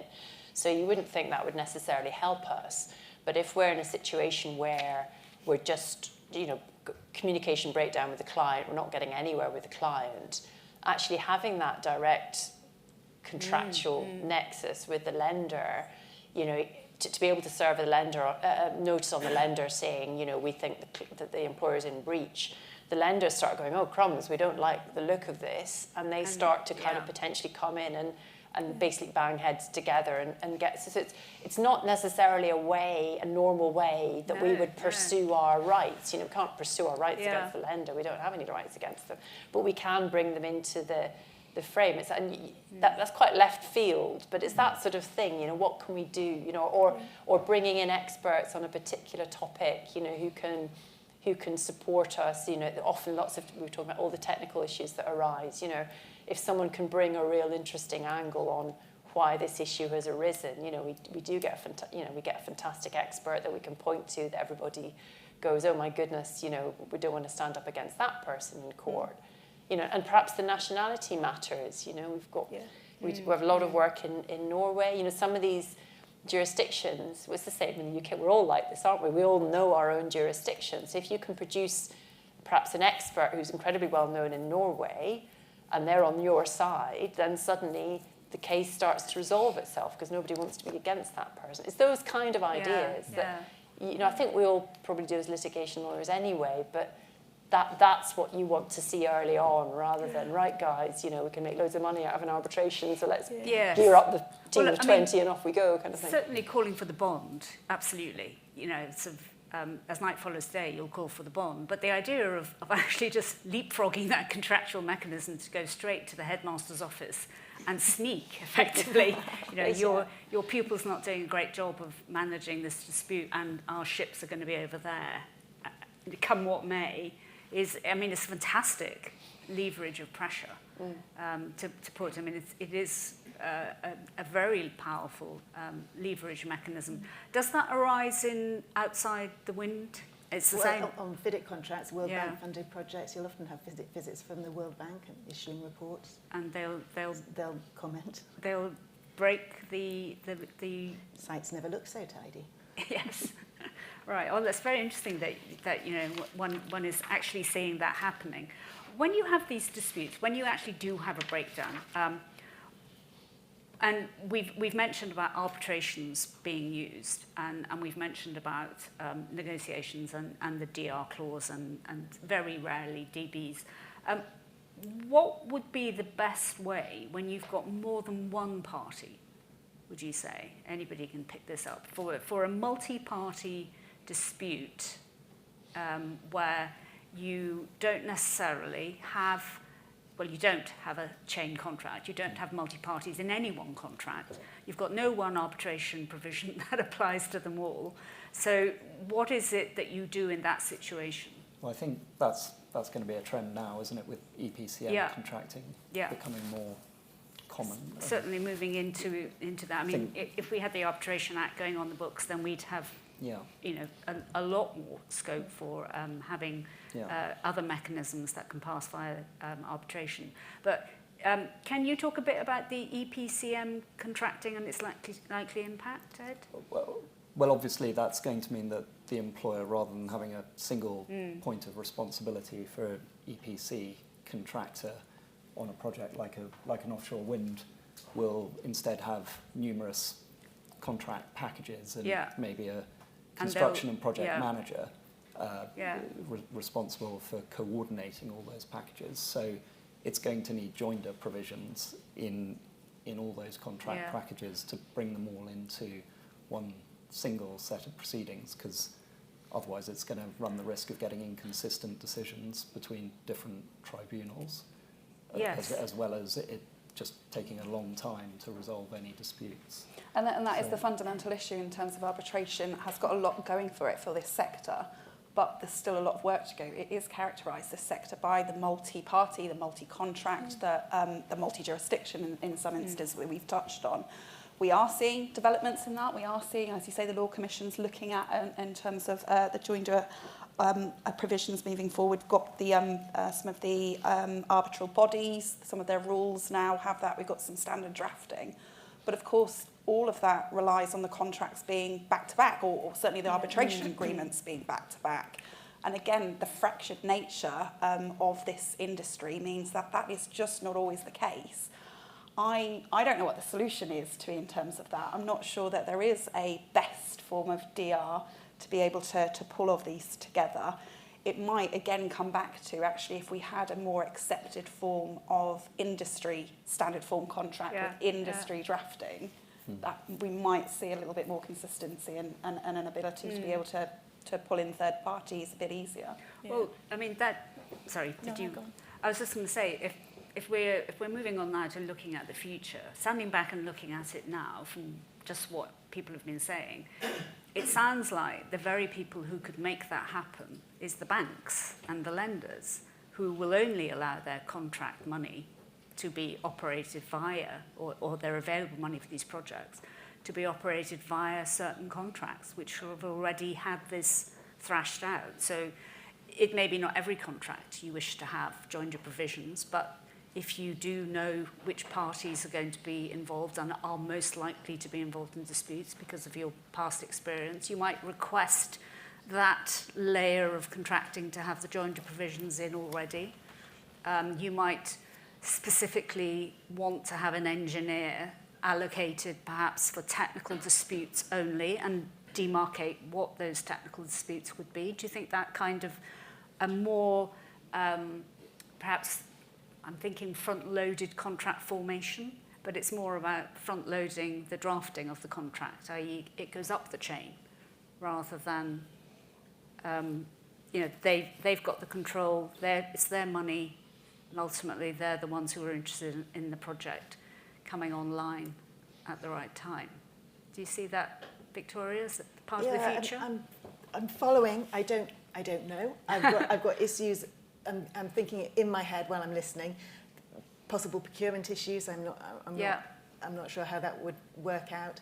I know the arbitral institution, SIAC, has very good joinder rules, for example. There is the ability for joinder out there already. Yeah. Going forwards, I don't know how to improve that. And you obviously would probably want a limit on it, not to have the entire supply chain in joined. I was just going to say, I think that's my main concern.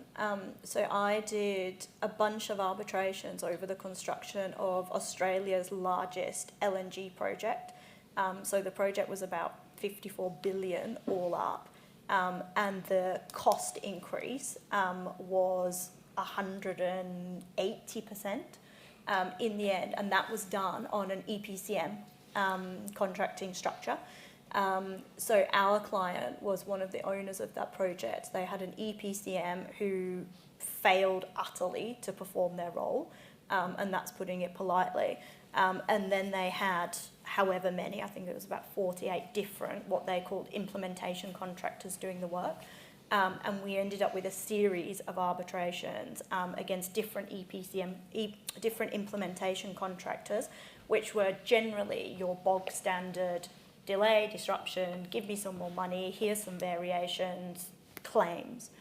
But their packages were very different, right? So you had your earthworks contractor, you had your tanks contractor, you had your accommodation provider, etc. They didn't care about each other's claims.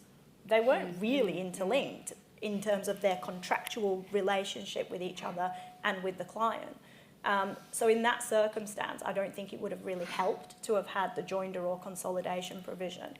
And then when you looked at the EPCM contractor, their obligations weren't necessarily linked to their performance of something on the critical path or whatever. Their obligations were all linked to managing this project, to managing the programs, to managing the cost, to approving things on time, etc. So the claim that was ultimately brought against them was very different to anything that had been brought against or by the implementation contractors. So in that scenario, I think it would have been a waste of time and cost to actually bring those together.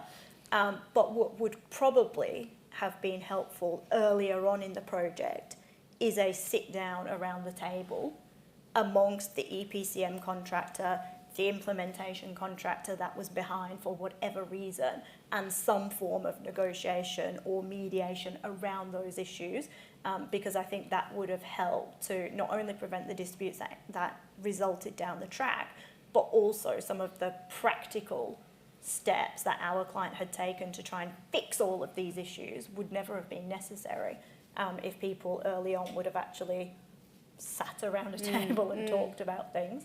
And I think that's true on a lot of projects. Just one last point, going back to my point about, what was I talking about before with you? I now can't remember. My point was about early dispute resolution, I think. No, it was about early dispute resolution and trying to settle things early. Just linked to that, we've also seen an increase in parties bringing in either their claims consultants or proper independent expert arbitration standard folks a lot earlier on, so that owners and contractors, I think, are in a better position to have an informed discussion around a table, which I think is also super helpful. So in terms of the future and ways to resolve these web of disputes, I'm very much in favour of attempting to negotiate your way through them. It's quite interesting because, I mean, in terms of a formal process, it looks like it's arbitration for all the usual reasons for any infrastructure construction project.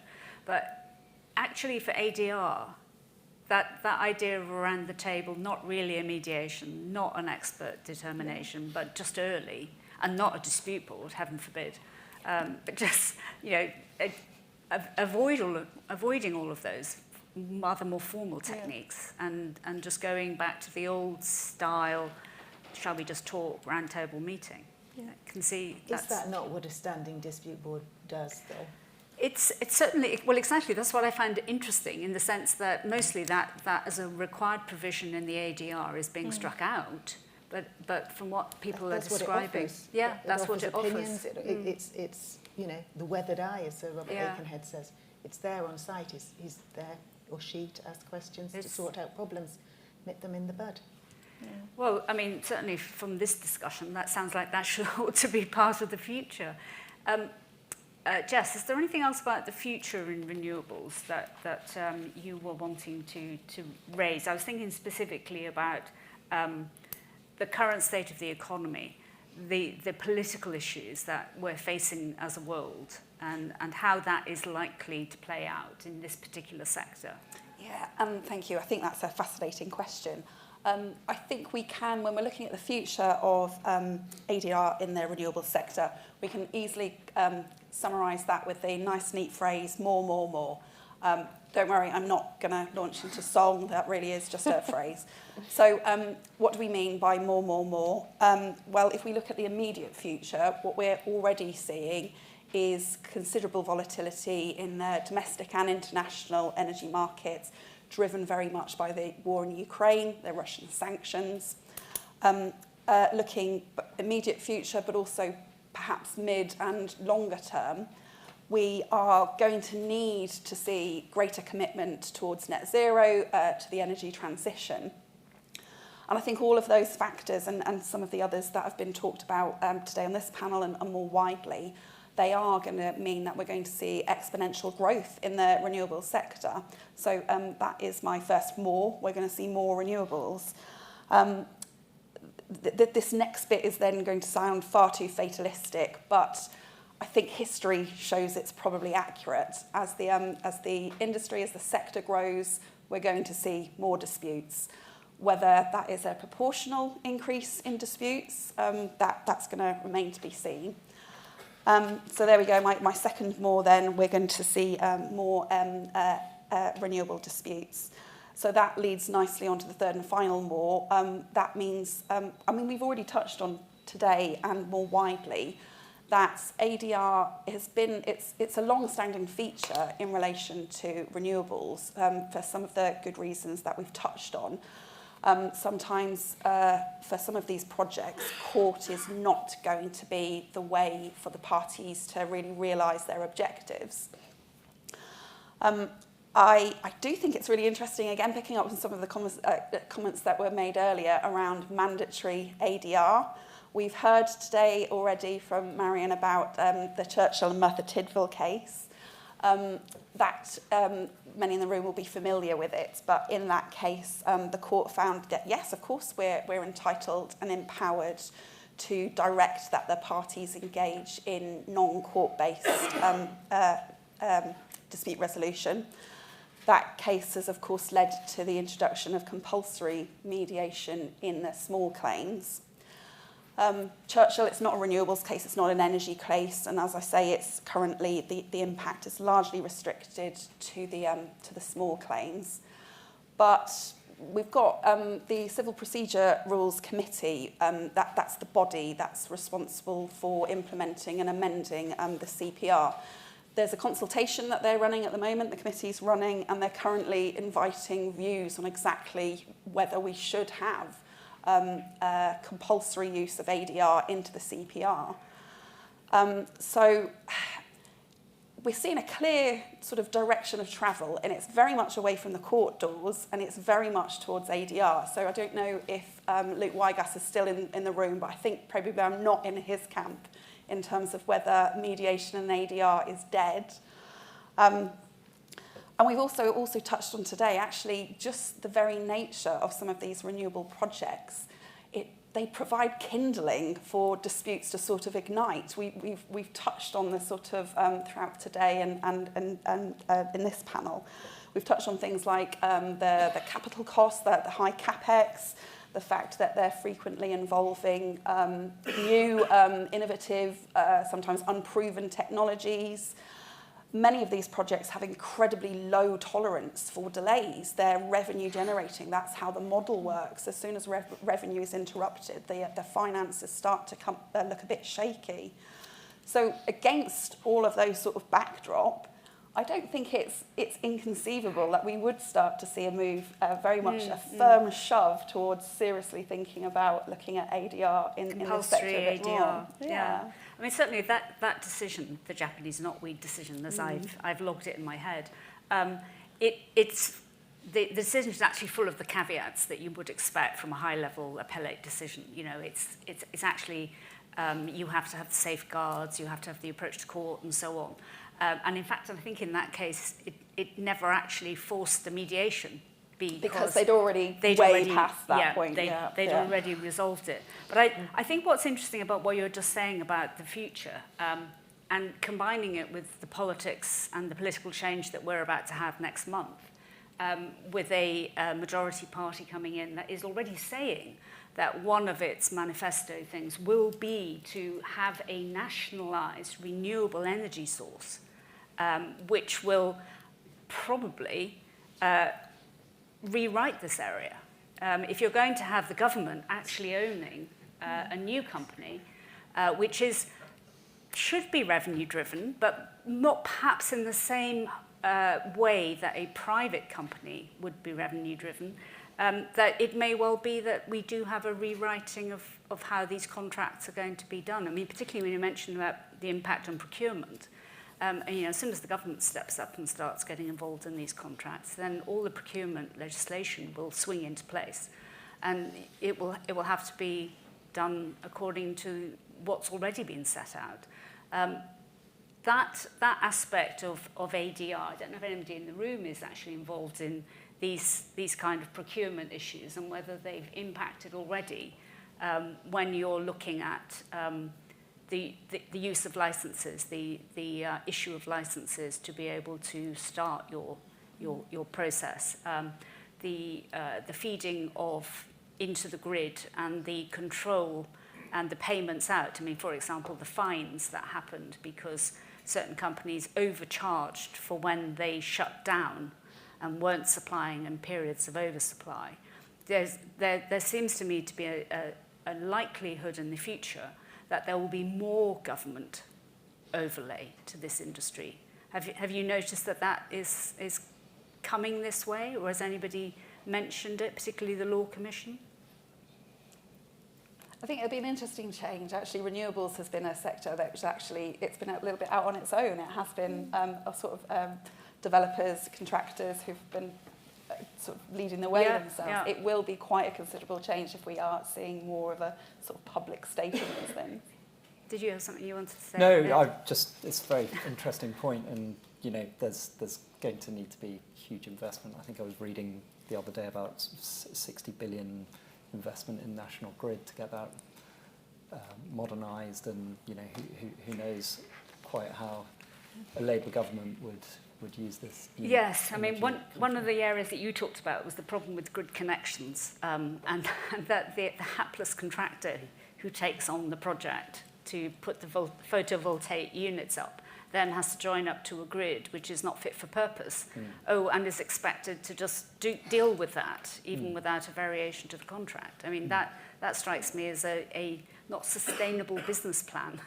It's worse than that. You can have suddenly the expectation that you're doing very expensive reinforcement works, and depending on the size of the project, those reinforcement works, we're talking millions. Yes. So it soon makes the finances look, again, a little bit worrisome. Indeed. You also have the overlay of National Grid in those circumstances. So I've already started seeing disputes coming through where wind farms in particular have connected to the grid. Something has gone wrong during commissioning, or that National Grid has seen something on the grid as a result of said wind farm being connected, has taken certain action that owner of wind farm disagrees with. Action has led to wind farm coming off the grid for X number of days equals loss of revenue, equals, well, how do you actually deal with this circumstance because there's nothing in the grid code to tell you, etc., etc. So we're already seeing bubbles of that overlay happening. Yeah. Well, the more disputes, I suppose, particularly for everybody who's attending this conference, one way or another, is probably what we're all not necessarily hoping for, but we will certainly be engaged in those kind of disputes. Yeah. Brian McMullen's my name. I'm a lawyer based in Ireland. I'm on the ADR committee of the Law Society, Council of the Law Society of Ireland, and the litigation committee of the Law Society of Ireland. I'm also an arbitrator and mediator, and most importantly, a solicitor advising on significant infrastructural projects. I think this has been touched upon by one of the speakers. Generally, the employer doesn't care in terms of the method of dispute resolution. And we as lawyers tend to overcomplicate, in my view, the various different methods that are available. And I think we're not as imaginative as we should be. I mean, the most effective method of dispute resolution is the lawyer-to-lawyer negotiation, whether that's structured on the basis similar to mediation.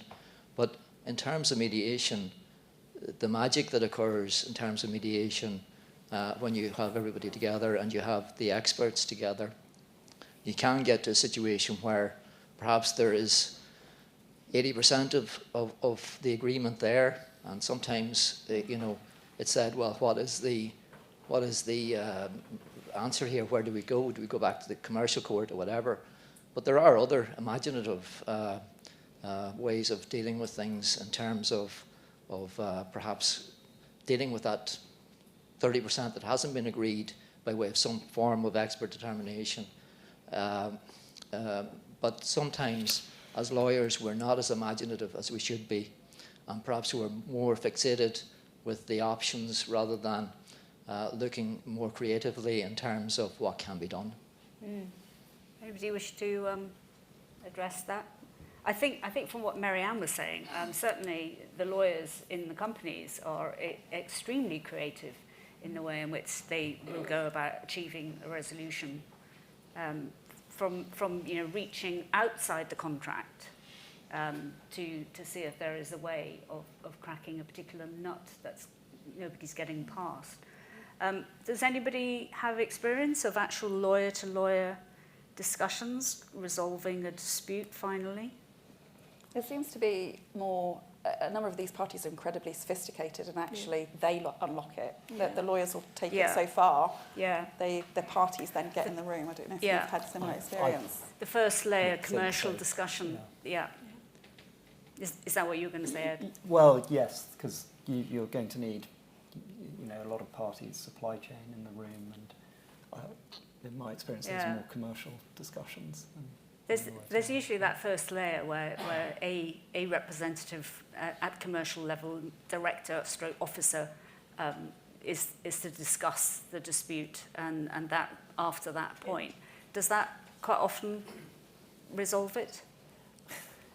Not in the type of disputes I get involved in. But one point I would say on that, and it ties into the point the gentleman was making here, is that sometimes I think parties agree their DR clause, in whatever year we're now in, 2024, something happens in 2027 and they say, okay, what does the contract say? And they try to kind of go through the stages.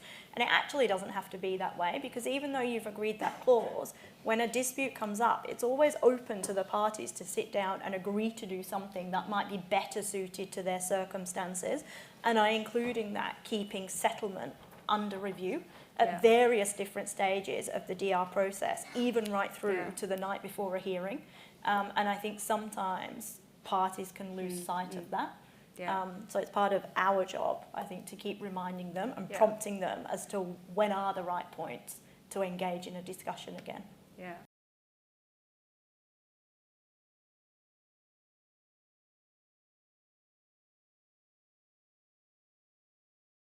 My experience of nuclear goes back quite a few years, when I was instructed at a time when it appeared that nobody else was really doing nuclear work. And I was taken by the client, who can still and must still remain nameless, into a little room about a quarter of the size of this, but similar infrastructure, where I was shown a film about what was called the Windscale Pile, which was responsible for one of the first nuclear disasters we had in this country, in Cumbria. And occasionally you will see, possibly on YouTube, but it's available, pictures in black and white of people pouring milk down, pouring milk away because it was contaminated through this nuclear accident. And this this little experience of mine was shortly before the Chernobyl incident in Ukraine, what was then the Soviet Union. And what it impressed upon me about nuclear work was the permanence and long-lasting nature of what was being talked about. Just take this room. We've got an audience, we have panel members. Let's say this building collapsed on us all and we were all killed. Who would mourn us, and for how long? Well, I think if you're lucky, you've probably got your kids, your mum if she's still around, and your grandkids if you're lucky. And so that would be a timeline of mourning of about 60 years, probably. Add to that, well, you'd hope there'd be a public inquiry, wouldn't you, to inquire as to how you went. But that would be quickly forgotten. The recommendations, some of them would be implemented in 20 years' time. But the footprint, the time footprint of what you'd be talking about would be short in the scheme of things. But with nuclear, when you have a nuclear accident, the timelines are infinitely greater, and I mean infinitely greater. Just go back to example, the first date you're probably taught in your history lessons, 1066. Well, after the Battle of Hastings, who goes there now? What's the problem? You can still walk on the battlefield. You can't walk on the battlefield of a nuclear incident for thousands of years.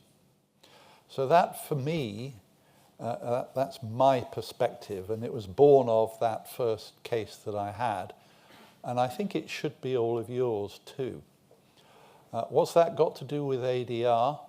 Well, I think what it does is it puts everything into a certain degree of perspective and effectively puts a jacket on what we're talking about for the next hour or 40 minutes. So have that in mind, that really we're not talking about a wind farm that collapses. Well, all right, wind farm collapses, it can be put together, a building which collapses, all sorts of other things. We're talking about something which has huge effects for generations and many generations. Now, the first person who is going to talk to you is going to be Adrian. Adrian Bell, partner of CMS. I am going to introduce him just a little bit because he's one of the grander people who's turning up to address you today. He's co-head of the Infrastructure and Construction and Energy Disputes Group at CMS Cameron McKenna. So a wealth of practical experience you're about to have. He's just going to work some slides first, which we've all agreed upon, and then come and talk informally. And his perspective about why things are different and why things are important are slightly different from my starting point, but you'll see how the jacket works. Thanks, Richard. Richard insisted I stood up, so who am I to argue with him? Well done to all of you that are still here, because you've made it to the most important and most interesting session of the day. Isn't that right, Sean?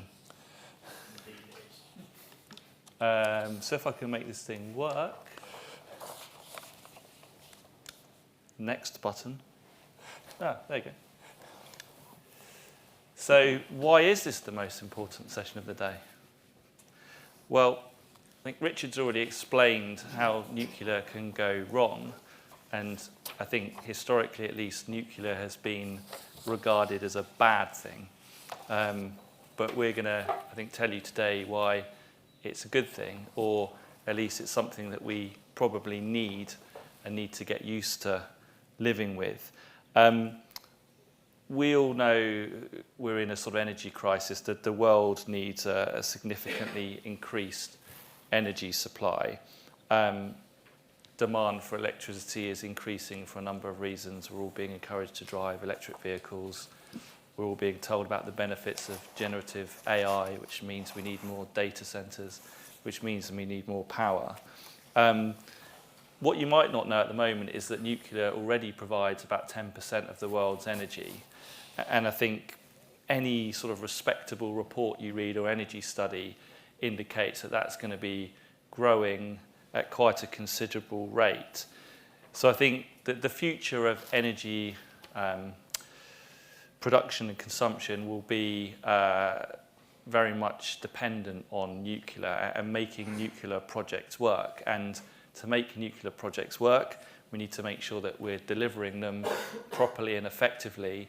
And part of that, obviously, is minimising the disputes to mean that we have a sustainable way of developing nuclear projects. And I'm not just talking about large-scale nuclear projects, 1,000-megawatt type projects that historically people will have been familiar with, and I think probably is more what Richard was talking about. I'm also talking about the newer types of nuclear production, so the SMRs, which some people may have heard of, which are small modular reactors. And these are more, as the name would suggest, modular reactors. They're things that are built in factories and can be taken to site and bolted together. They're quite easily accessible, and they're becoming very popular in the data center world as those data centers need greater source of electricity. So we're seeing nuclear in lots of different ways. So this is just sort of scene setting for you to say, why is this important? Nuclear is important. It's not something that we can just generally turn our noses up anymore. It is an important part of our infrastructure moving forward, and I think it will play, therefore, a much more important role in our arena of resolving infrastructure disputes.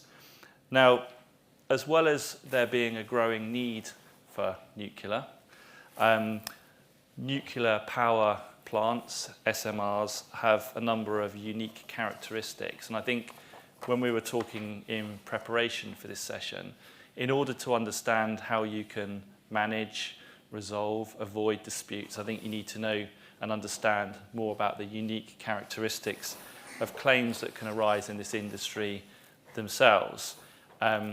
Some of these are sort of generalizations, and I suspect people may take issues with them, but for the sake of not taking up too much of your time today and making sure that the other panel members get a fair chance, I'm going to stick with my generalizations. And then the first one is nuclear power plants take longer than traditional projects to build.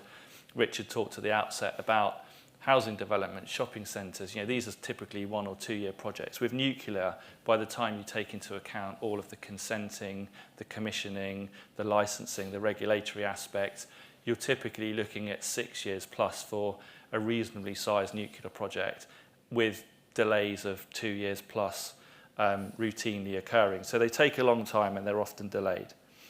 They're bigger and technically more complex. We know they are higher risk in terms of safety, so they are technically very complex to build, and safety is of paramount importance. We need to make sure they're designed properly and they're constructed properly, and all of that specialist complex engineering it is hard to organise. There are different parties at play, different subcontractors, specialist subcontractors, suppliers, all of the interface issues with these type of players in the project all come into play, and we need to make sure that we're navigating those technical complexities. It's a heavily regulated sector. I don't profess to be an expert in nuclear regulation, but for understandable reasons, it's a heavily regulated sector, unlike, again, some more simple construction projects that we may have talked about earlier today. I've talked about the interface issues. There are many subcontractors and suppliers, much like the renewables sector. It's pretty rare you just get one person, one single point of contact coming in and doing everything for you. There's lots of different parties doing their specialist bits that all bolt together. And the way that nuclear is procured is changing at a fast pace as well. Again, I don't profess to be an expert at nuclear project procurement, but there's certainly, from what I can tell and discussions from colleagues, a move away from just looking at the traditional sort of EPC model to things that are much more complex, and those in themselves give rise to new challenges in terms of looking at claims when we're talking about split packages and how things are procured on a slightly different basis. So that's why hopefully you've all stayed today to understand why nuclear is important and the unique characteristics. And then looking at how that relates to ADR, which obviously is at the heart of why we're here today. In order to sort of be able to implement effective claim management, I think you need to understand the complexities and the special nature of nuclear projects and their characteristics. I've talked about the length it takes to build these and the capital intensity of the projects. I think it's important, again, this isn't unique to nuclear, but I think it's probably more pronounced in nuclear to have very strict project controls, and they obviously take place over a longer period of time because that's how long the project takes. You need to have regular reviews of the schedules. You need to look at having robust change control mechanisms, risk management reviews, and such like. Someone picked up, I think, in the earlier session about the NEC and the early warning mechanisms that are built into the NEC. Again, in the nuclear industry, because of the long-running, complex safety, intensity nature of the projects, we need to make sure we have very robust early notification requirements and that they involve all of the parties. So where I've been talking about is interface issues. We need to make sure that's pulling in all of the parties, not just the main parties, to make sure that all of the different issues that those parties are facing are taken into account and mitigated properly. And then if claims do arise, we need to make sure that we have very complex, detailed procedures for dealing with those claims contemporaneously and making sure, to the extent possible, that we're dealing with those in a collaborative way. I think for projects of this nature, collaborative ways of dealing with the claims and the disputes is even more important than it is for some other projects because of those high safety issues and the complex nature of them. And then I think something, just introducing this sort of the other panel members, that typically we'll see, and you've talked about at length today, the escalating dispute resolution procedures. I think, again, multi-tiered approaches are really important here, but what's just, if not more important, is making sure you're not just box ticking with the early stages of those escalating DRPs. You're not just saying, okay, the senior reps have met, let's move on to the next stage. I think that what's really important is making sure that you're giving each of those stages a very serious, proper chance of success. And I think hopefully we'll tease out of what remains of the session some practical ways in which you can do that. So I'm now going to hand over to Matt. Do you want the thing over there, or are you going to stand up as well?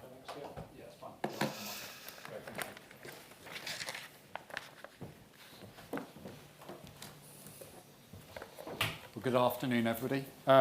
So with doing a graveyard shift, as I call this, for presentation, it's very difficult at the moment to try and, at this point of the day where everyone's been here, particularly those that have been here all day, to keep the energy up. So one of the things I'm going to say, which hopefully everyone's going to be able to explain by the end of my presentation, and it might give someone something interesting to tell their family or their friends later on. But what has nuclear energy and turkeys got to do with one another?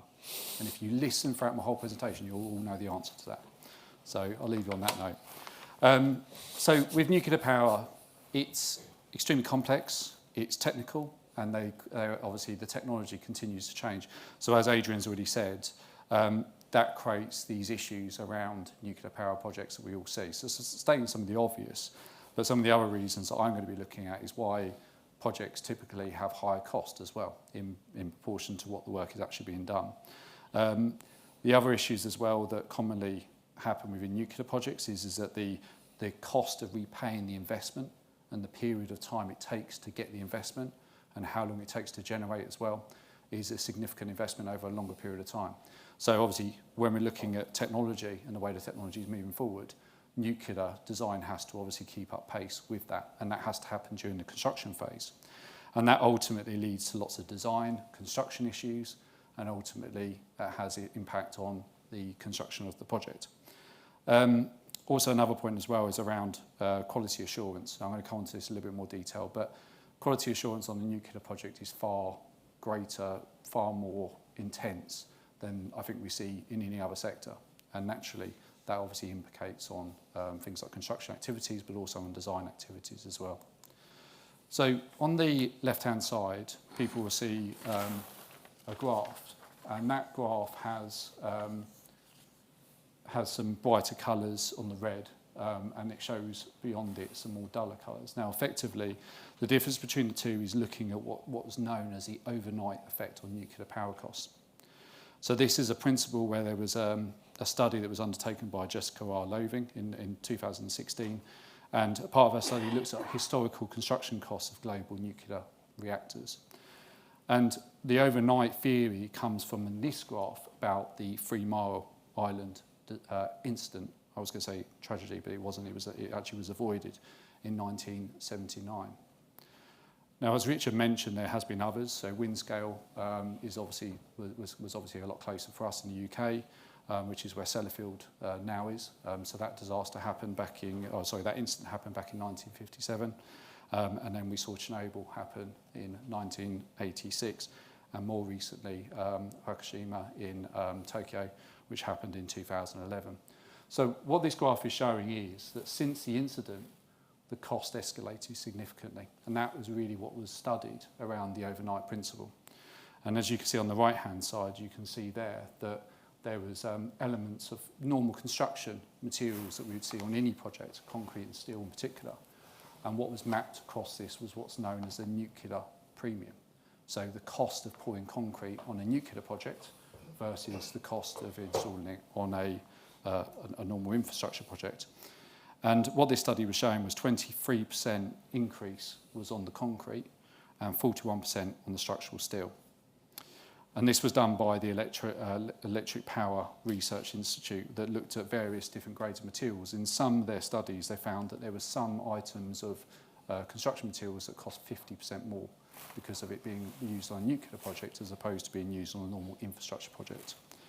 And one of the main reasons for this really was the QA and QC process, which on a nuclear project, as I said before, is more intense. And that was looked at in light of some of these instances that have happened. France also, there were some French studies as well that was also undertaken, and they were all linked back to issues around learning from Chernobyl back in 1986. Now, this has been seen all over the world. There was a decline in nuclear projects during that period of time, and we saw it within the UK, with Sizewell B was the last one to be built before we started to embark on Hinkley Point C, which is currently ongoing. So what that creates is it creates a big lull in the industry, which also means that then technology continues to move forward, but also skill sets and other issues, design requirements and everything else starts to come through. And when we look at a breakdown of a nuclear plant, this was done by the DOE, so which is a US Department of Energy. And what they did was they looked at a normal construction cost profile of a nuclear project.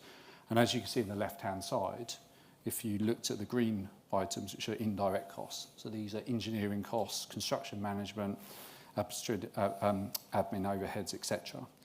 And then when we look at the direct costs, which are the ones in blue, you can see there that the reactor and turbine equipment make up about 15 to 20% of that overall cost.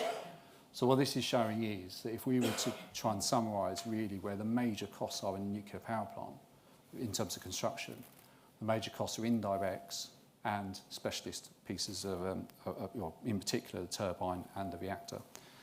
And similar studies have also been undertaken as well by the Nuclear Agency as well. And again, one of their graphs is shown on the far right-hand side at the top, in which indirects were plotted against directs. And again, you can see a correlation of change over this. In particular, in 2018, you can see that by that time, the indirects are making up a significant portion of the overall cost of a nuclear build project. So when we look at things like implication of design changes, where we look at regulatory impact on a project, that obviously has a huge impact to the indirects that are being incurred, and obviously starts to spoil out in terms of overrun of cost. So just looking at some projects, in relation to, you'll notice that the first three are EPR reactors. So these are all being built by, or were built by, essentially the first one was actually built by Viva, but the other two are EDF. So many of you in the UK will be very aware of HPC, which is listed in the middle. So just working through these, OL3 was plagued with technical issues throughout its whole construction process. And as you can see, it took 14 years, it was 14 years late, and came to a total construction cost in the end of 12 billion, and that one is now operational. So the cost per kilowatt is coming out about $7,000 per kilowatt. Now, just in terms of context, there were some studies in the US that were saying before 3 Mile Island, and these are inflation reflected, certainly to 2010, it was coming out about 1,000. So it's a 7 times increase to what nuclear power was being built within the US prior to 3 Mile Island. Back in 1976. So Flamanville as well, the next one. This one was built 12 years late. It was $10 billion over budget. Suffered again with significant delays, particularly around welding and concrete issues, which had a massive impact on the overall project. And it also continued to suffer similar issues to what OL3 had. And again, different regulatory bodies. So with OL3, it was STUC, which is the Finnish regulatory team, which which were heavily involved in the regulatory side of this, whereas Flamanville was obviously under the French regulatory systems. So again, different regulatory teams, but ultimately suffered with similar technical issues. Now, HPC, many of you, certainly in the UK, will read quite a bit around this. And there was a famous quote which was set out at the time when this project was set out, which said that UK consumers will be cooking their Christmas turkeys on power by the station by 2017. So that was the strapline that was given by the plant owner at the time of starting this project. And as we've seen recently, even in the newspaper, that's now slipped to 2027, and there's now even estimates that are now saying that would now be projected to 2031. And as one commentary put, the turkeys would have died of natural causes by the time this project finishes. So that's not my quote, by the way, just to be clear. But yes, it continues to suffer with delays. The EPR reactor design as well, which is on Hinkley, and EDF are now looking at currently the development of their EPR2 design as well for future stations. Now the last two as well, the US projects, these are two US projects that were started with Westinghouse. These were the APR 1000 reactors. Now the first one, it was actually abandoned in 2017 because of Westinghouse going into administration. At that point, the project was predicted to be 9 billion, but at that time they had predicted that it was coming to a total cost at that point 25 billion and counting. Westinghouse filed for bankruptcy in 2017, and subsequently the project's been abandoned. Now the one on the far right, Georgia, this one did actually end up getting completed, or is being completed by Bechtel. So Bechtel actually came in and picked this one up back in 2017. Now, both of these projects have suffered significant lawsuits within the US, particularly Virgil, where there's been allegations of fraud, mismanagement. The taxpayer is estimated to still be paying 2.3 billion for this failed project, and they think it would take over 15 years to recoup that from the federal funds. So when nuclear goes wrong, I think what we're seeing here really is that in terms of quantum, it goes significantly wrong. So what's all this got to do with ADR? Well, I suppose really my thoughts really around this and my experience of nuclear is that, and I think Adrian's already said this, that relationships on the project become extremely important. One of the things we've seen with Hinkley is being contracted largely on NEC3. I know there's some FIDIC contracts and others, but it's largely using an NEC3 contract, and that was done more to incorporate collaboration and approach around using existing supply chains and new supply chains in what was the first, or is the first nuclear project to be built in this country for many decades. That in itself has seen challenges with supply chains, with specialists, particularly within the specialist side where nuclear power is heavily reliant on that, and obviously is required on delivery of its teams. And I think that's also been seen as well in my experience, even in the operational side and decommissioning side, of where that you have a limited number of suppliers that can do certain elements of work. You are beholden to them to perform as part of your team, and ultimately the pressure becomes really around delivery and how you deliver that. So how does ADR function within that context becomes quite difficult, particularly in my experience where working with most plant owners around nuclear, there was a real reluctance to use any sort of form of ADR. And the reason why is because they don't want the contentious nature, they don't want the possibility of entering into an area of where the relationships fundamentally break down.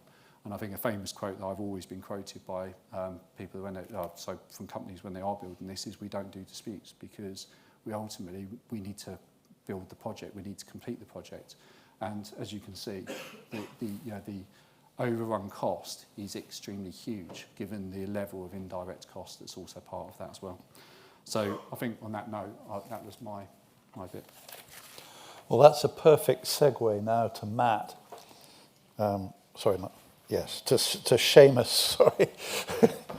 To Seamus, who's going to get more down into the nitty-gritty of what we're talking about with disputes and mechanisms of ADR. Okay, Richard, thank you, and thank you everybody else. Obviously we're discussing nuclear and the power sectors. We've concentrated quite a lot on the nuclear side, which I think quite rightly. So we have gone over a bit of old ground, so I've been wiping out here as I'm going along. But I just want to go back to the importance of power, because it's been said that global demand is expected to more than double from 25,000 terawatt hours in 2023 to between 52,000 and 71,000 terawatt hours by 2050. So obviously we need ways and means of getting energy. This is mainly driven in the growth in the population of the world, the economy, and rapid urbanization. In fact, it's said that every 4 months there's a city the size of Shanghai put on this planet. So it is an issue that needs to be dealt with. Electricity demand growth has outpaced growth in final energy demand for many years. Reasons being transportation, we're all moving to electric cars, space cooling, the world's getting warmer. We also have large appliances that need to be done. ICT, data centres, they just hoover up energy. So we need to situations. But one thing we also need to look at is it's all great having these power centres, but you also need the network to distribute all this. So there is an actual massive element here that needs to be considered as well. It's not just about the power input. And it's the power sectors. So yes, we're looking at nuclear, but we also need to look at fossil fuels. Because we look in the world as to where this demand is coming from. It's coming from quite a lot of emerging economies, Southeast Asia, and whilst all nuclear technology and so on, but there's a lot of fossil fuels coming on board as well, so we need to make sure we don't forget about those. Now, I was going to talk about the characteristics of power projects, but I don't want to keep everybody. I don't want to A, repeat myself, and B, I don't want to keep people away from their drinks. But what I am going to say is, why do issues arise? Because fundamentally it's about alternative dispute resolution. So there has to be a dispute that needs to be resolved. So as we've said before, nuclear energy is safety is paramount, because the half-lives of these things go on for thousands of years. So it's not as if you can just hopefully this building doesn't fall down. But if it does, I'm nearest the door, so I'll get out. But the main thing really is that you don't get a second chance, so things need to be done. So I'm just going to put down the reasons why. So you've got a detailed licensing and mainly regulatory regime, and the common issues with that becomes delayed approvals or extended and repeated approval cycles, because the regulatory authorities, they have basically carte blanche to make sure that everything is correct. So you also have additional or revised requirements during the approval process, because emerging technologies are coming along. They may need to tweak various situations.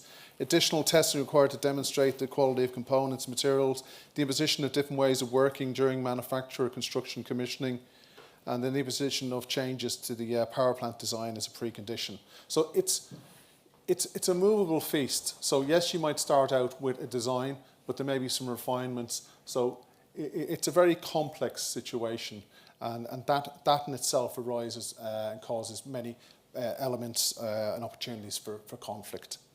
There's also the risk, risks of working in the nuclear environment. It's not like typically if you're building a portal frame and all of a sudden you have an issue and you had a welder set up to do something here, and then that person can go over there. Nuclear industry doesn't work that way, because again, it's the safety imperative.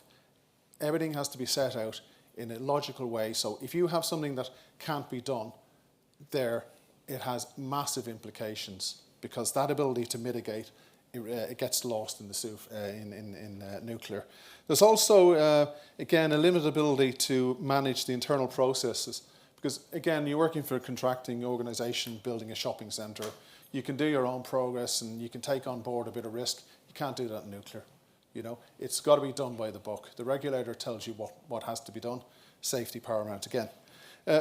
This one here I think is quite important, because earlier on we're talking about all these nuclear power plants, but in probably the last 2 decades, there haven't been a whole lot of them built, definitely in the UK. So a lot of people who did build them and learnt all the issues and the skill set, they're all gone.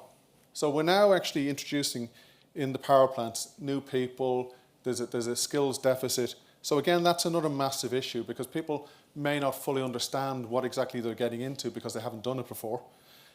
Size again could be underestimated. It's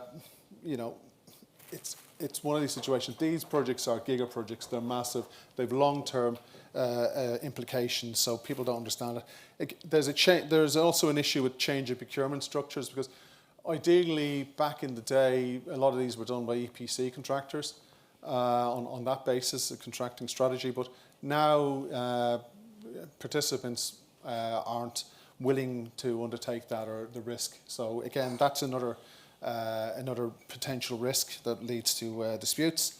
Again, complex and sometimes new technology, so issues. Very low tolerance of defects. So it's not like you pour a bit of concrete and the face comes off and say, oh, we'll get away, we'll rub it down. You just can't do that. Safety. And then you have the usual plethora of issues about payment issues, variation disputes. Okay, so that's really and again, a real quick list of the main issues as to why disputes arise, safety being paramount. Okay, quite quickly, multi-tier dispute, because if you're going to have to work on a project which can last 6 to 10 years or 14 or whatever, best that you do it in a process of collaboration, because you can be pretty damn sure that something will happen. And it's bad enough that you've got to sit down and work with someone for a year, but you've got to do it 11 years and the atmosphere is dreadful. So typically you'll see senior executive negotiation, might see a bit of mediation, expert determination, which Sean was saying, you know, that's quite helpful for technical matters. It might help to clear the atmosphere as well. And then we have DAAB, boards, and then arbitration. Okay, so that's kind of typically what you might see, depending on the contract, but obviously it's up to the parties to decide. Now, what I'm now just going to outline here is I'm just going to assume it's all gone completely wrong, parties can't manage to settle this, so it's gone to arbitration. So I'm just going to make some comments here which, given the size of nuclear gigaprojects, I think are quite helpful, and reminders maybe for people entering into it, because they've slightly different characteristics. First thing is obviously the scale of the project and the potential issues in dispute. Because as I said, a project can last 6 to 10 years. So what you might have is, if you have a dispute in year one about maybe some potential interpretation of something, that could fester for the duration of the project. So when you're sitting at that, you're sitting down looking, and you've now got to think about, well, who's going to be a fact witness on this? Who's going to be the experts? Who are going to be the arbitrators? So you've got to sit down and think about these actual things as they're going along. You've also got to think about, if you have thousands of engineers involved in various stages and participants, there's lots and lots of records. So you've got to ask yourself, how am I going to marshal all these records? How am I going to ensure that these records, yes, I've collected them, but how am I going to use them? So you've got to really put a lot of thought into the insight into how you'll deal with these things, because these things will happen. I mean, Adrian made the point about claim management. I mean, claim management is absolutely a brilliant process, and I think it really helps to bring a lot of focus to disputes, because it washes away, or should I say, it brings to light a lot of issues that people can say stuff, but if you don't have the documentation, it kind of falls away. So claim management is really, really important. Okay, then it has been said now that the traditional methods of analysing delays in gigaprojects which you're basically undertaking in a linear way, aren't applicable to the likes of nuclear projects, because nuclear projects are essentially they're dynamic. Things change. You can have 100,000 in a phase on a project. You can have 100,000 schedule or line schedule with various logic links, but that won't capture it all. So it has been said that, and I'll just read this. It's been said, this is in relation to delay. An expert who adopts a very schedule-based approach to delay analysis will quickly find themselves struggling to provide a meaningful opinion.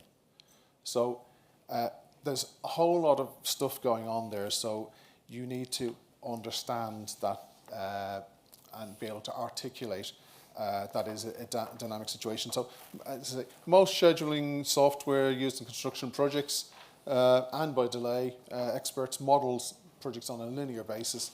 This is broadly representative of how a simple project responds to change in delay.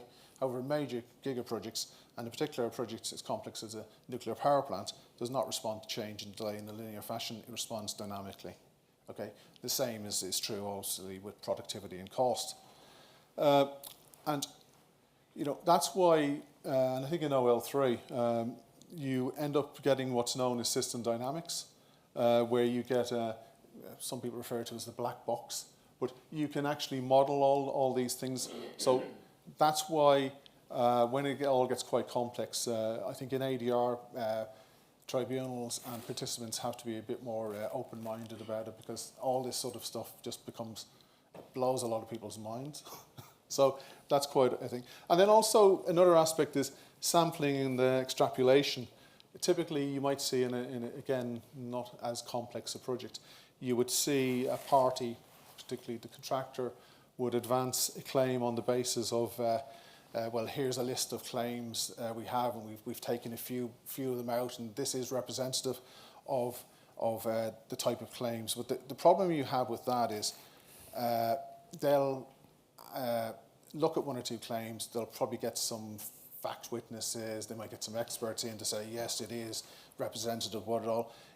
However, when you actually look at it, it's quite easy with the other side to say, well, actually, they're not, the sample is unrepresentative. So if you're involved in a really complex, and it doesn't necessarily have to be a nuclear project, but best to get engage an expert statistician who will actually say, yes, we've picked these and they're representative of what's going on. Because in the nuclear industry, in nuclear dispute, you could have thousands and thousands of particular issues that, so you need to be able to ensure that when you put something forward to a tribunal, that there's something there that they can understand, and they can say, yeah, that sample is representative. Because quite often, so you need to invest the time and money, and quite often it's not done because either you don't have the time or the money.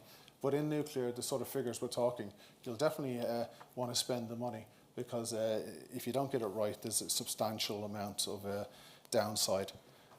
Next issue is export regulations. Nuclear technology can be the centre of a construction dispute, which claims for additional time and money. And when you're doing that, there's a need to comply with domestic and international regulations concerning the transfer of nuclear technology. So it's not like a bit of render. A lot of this is proprietary information that can't get out into the public domain. So you need to ensure that.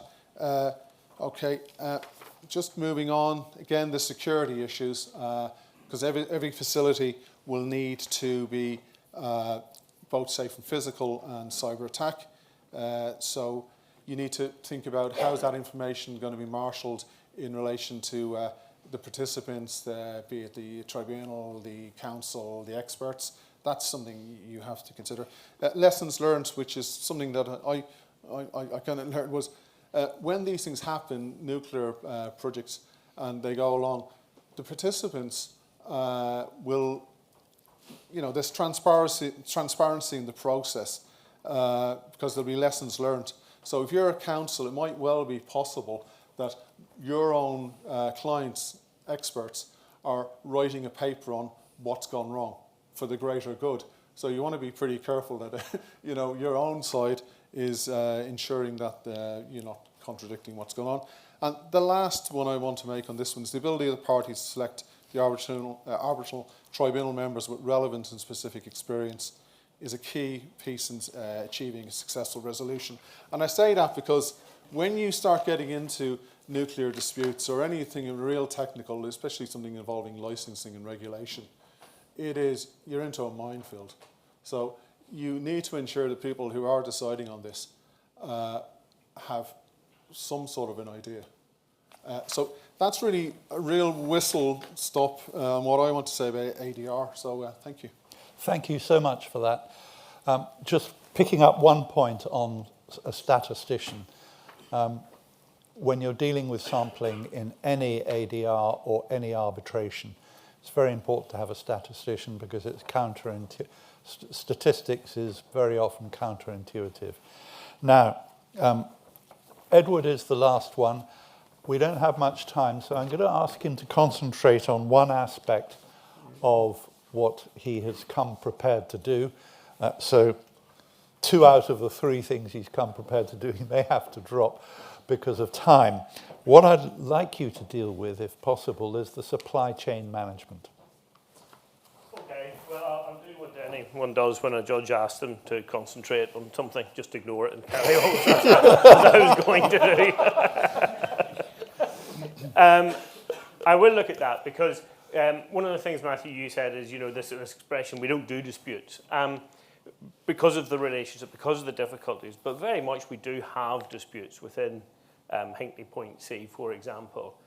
And the supply chain, there's over 300 key members of the supply chain, and there's interfaces between them, and there will be disputes there, which will be much more manageable and much more bread and butter disputes to us.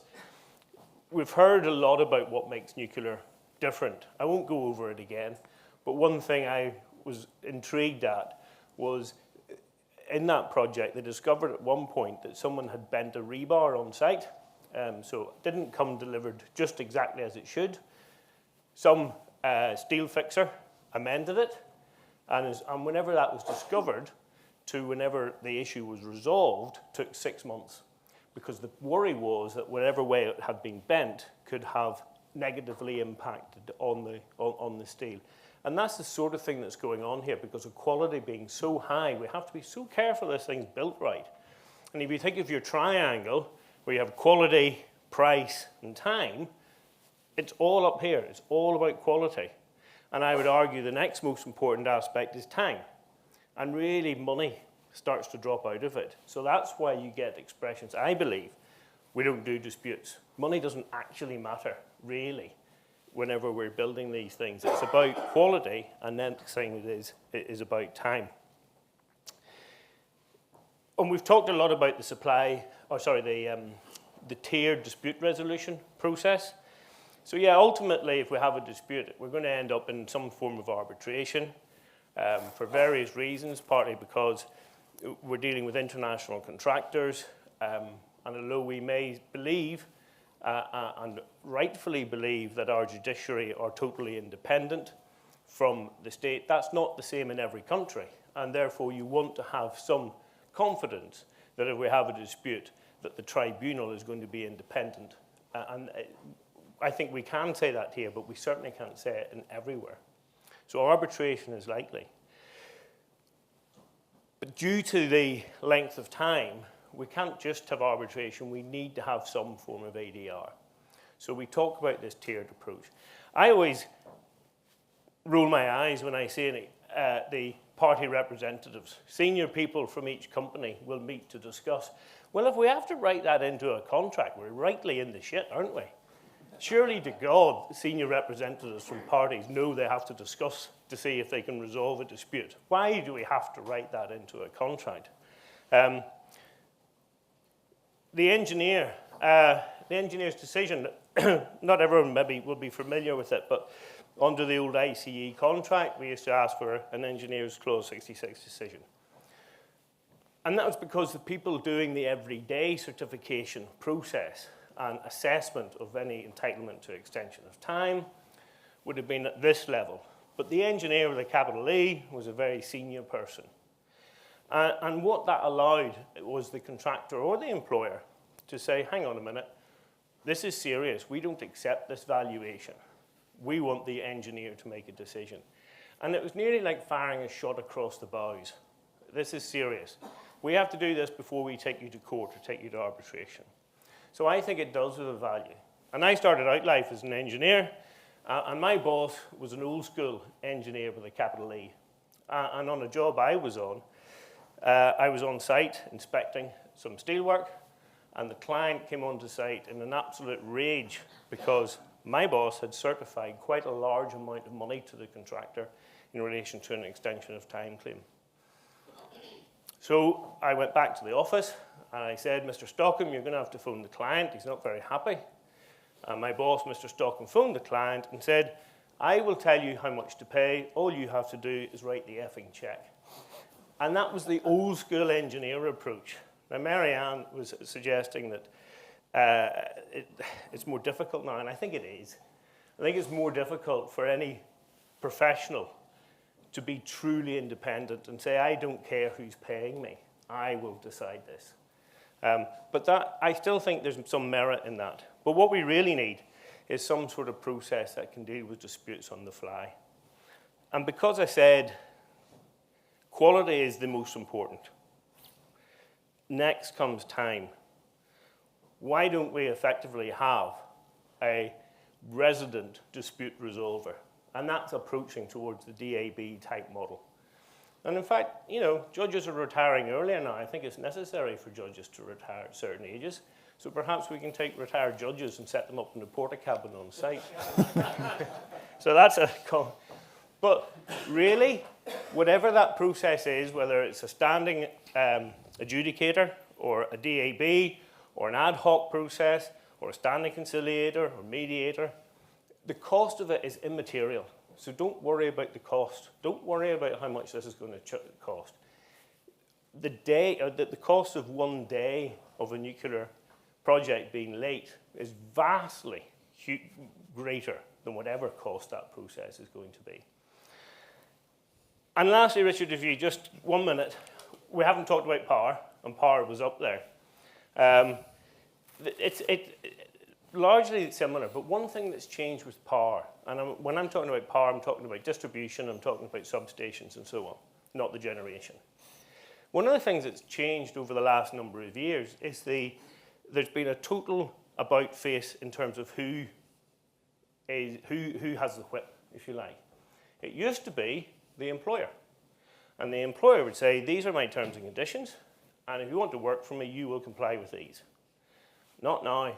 It's now the market, because there isn't enough suppliers out there to fulfill the market. Marianne said it, they're picking their clients. They're deciding who to work for. And I know that substation suppliers, I know that overhead line people are picking the clients they're prepared to work for. Which utility will I work for? And the ones that have a bad reputation or try to impose onerous conditions, they won't work for them. So it's changed around. We have to play, as employers, we have to play nice.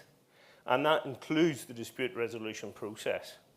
And I'll just leave you with this, that as a party representative, the largest adjudication we ever were instructed in relation to was 120 million in relation to an interconnector. And I was quite happy to be appointed as a representative on this dispute. It's settled, unfortunately, but we were brought into it, and I said, well, the first thing we need to do is start talking, and we should talk to the contractor about who our adjudicator should be. And the client said, we've already decided on the adjudicator. And I said, oh, who? They said it came down to two. One of them is a name, if I mentioned it, you would all know, very well respected engineering adjudicator. And the other one I'd never heard of. And I said, I need to go and look at this person up. Came back and said, this person, they're not even on the ICE list or the IEE list or whatever as an adjudicator. No, he's never actually done one before. I says, well, why the hell have you picked him? He says his hourly rate was slightly cheaper on a £120 million pound dispute.